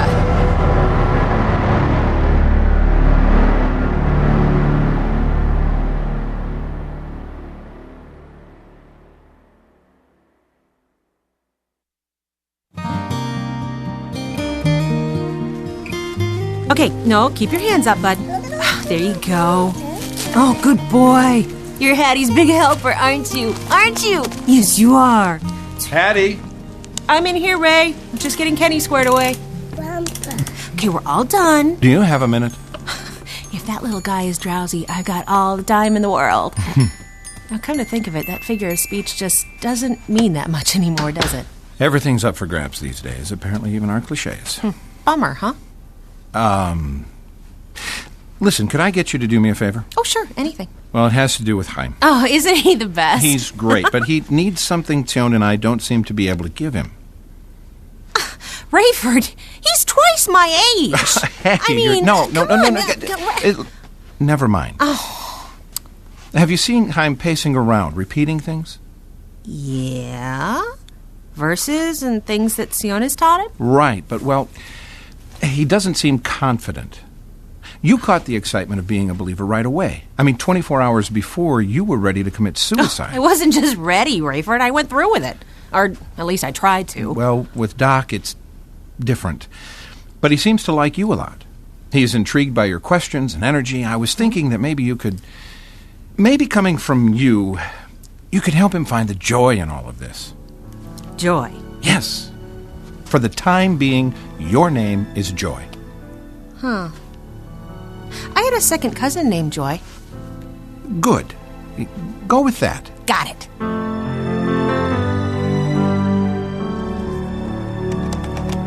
You ready for an interruption? And I will not take no for an answer. As I don't appear to have a choice, yes, I could use a diversion. Good. Something on your mind, Miss Durham? Oh, just call me Joy. Uh-huh. Oh, never mind. Listen, I've noticed... Okay, you're new at this, just like me, but you're not all over the place talking about it. I'm on assignment, heavy study load. You remember college, do you not? Oh, I didn't finish. Wanted to see the world. But hey, you won't let the studying get in the way of the thrill, will you? This has to be more than just a class, or you'll take the fun out of it. I don't associate any of this with fun. Yeah, it's about survival now. Fun comes later. I don't mean fun, like ha-ha fun. But the truth of the whole thing can reach us, can it? Inside? Get to us? I suppose. But you don't have the joy. I told you about the joy. It's later. I can't convince you. But I want you to know I'm thrilled that you're my brother. And I'm on fire about what God's calling you to do. I've come to see that Sion is right. I'm in a unique position to be involved in something strategic. Yeah. I'm resigned to do it, but I do not long for it or look forward to it. I do. Listen to me now, Miss Durham. I'm sorry. I accept this mantle with great gravity. I'm working not to be a coward or even reluctant. This is not something one should eagerly embrace as some sort of honor or achievement. Okay, well, you're right about that. But doesn't it also humble you that God would choose you for something like this? Humbled, yes. There are times when I can identify with the Lord Messiah himself when he asked that if possible, his Father would let this cup pass from him. But he also said, "Not my will, but yours be done." Indeed he did. Pray for me that I will approach that same level of brokenness and willingness. Okay. Well, I just want to tell you that I know God is going to do great things through you. And I'll be praying for you every step of the way. Thank you. Thank you very much, my young sister. You're welcome. That means more to me than I can say.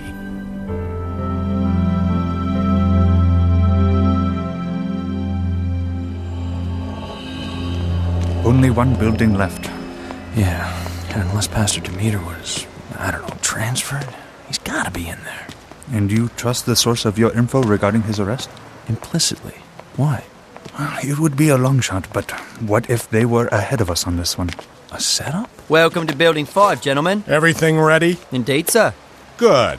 I heard whooping and hollering down the way a bit. Somebody choose the blade, did they? Yeah. Excuse me. Certainly. I'll go ahead in and start the instructions. That's fine. What is it? Well, it's from David. Top priority. Rendezvous at Kozani, 100 hours with GC. Penal officer reassigned to USNA. Urgent. Paper specified destination. Contact Asian late 20s sealed. Huh. Interesting. So, next door there, mate. More in one? Wasn't pretty. Really? I wish I'd seen it. Never saw somebody buy it before. You watched, eh? I said it wasn't pretty. Sorry, I'm just asking. How many you see then? Just the one. But there were more. How about you, Commander? You stay for the whole show? Leave it alone, Corporal. Several women chose the blade, and in doing so showed more bravery than any man I have ever seen. That right, is it? But they wasn't loyal to the potentate now then, was they? Would you choose to die for a conviction you held deeply? I do feel deeply, gents, only I'm on the other side of it now, ain't I? I choose what makes sense.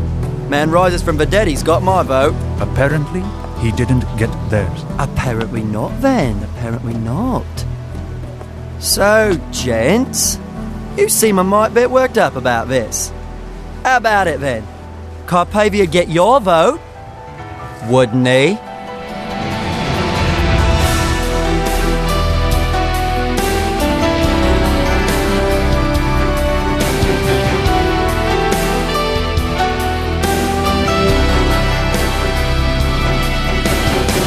Left Behind, the dramatic audio series, is based in part on the book The Mark by Tim LaHaye and Jerry B. Jenkins and has been adapted for radio by Chris Fabry, music by Steve Wick, sound design by Glenn West, directed and produced by Todd Bastide.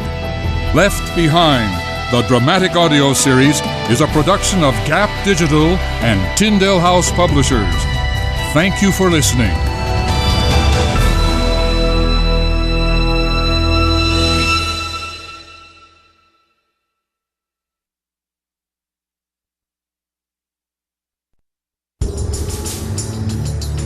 Last time on Left Behind. You are privileged to be among the first to display your loyalty and devotion to His Excellency, Nikolai Carpathia. You mock global community peacekeepers, young man? Come here.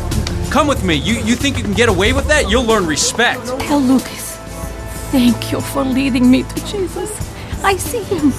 I see him. I see my Savior.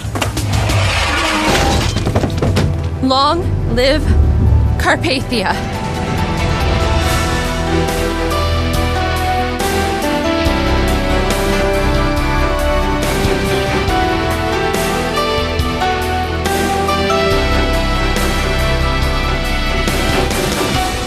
Based on The Mark, the 8th book in the best-selling series, Tyndale House Publishers proudly presents Episode 95 of the dramatic audio edition of Left Behind.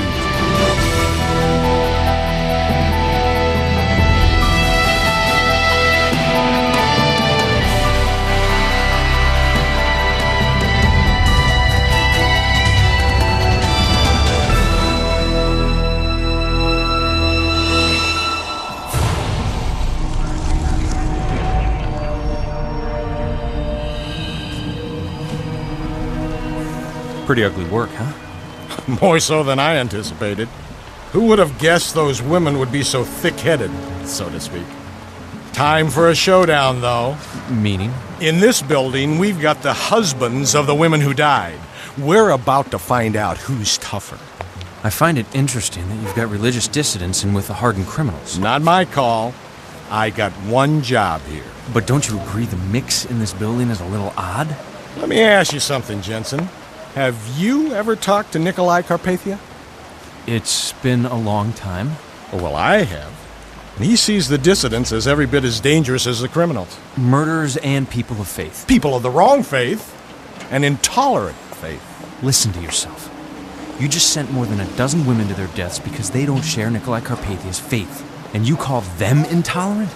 You know, Jensen, you're really making me wonder about your loyalty. Maybe I'm wondering about it too. Whatever happened to freedom? We still have our freedom. These people can decide for themselves whether they want to live or die. Well, that's one way to put it, I suppose. I have a job to do, Jensen. Look at them all. There must be a couple of dozen. How will you locate the pastor? Your turn to watch and learn. Who's the leader of the dissidents? The dark-haired one in the middle of that group. Receive Christ. Get your sins forgiven. Stake your claim with the God of the universe. It could cost us our lives. It will cost you your life, friend. You think I don't know this is a hard thing? Ask yourself, do I want to be with God in heaven this very night? Or do I want to pledge my loyalty to Satan and never be able to change my mind? Tonight, you'll be dead for an instant, and then in the presence of God. Or you can live another few years and spend eternity in hell. The choice is yours. I want God. You know the consequences. Yes, hurry. Pray with me. God, I know I am a sinner. God, I know I'm a sinner. Forgive my sins and come into my life and save me. Forgive my sins and come into my life and save me. I accept your gift and receive you right now. Everyone on your feet. Amen. Can you pray that again? Yes. I said on your feet. Forgive my sins and come into my life and Don't make me send a guard in there. Sending your son to die on the cross for me. All right, get in there. And receive you right now. You two, on your feet. Listen up now.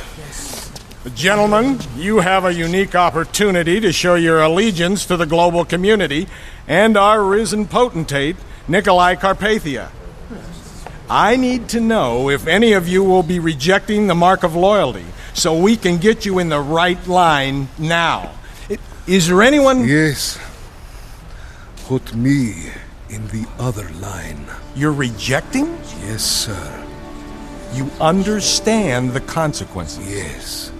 I reject the authority of the ruler of this world and wish to pledge I'm asking for yes and no answers here, Pop. Get in the line to my... I wish to pledge my allegiance to the true and living God and His Son, Jesus Christ. I said be quiet. He is the one who offers the free gift of salvation to anyone who believes. Silence that fool! What are you going to do?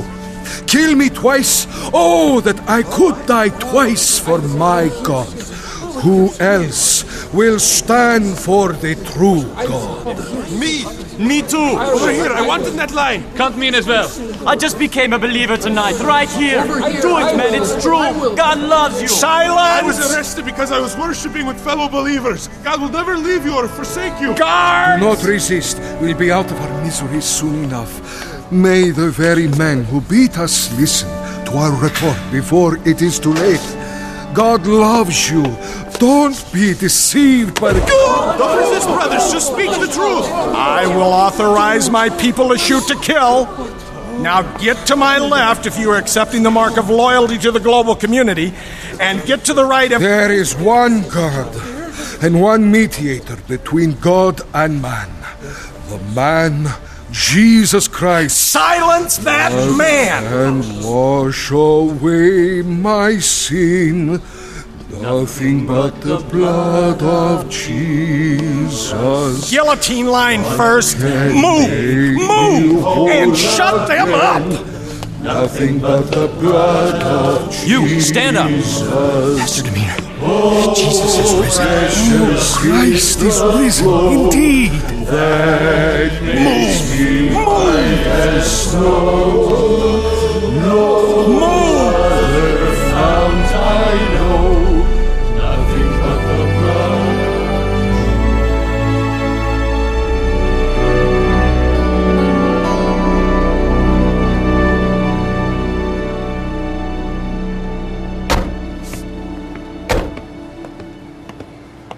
Buck, look, next to the plane. Yeah, must be our guest. Tell me your Ming Toy. I am. Mr. Williams? Yes. And Mr. Albee? Jensen and Elbaz until we're in the air, ma'am. Please, let's hurry aboard. Let me see your papers. Here, let me carry something. You have no idea how I appreciate this. Miss Toy, until we get on that plane, we're just following orders and ferrying an employee from one assignment to another. I understand. Miss Toy. Mr. Are you all right? No. No, I'm not. Listen, I have some business to attend to, directly related to getting us out of here, and then more for my sake than for yours. I'm gonna need to tell you a story you probably won't believe. Wake up, Chang. Important day. What? My meeting's not until You meet now. Get up. But Mr. Sid said I should. Here. Sid? No, we see him later. But you make proud today. Get dressed now. But get dressed. 5 minutes. Very special day. Morning, Director. Tiffany. I was looking over your schedule. Did you change the meeting time with Cheng Wang? It's supposed to be at 9 a.m. Right. Well, I called to make sure he knew the time, but he's not in his room. Who did you talk with? His mother. She said he's with his father and Mr. Moon. Walter, this early? What for? I called Mr. Moon's office, but I was told they were over at personnel. Would you like me to... No. I'll handle it, thank you. I'm sorry they're in a meeting. I understand. Listen, can you tell me if they've begun applying marks to new hires? Not that I know of, but that is supposed to be today, and that is what the meeting's about. Look, one of my candidates may be there, Cheng Wang. I believe I saw him and his father in here this morning with Mr. Moon. Where are they now? I have no idea. Would you like their room number? They're staying No, here thanks. at, I really need to talk to Moon. I told you, sir, he's in a meeting with personnel execs. Look, it's an emergency. Right. Ma'am, I am a director. Would you please interrupt the meeting and tell Mr. Moon I need to speak with him immediately? No. Oh, excuse me? I'm sure you're aware that a peacekeeper was executed yesterday. If you want to interrupt a meeting, come down here and do it yourself. Right this way. You have great privilege among first to show royalty. But I thought I was supposed Son, to... you don't have to be afraid of the needle. There's an anesthetic they put on the skin. You don't feel a thing. Please, I'd rather not. I tried to tell my father... Take his arm, Mr. Be Wong. over in minute. Fear nothing. But Make proud. No. Let's get him over to the chair. You can't do this. Father, I'm begging you. You thank me after this over. Sit. No. Hold the chair. You're making this a lot stop. harder than it has to be, do this, Chen. please. Nurse, No. an injector, please. No!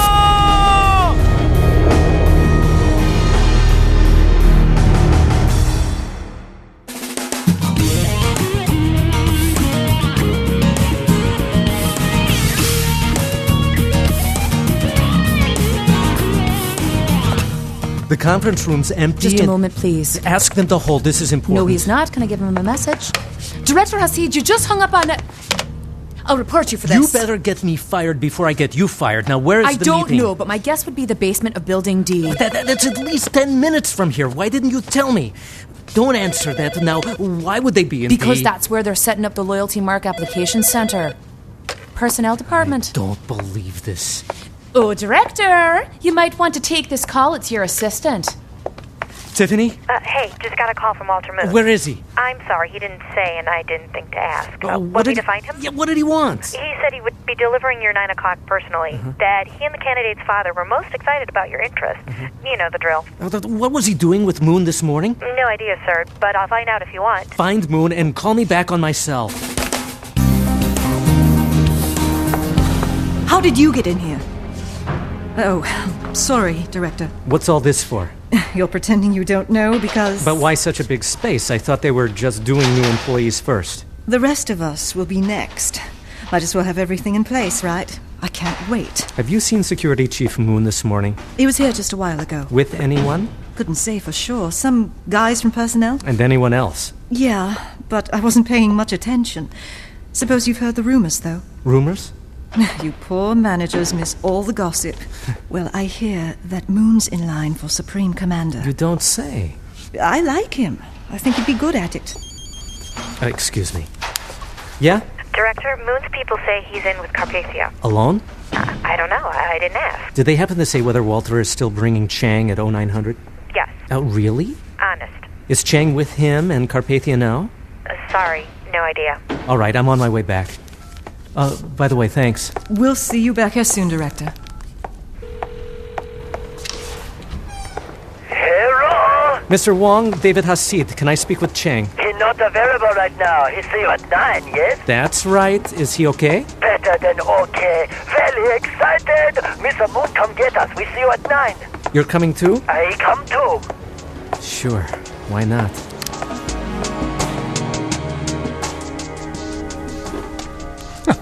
Hickman was a buffoon. I don't know what Leon was thinking. Probably that he was going to have your job and Jim would be easy to manage, sir. You're a good judge of character, Walter. Yeah, it came down to you and Suhail.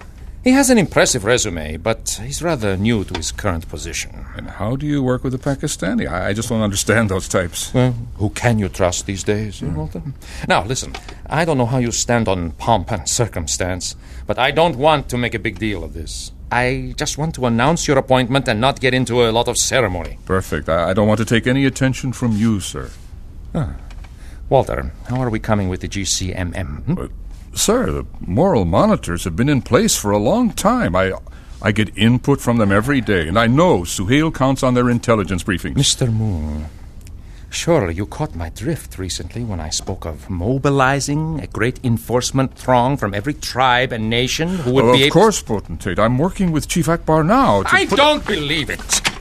You missed it. I am determined to surround myself with people who understand me intuitively. I'm sorry, Excellency. For all of Leon's foibles and idiosyncrasies, he is a man who stays tuned in, anticipating my needs and desires. That's the kind of subordinate I want to be. Don't interrupt me! I apologize. Do you know where Leon is now? I heard he had flown to the United European... He is in Vatican City. Leon called me at dawn, telling me with great relish that he had ordered the destruction of every Vatican relic, every icon, every piece of artwork that paid homage to the impotent God of the Bible. You are my chief of security, and you did not know this.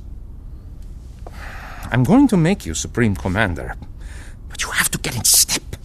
I'll do my best. Now, when I spoke the other day of a host of enforcers, I wanted you to gather that I meant the very core of my most loyal troops, the GCMM. As they are already armed, I want them supported. They should be respected and revered to the point of fear. You want the citizenry afraid, sir? If any man, woman, or child has a reason to feel guilty when encountering a member of the Moral Monitoring Force, then yes, I want them shaking in their boots. I understand, Excellency. I don't care whom you replace yourself with as Chief of Security. All I want you to know is that I hold you personally responsible for carrying out this wish. Any budget for this, sir? Oh, Walter. You report directly to me. I control the globe.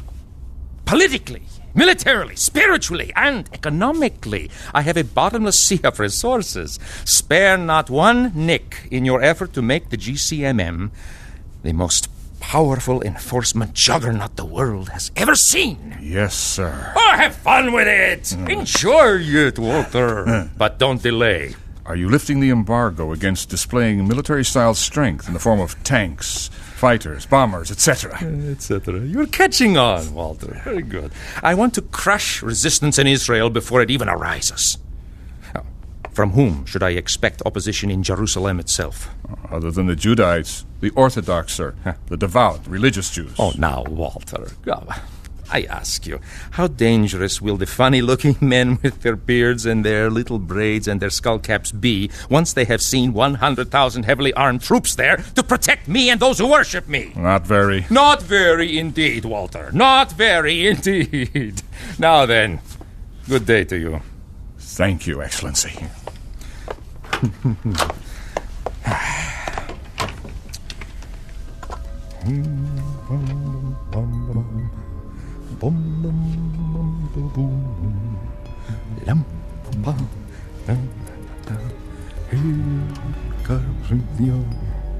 Lord and risen King, Hail Carpathia, over everything.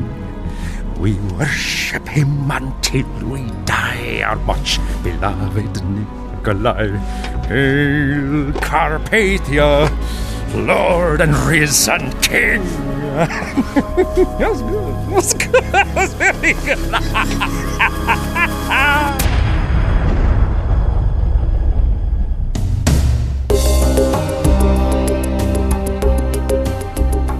When do they return? A couple hours, just after 2 a.m. Chloe and Leah asked me to wake them when they get here. I look forward to meeting Ming. I'm kind of anxious to hear what Buck and Albie saw over there. When they checked in, you could tell they're going to have a story. Death by, quote, natural disaster is never easy, but volitional execution can fester at the soul of those who witness it. So you've been working pretty hard on something. In my next transmission, we have hundreds of thousands of new believers joining our ranks every day, but I have to also think about moving the more mature ones from milk to meat. Perhaps Chaim will one day take over teaching the newest. Something wrong with the questions you're getting? No, I'm thrilled that many are studying and curious. I read time and again that the believers want to survive until the glorious appearing. I've said that myself. Yes, but our top priority now is not survival or even battling Antichrist. Our goal should be focusing on persuading the undecided to come to faith. Very true. Rayford, there are many people who question whether they have the courage to choose death. I share that fear. In my most hated imagination, I fail at the hour of testing and accept the mark of loyalty, all because I so cherish my own life. How can we ever know if we'll stand up under that pressure unless we're forced to make the choice? That is the good news I've conveyed to my internet congregation. The Bible tells us that once one is either sealed by God as a believer or accepts the mark of loyalty to Antichrist, this is a once-for-all choice. In other words, if you have decided for Christ and the seal of God is evident on your forehead, you cannot change your mind. That tells me that somehow, when we face the ultimate test, God gives us the grace and courage to make the right decision. My interpretation of this is that we will be unable to deny Jesus, unable to even choose the mark that would temporarily save our lives. Really? Those who have given their lives, who have chosen to die rather than deny Christ, like Zeke's father, these martyrs are now under the altar of God. His robe is now snow white. Zeke needs to hear this. I've printed a copy especially for him. Here. Glad to pass it along. There's a passage included there I'd like to encourage you to memorize. It is at the bottom. There, Revelation 20, verse 4. Then I saw the souls of those who had been beheaded for their witness to Jesus and for the word of God, who had not worshipped the beast or his image, and had not received his mark on their foreheads or on their hands, and they lived and reigned with Christ for 1,000 years. At the glorious appearing, we shall see Zeke's father and all the other martyrs returning with Christ. That gives me great hope, Rayford. Perhaps you and I will be among those as well. Yeah. But what about those who take the mark? What happens to them during this time? Yes.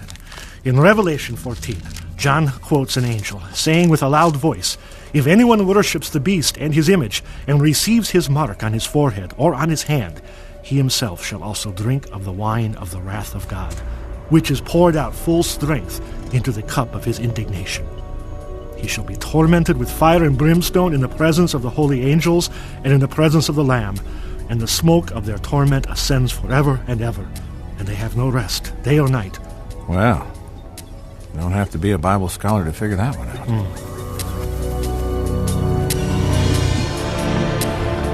Come in, gentlemen. Mr. Wong. Chang, sit here, please. Merci, boy, so afraid. Can't say I have. Walter. That's off for meeting Chang. Made had to come off for picture. Oh, it's okay. You can keep it on if you'd like. Shake hand with Boss Chang. He is risen. He is risen indeed. Sit, please. Gentlemen, I'd like to spend time alone with the candidate, but it's probably just as well you're both here, Chief Moon and Mr. Wong. I've been studying the personnel manual, and frankly, I don't see any way around the age issue. Age issue? What is that? Good. Bye. Sit! Mind manners, you guest here! Interview proposition! His Excellency has already waived that. No. The policy allows no exceptions. David, the potentate is policy. If he determines that this young man and his off-the-charts intellect and computer savvy will be valuable to the global community, then it's a done deal. Yeah, You're aware that Potentate Carpathia has already cleared Chang to finish his last year of high school here.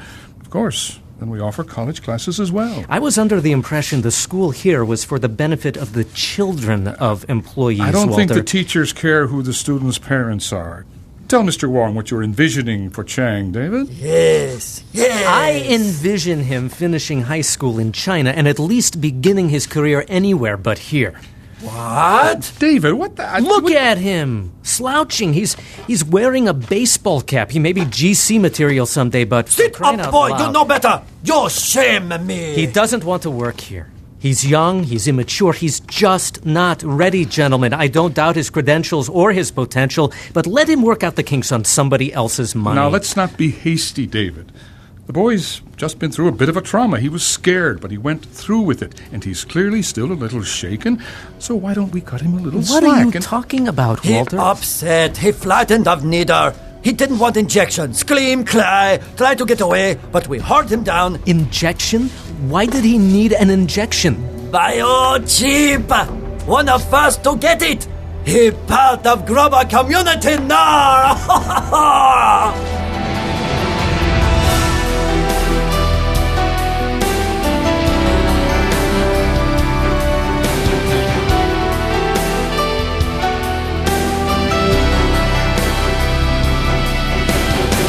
Left Behind, the dramatic audio series, is based in part on the book The Mark by Tim LaHaye and Jerry B. Jenkins and has been adapted for radio by Chris Fabry, music by Steve Wick, sound design by Glenn West, directed and produced by Todd Bastide. Left Behind, the dramatic audio series, is a production of Gap Digital and Tyndale House Publishers. Thank you for listening.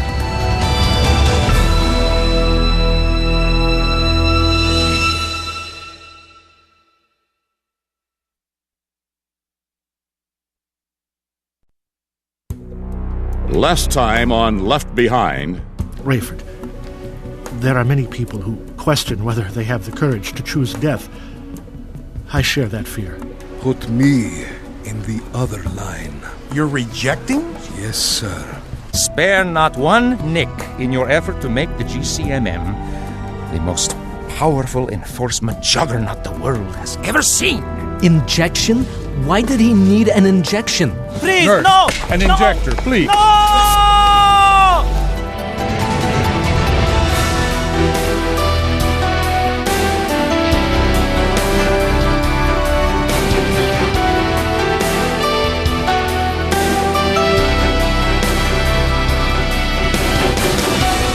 Based on The Mark, the 8th book in the best-selling series, Tyndale House Publishers proudly presents Episode 96 of the dramatic audio edition of Left Behind.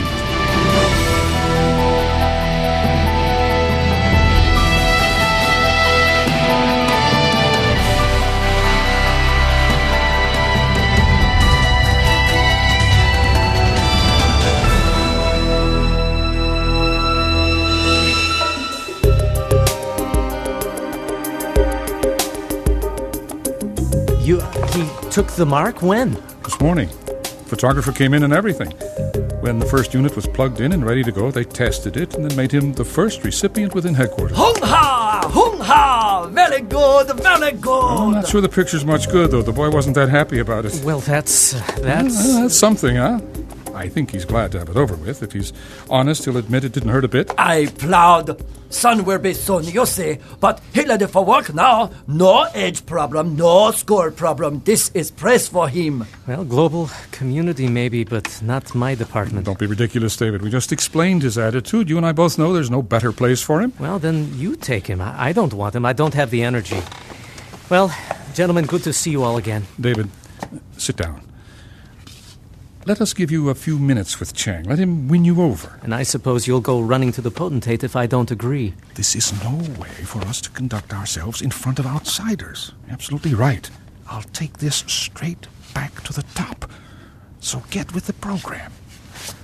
Let's give them a few minutes to get acquainted. You make a proud. You hear? Are the blinds open behind me? Yes. Close them. Well, that would send the wrong signal. If they're watching, I want them to see me not liking you too much, which is exactly what I feel right now. Are they still out there? Well, looks like they're leaving. Could you shut the blinds, please? Not till you tell me what in the world you think you're up to. I'll wait. All right, have it your way. Now, son, you want to tell me Don't call me son. I hate that. I see. Look at me. Look what they did to me. Whoa. That is strange. Very comforting. Thank you. No. I mean, I can see both marks. The seal of God is still there, and the numbers. Can you believe my father and Moon thought I pitched a fit because I was afraid of needles? Well, better than just screaming out that you're a believer. Well, what am I now, Hasid? You don't like to be called son. Don't call me Hasid. Sorry. What's your pleasure? Director Hasid while we're in here. Now, as for what you are, with both marks, you're probably the first in some really special category. But all that stuff Dr. Ben Judah writes about, choosing between the seal of God and the mark of the beast, I chose. I got both. What now? I don't know. That's a very good question. It isn't that I really don't know, Mr. Hasid. I just keep testing you. So you're mad you got the mark, but you've already made some sense of it, huh? You know Ben Judah personally, huh? Haven't met him, but we work together. You have his phone number? Of course. Well, you might want to call him to confirm, or let me borrow the number, and I'll talk to him myself. I don't think so. Fair enough. You call him then and see if I'm right. I'm a believer. That hasn't changed. The Bible says nothing can separate us from the love of Christ, and that has to include me. I didn't choose the mark. It was forced on me. Frankly, I see nothing but benefits. Okay, tell me, oh great intellect. Okay, mock me. Forget it. I shouldn't have told you anyway. All right, listen. It's obvious you're a mental prodigy, but you know what? I'm not hung up on being the smartest guy in the room. You want me on the floor kissing your feet? Fine. You're smarter than I am. It doesn't bother me that you're a few steps ahead of me. What bothers me is you're assuming it bothers me, because it would bother you if the shoe were on the other foot. You following this? Yeah, I got it. So enlighten me and quit trying to rub it in. What are you going to do with this advantage, as you call it, being bi-loyal, for lack of a better term? And how does acting ticked off at me help? I like the term, bi-lawyer. That's the way it appears. This forehead is going to really bother fellow believers. But the Carpatha loyalists, they can't see the mark of God, and they have no reason to believe the loyalty mark is anything but what it appears. Therefore, I'm free to live among them, buy and sell, even work here. Okay, I can see it. I could do it. If you're going to stay here and be a better mole than I was, because the mark gives you unquestioned credibility, you have to be strategic. Pick your spots. Do what you can. Which is what, in your opinion? I can teach you everything I know before I leave. Oh? Go ahead and say it. You teaching me everything you know shouldn't take wrong. Scathing wit. You just made it too easy. Come on, lighten up. Well, for as limited as I am, I'd like to think you'll be amazed by what I've done here. My biggest fear is losing remote access to it. Don't sweat it. I'll be here. But not as a director. So it won't be your call what system they stay with or change to. Either way, I can just adapt to what you've put in place to work with it. All right. I have a plan. So do I. Mine's going to be better, of course, but kidding. I say you maintain your little attitude in front of people, but cut your father a little slack before he leaves. He needs to believe you're at least okay with being here. Keep going. Come reluctantly to the conclusion that you want to work here and that you figure this is the most logical department, though you're not impressed with it. I'll play it the same way with Moon, and I'll assign you to the guy I assume will replace me. After hours, you and I cram. I'll show you what I've set up. You become the number 2 guy in the department. Trusted. That'll make you most valuable to our cause. Make sense? You thought of that just now? Don't start. I'm serious. Those were my thoughts exactly. And there's nothing I want more than to be valuable to the cause. Well, I really want to believe what you just said. It's true. Listen, I'm your guy, okay? Shake. Don't take me too seriously. I just like to mess with people's minds. Interesting hobby. You handled it okay.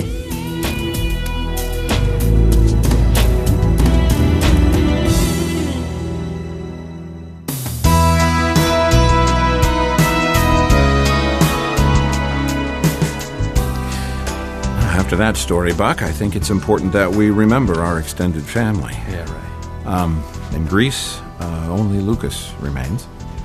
In New Babylon, we have David, Mac, Abdullah, Hannah Pale Moon, and Chang Wang. Soon we'll all be together. Maybe sooner than we think. Ming, a very warm welcome to the family. Thank you. Thank you very much. All right. I have assignments for everyone. The following will remain here during what we're calling Operation Eagle. Chloe and, of course, Kenny. Ming, Zeke, and Xiong. I foresee using Ming soon, but for now her being AWOL from the GC makes her too vulnerable. True. Changing her appearance is going to be a true test of your skills. Yep. Meanwhile, I want you to look at these. Inside each dossier, we have new personas, looks, names, documents for all who need them. Very, very impressive. Whoa. Zeke's been doing some of his finest work on this. No problem. All right, Albie and I will fly the fighter and the Gulfstream to Mitzvah Ramon in the Negev tomorrow. That's the site of the remote airstrip and refueling center for the airlift. That should work. Buck and Haim will fly commercially to Jerusalem in disguise and under aliases.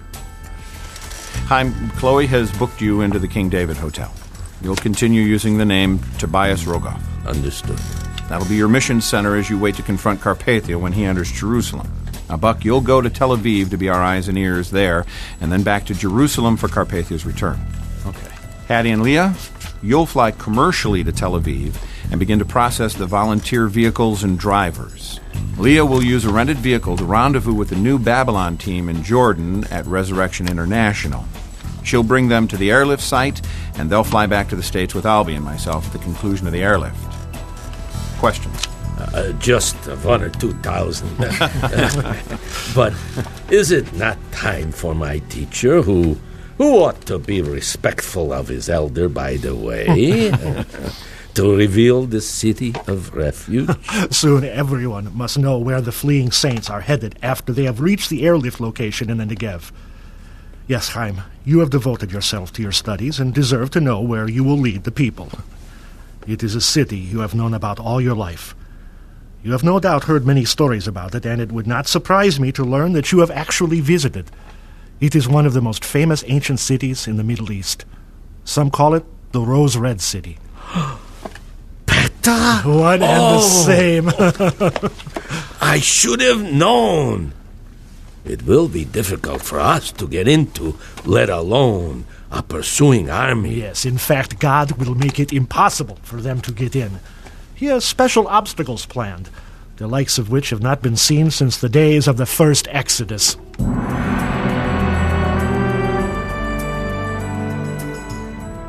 Okay, folks, this will have to be the last meeting together before we take off out of here. Sorry for all the secrecy. It's all part of the deal. Chang, why don't you start us off? Well, some good news on the personal front.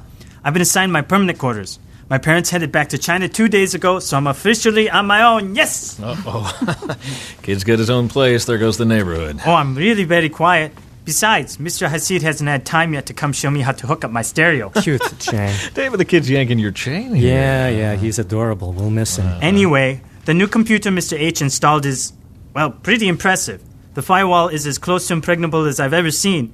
But with the access codes, any member of the Trib Force anywhere in the world can keep up with what's going on at the palace. So we're in good shape. Can I bring up something practical here? Sure. I've been thinking we shouldn't pack like we're leaving for the rest of our lives. We're only supposed to be gone for a few days. Absolutely, and when they look at our rooms and offices, they shouldn't be able to tell we're gone for good. I can probably only justify taking my laptop. Yeah, we leave change on the dressers, uniforms to be dry cleaned, personal items lying about, and leave some stuff to eat in the refrigerator. Yeah, that's good. I'll make a doctor's appointment for a couple days after I return. Good. I'll send some uniforms to the dry cleaners. I'll have Tiff schedule some staff meetings and briefings for the week I'm supposed to get back. Great. By the way, how's that pig hunt coming? We found a real winner in Baghdad. Seems to fit Carpathia's specs perfectly. This thing is huge, man. Huh. We'll load it tomorrow morning before they leave for Israel. You sure that Russian guy they hired to take Annie's place is going to let a pig on the 216? He's a piece of work, isn't he? David, your meeting? Yeah, thanks. I'm supposed to be in Moon's office in 10 minutes. All right, gang. We all know the plan. Now it's back into pro GC mode, and we'll see you tomorrow.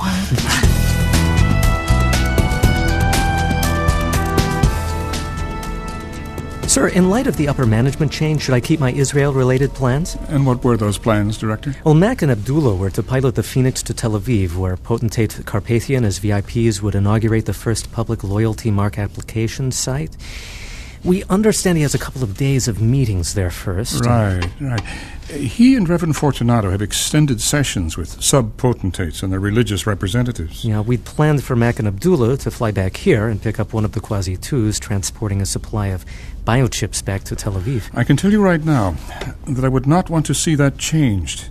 His Excellency is proud of that aircraft and loves to have it shown off to the citizenry. Well, our thought was that Mac would do a little air show, letting people know what the aircraft is capable of. The potentate would love that. Yeah, I would too, if you thought it wasn't too extravagant to let me go along. Not at all. Go right ahead. You think you can stomach the ride? Well, I'll make sure I don't eat anything beforehand. His Excellency will love having you there. And then we move on to Jerusalem, where he has something special planned. You have to see this, David. Oh, I look forward to it. David, read this.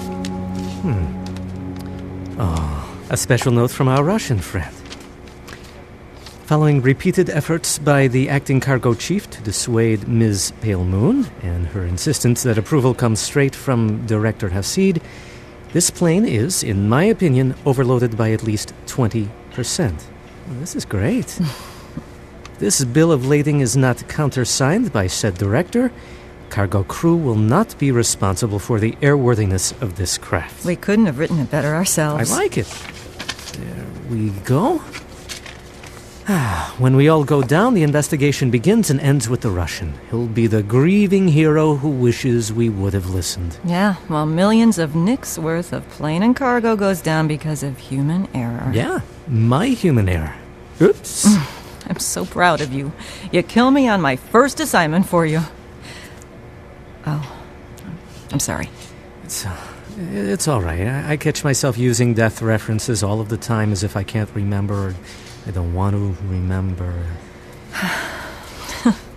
This really is quite an ingenious plan. I can say that because I had so little to do with it. Oh, me too. If it works, we owe it to Mac and Abdullah. Speaking of which... I guess this is it. We're gonna be all right. Just stay calm and follow me.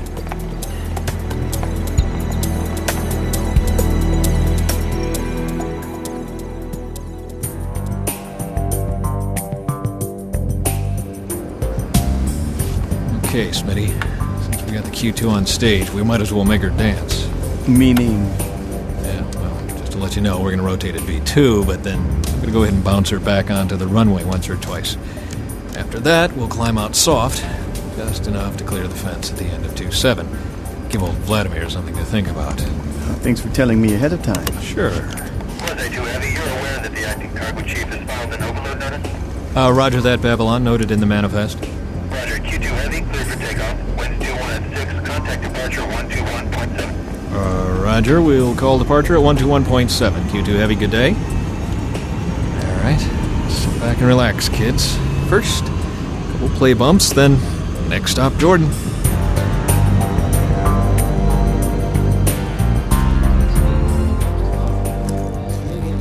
You okay, Doc? Yes, just making sure I have my, here they are, yes. I don't mind telling you how nervous I am. It's all right, we're okay. We made it to Israel without a problem, right? Tomorrow I'll get to Tel Aviv and report to the others about the air show. And then... Yes, and then... Hey, check it out. They're talking about Carpathia. Rumors are rampant that His Excellency will use this opportunity to combat his detractors. So that is what we're up against. Well, when you think about it, Doc, it's really the truth against a lie. But a very powerful liar.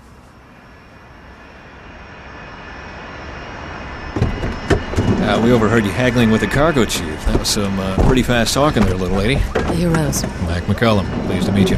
Abdullah Smith, David Hasid, this is Hannah Payamon. Heard a lot about you all. Now keep your heads down. I don't think anybody saw you. Listen, pull between the two hangars so I can get a better look at the takeoff. I can't believe you're flying that from here. Actually, it's now doing most of its own flying. All right. Now, let me get a little static to my signal. Yeah, Smitty, here. Copy this UHF radio whenever I speak. Got it. Won't this van be a lot quieter than the cockpit? Very good, David. That's why we left a mic open on the flight deck. We key here, the signal's added to our own transmission. Okay, I'll just sit here and be quiet. You guys have got this thing figured out. No, trust me, all input is definitely welcome. All right. Okay, everybody hold it down. Jordan, Quasi 2 Heavy, over. Jordan, this is Q2 Heavy. We're dealing with some electrical issues right now. Please inform Ben Gurion that the flight plan is still go. We'll enter their airspace as scheduled, perform the maneuvers, then would like to request immediate landing clearance. Over. Q2 Heavy, advise abandoning show considering your situation. Jordan, I need you to repeat, please. Advise abandoning air show and proceed with immediate landing. Jordan, if you can copy this, all 4 comms are now acting funny. We're going to work on cruise altitude here and then jump in and see if we can sort things out. Thanks for your help. Over. All right, let's get out of here. Next stop, Mispa Raymond.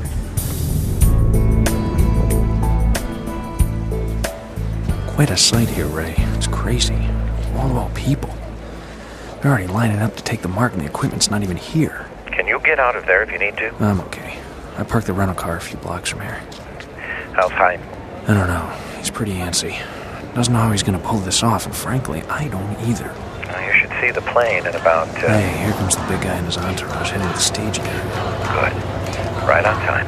Less than 4 minutes to visual contact, and I should be in perfect position. I'm counting on you for every detail. Hey, who are you talking to here, Ray, huh? Yeah, I know.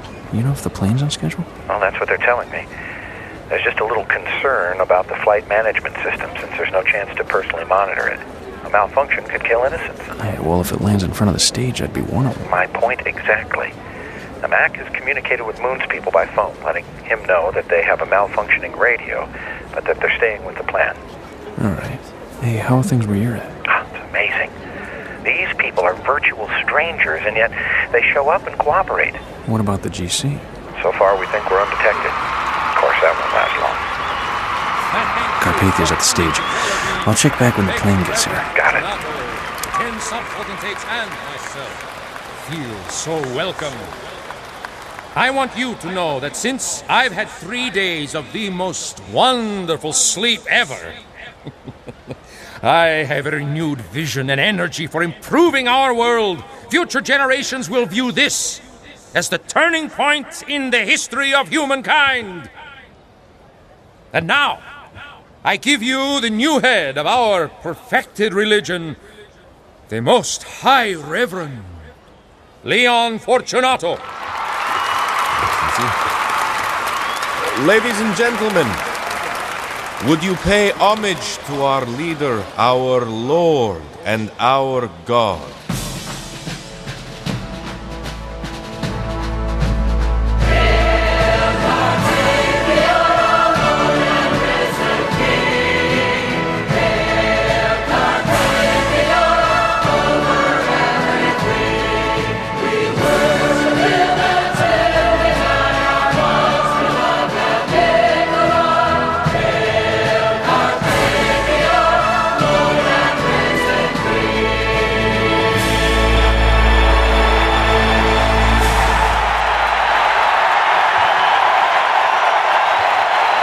Thank you for that heartfelt expression.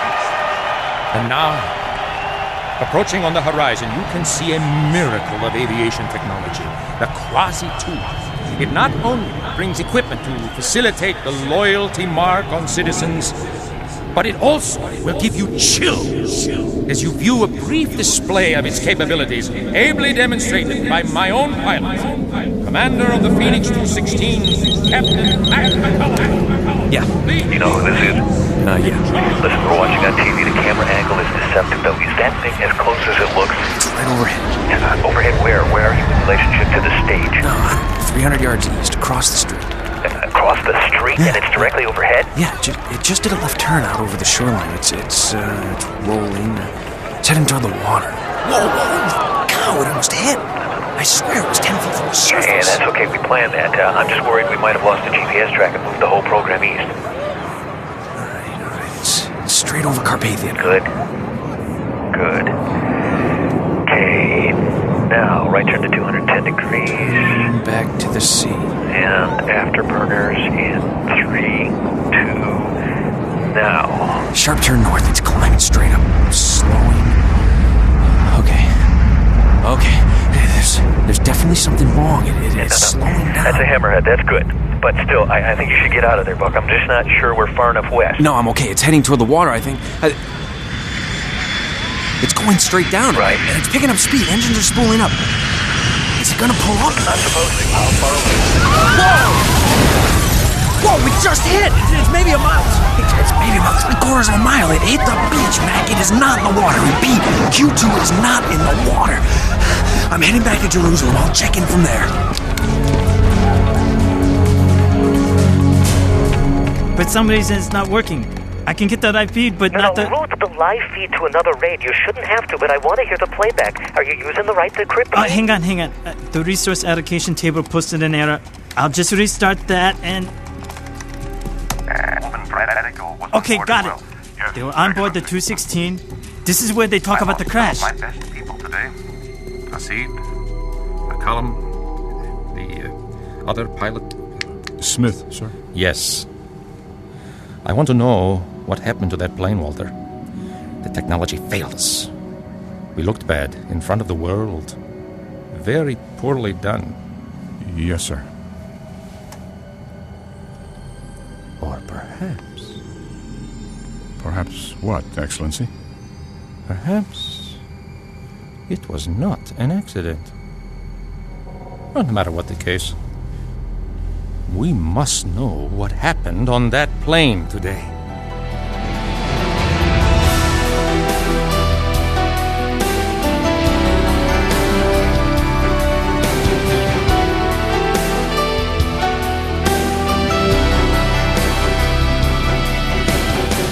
Left Behind, the dramatic audio series, is based in part on the book The Mark by Tim LaHaye and Jerry B. Jenkins and has been adapted for radio by Chris Fabry, music by Steve Wick, sound design by Glenn West, directed and produced by Todd Bastide.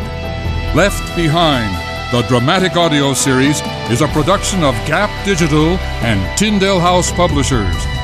Thank you for listening.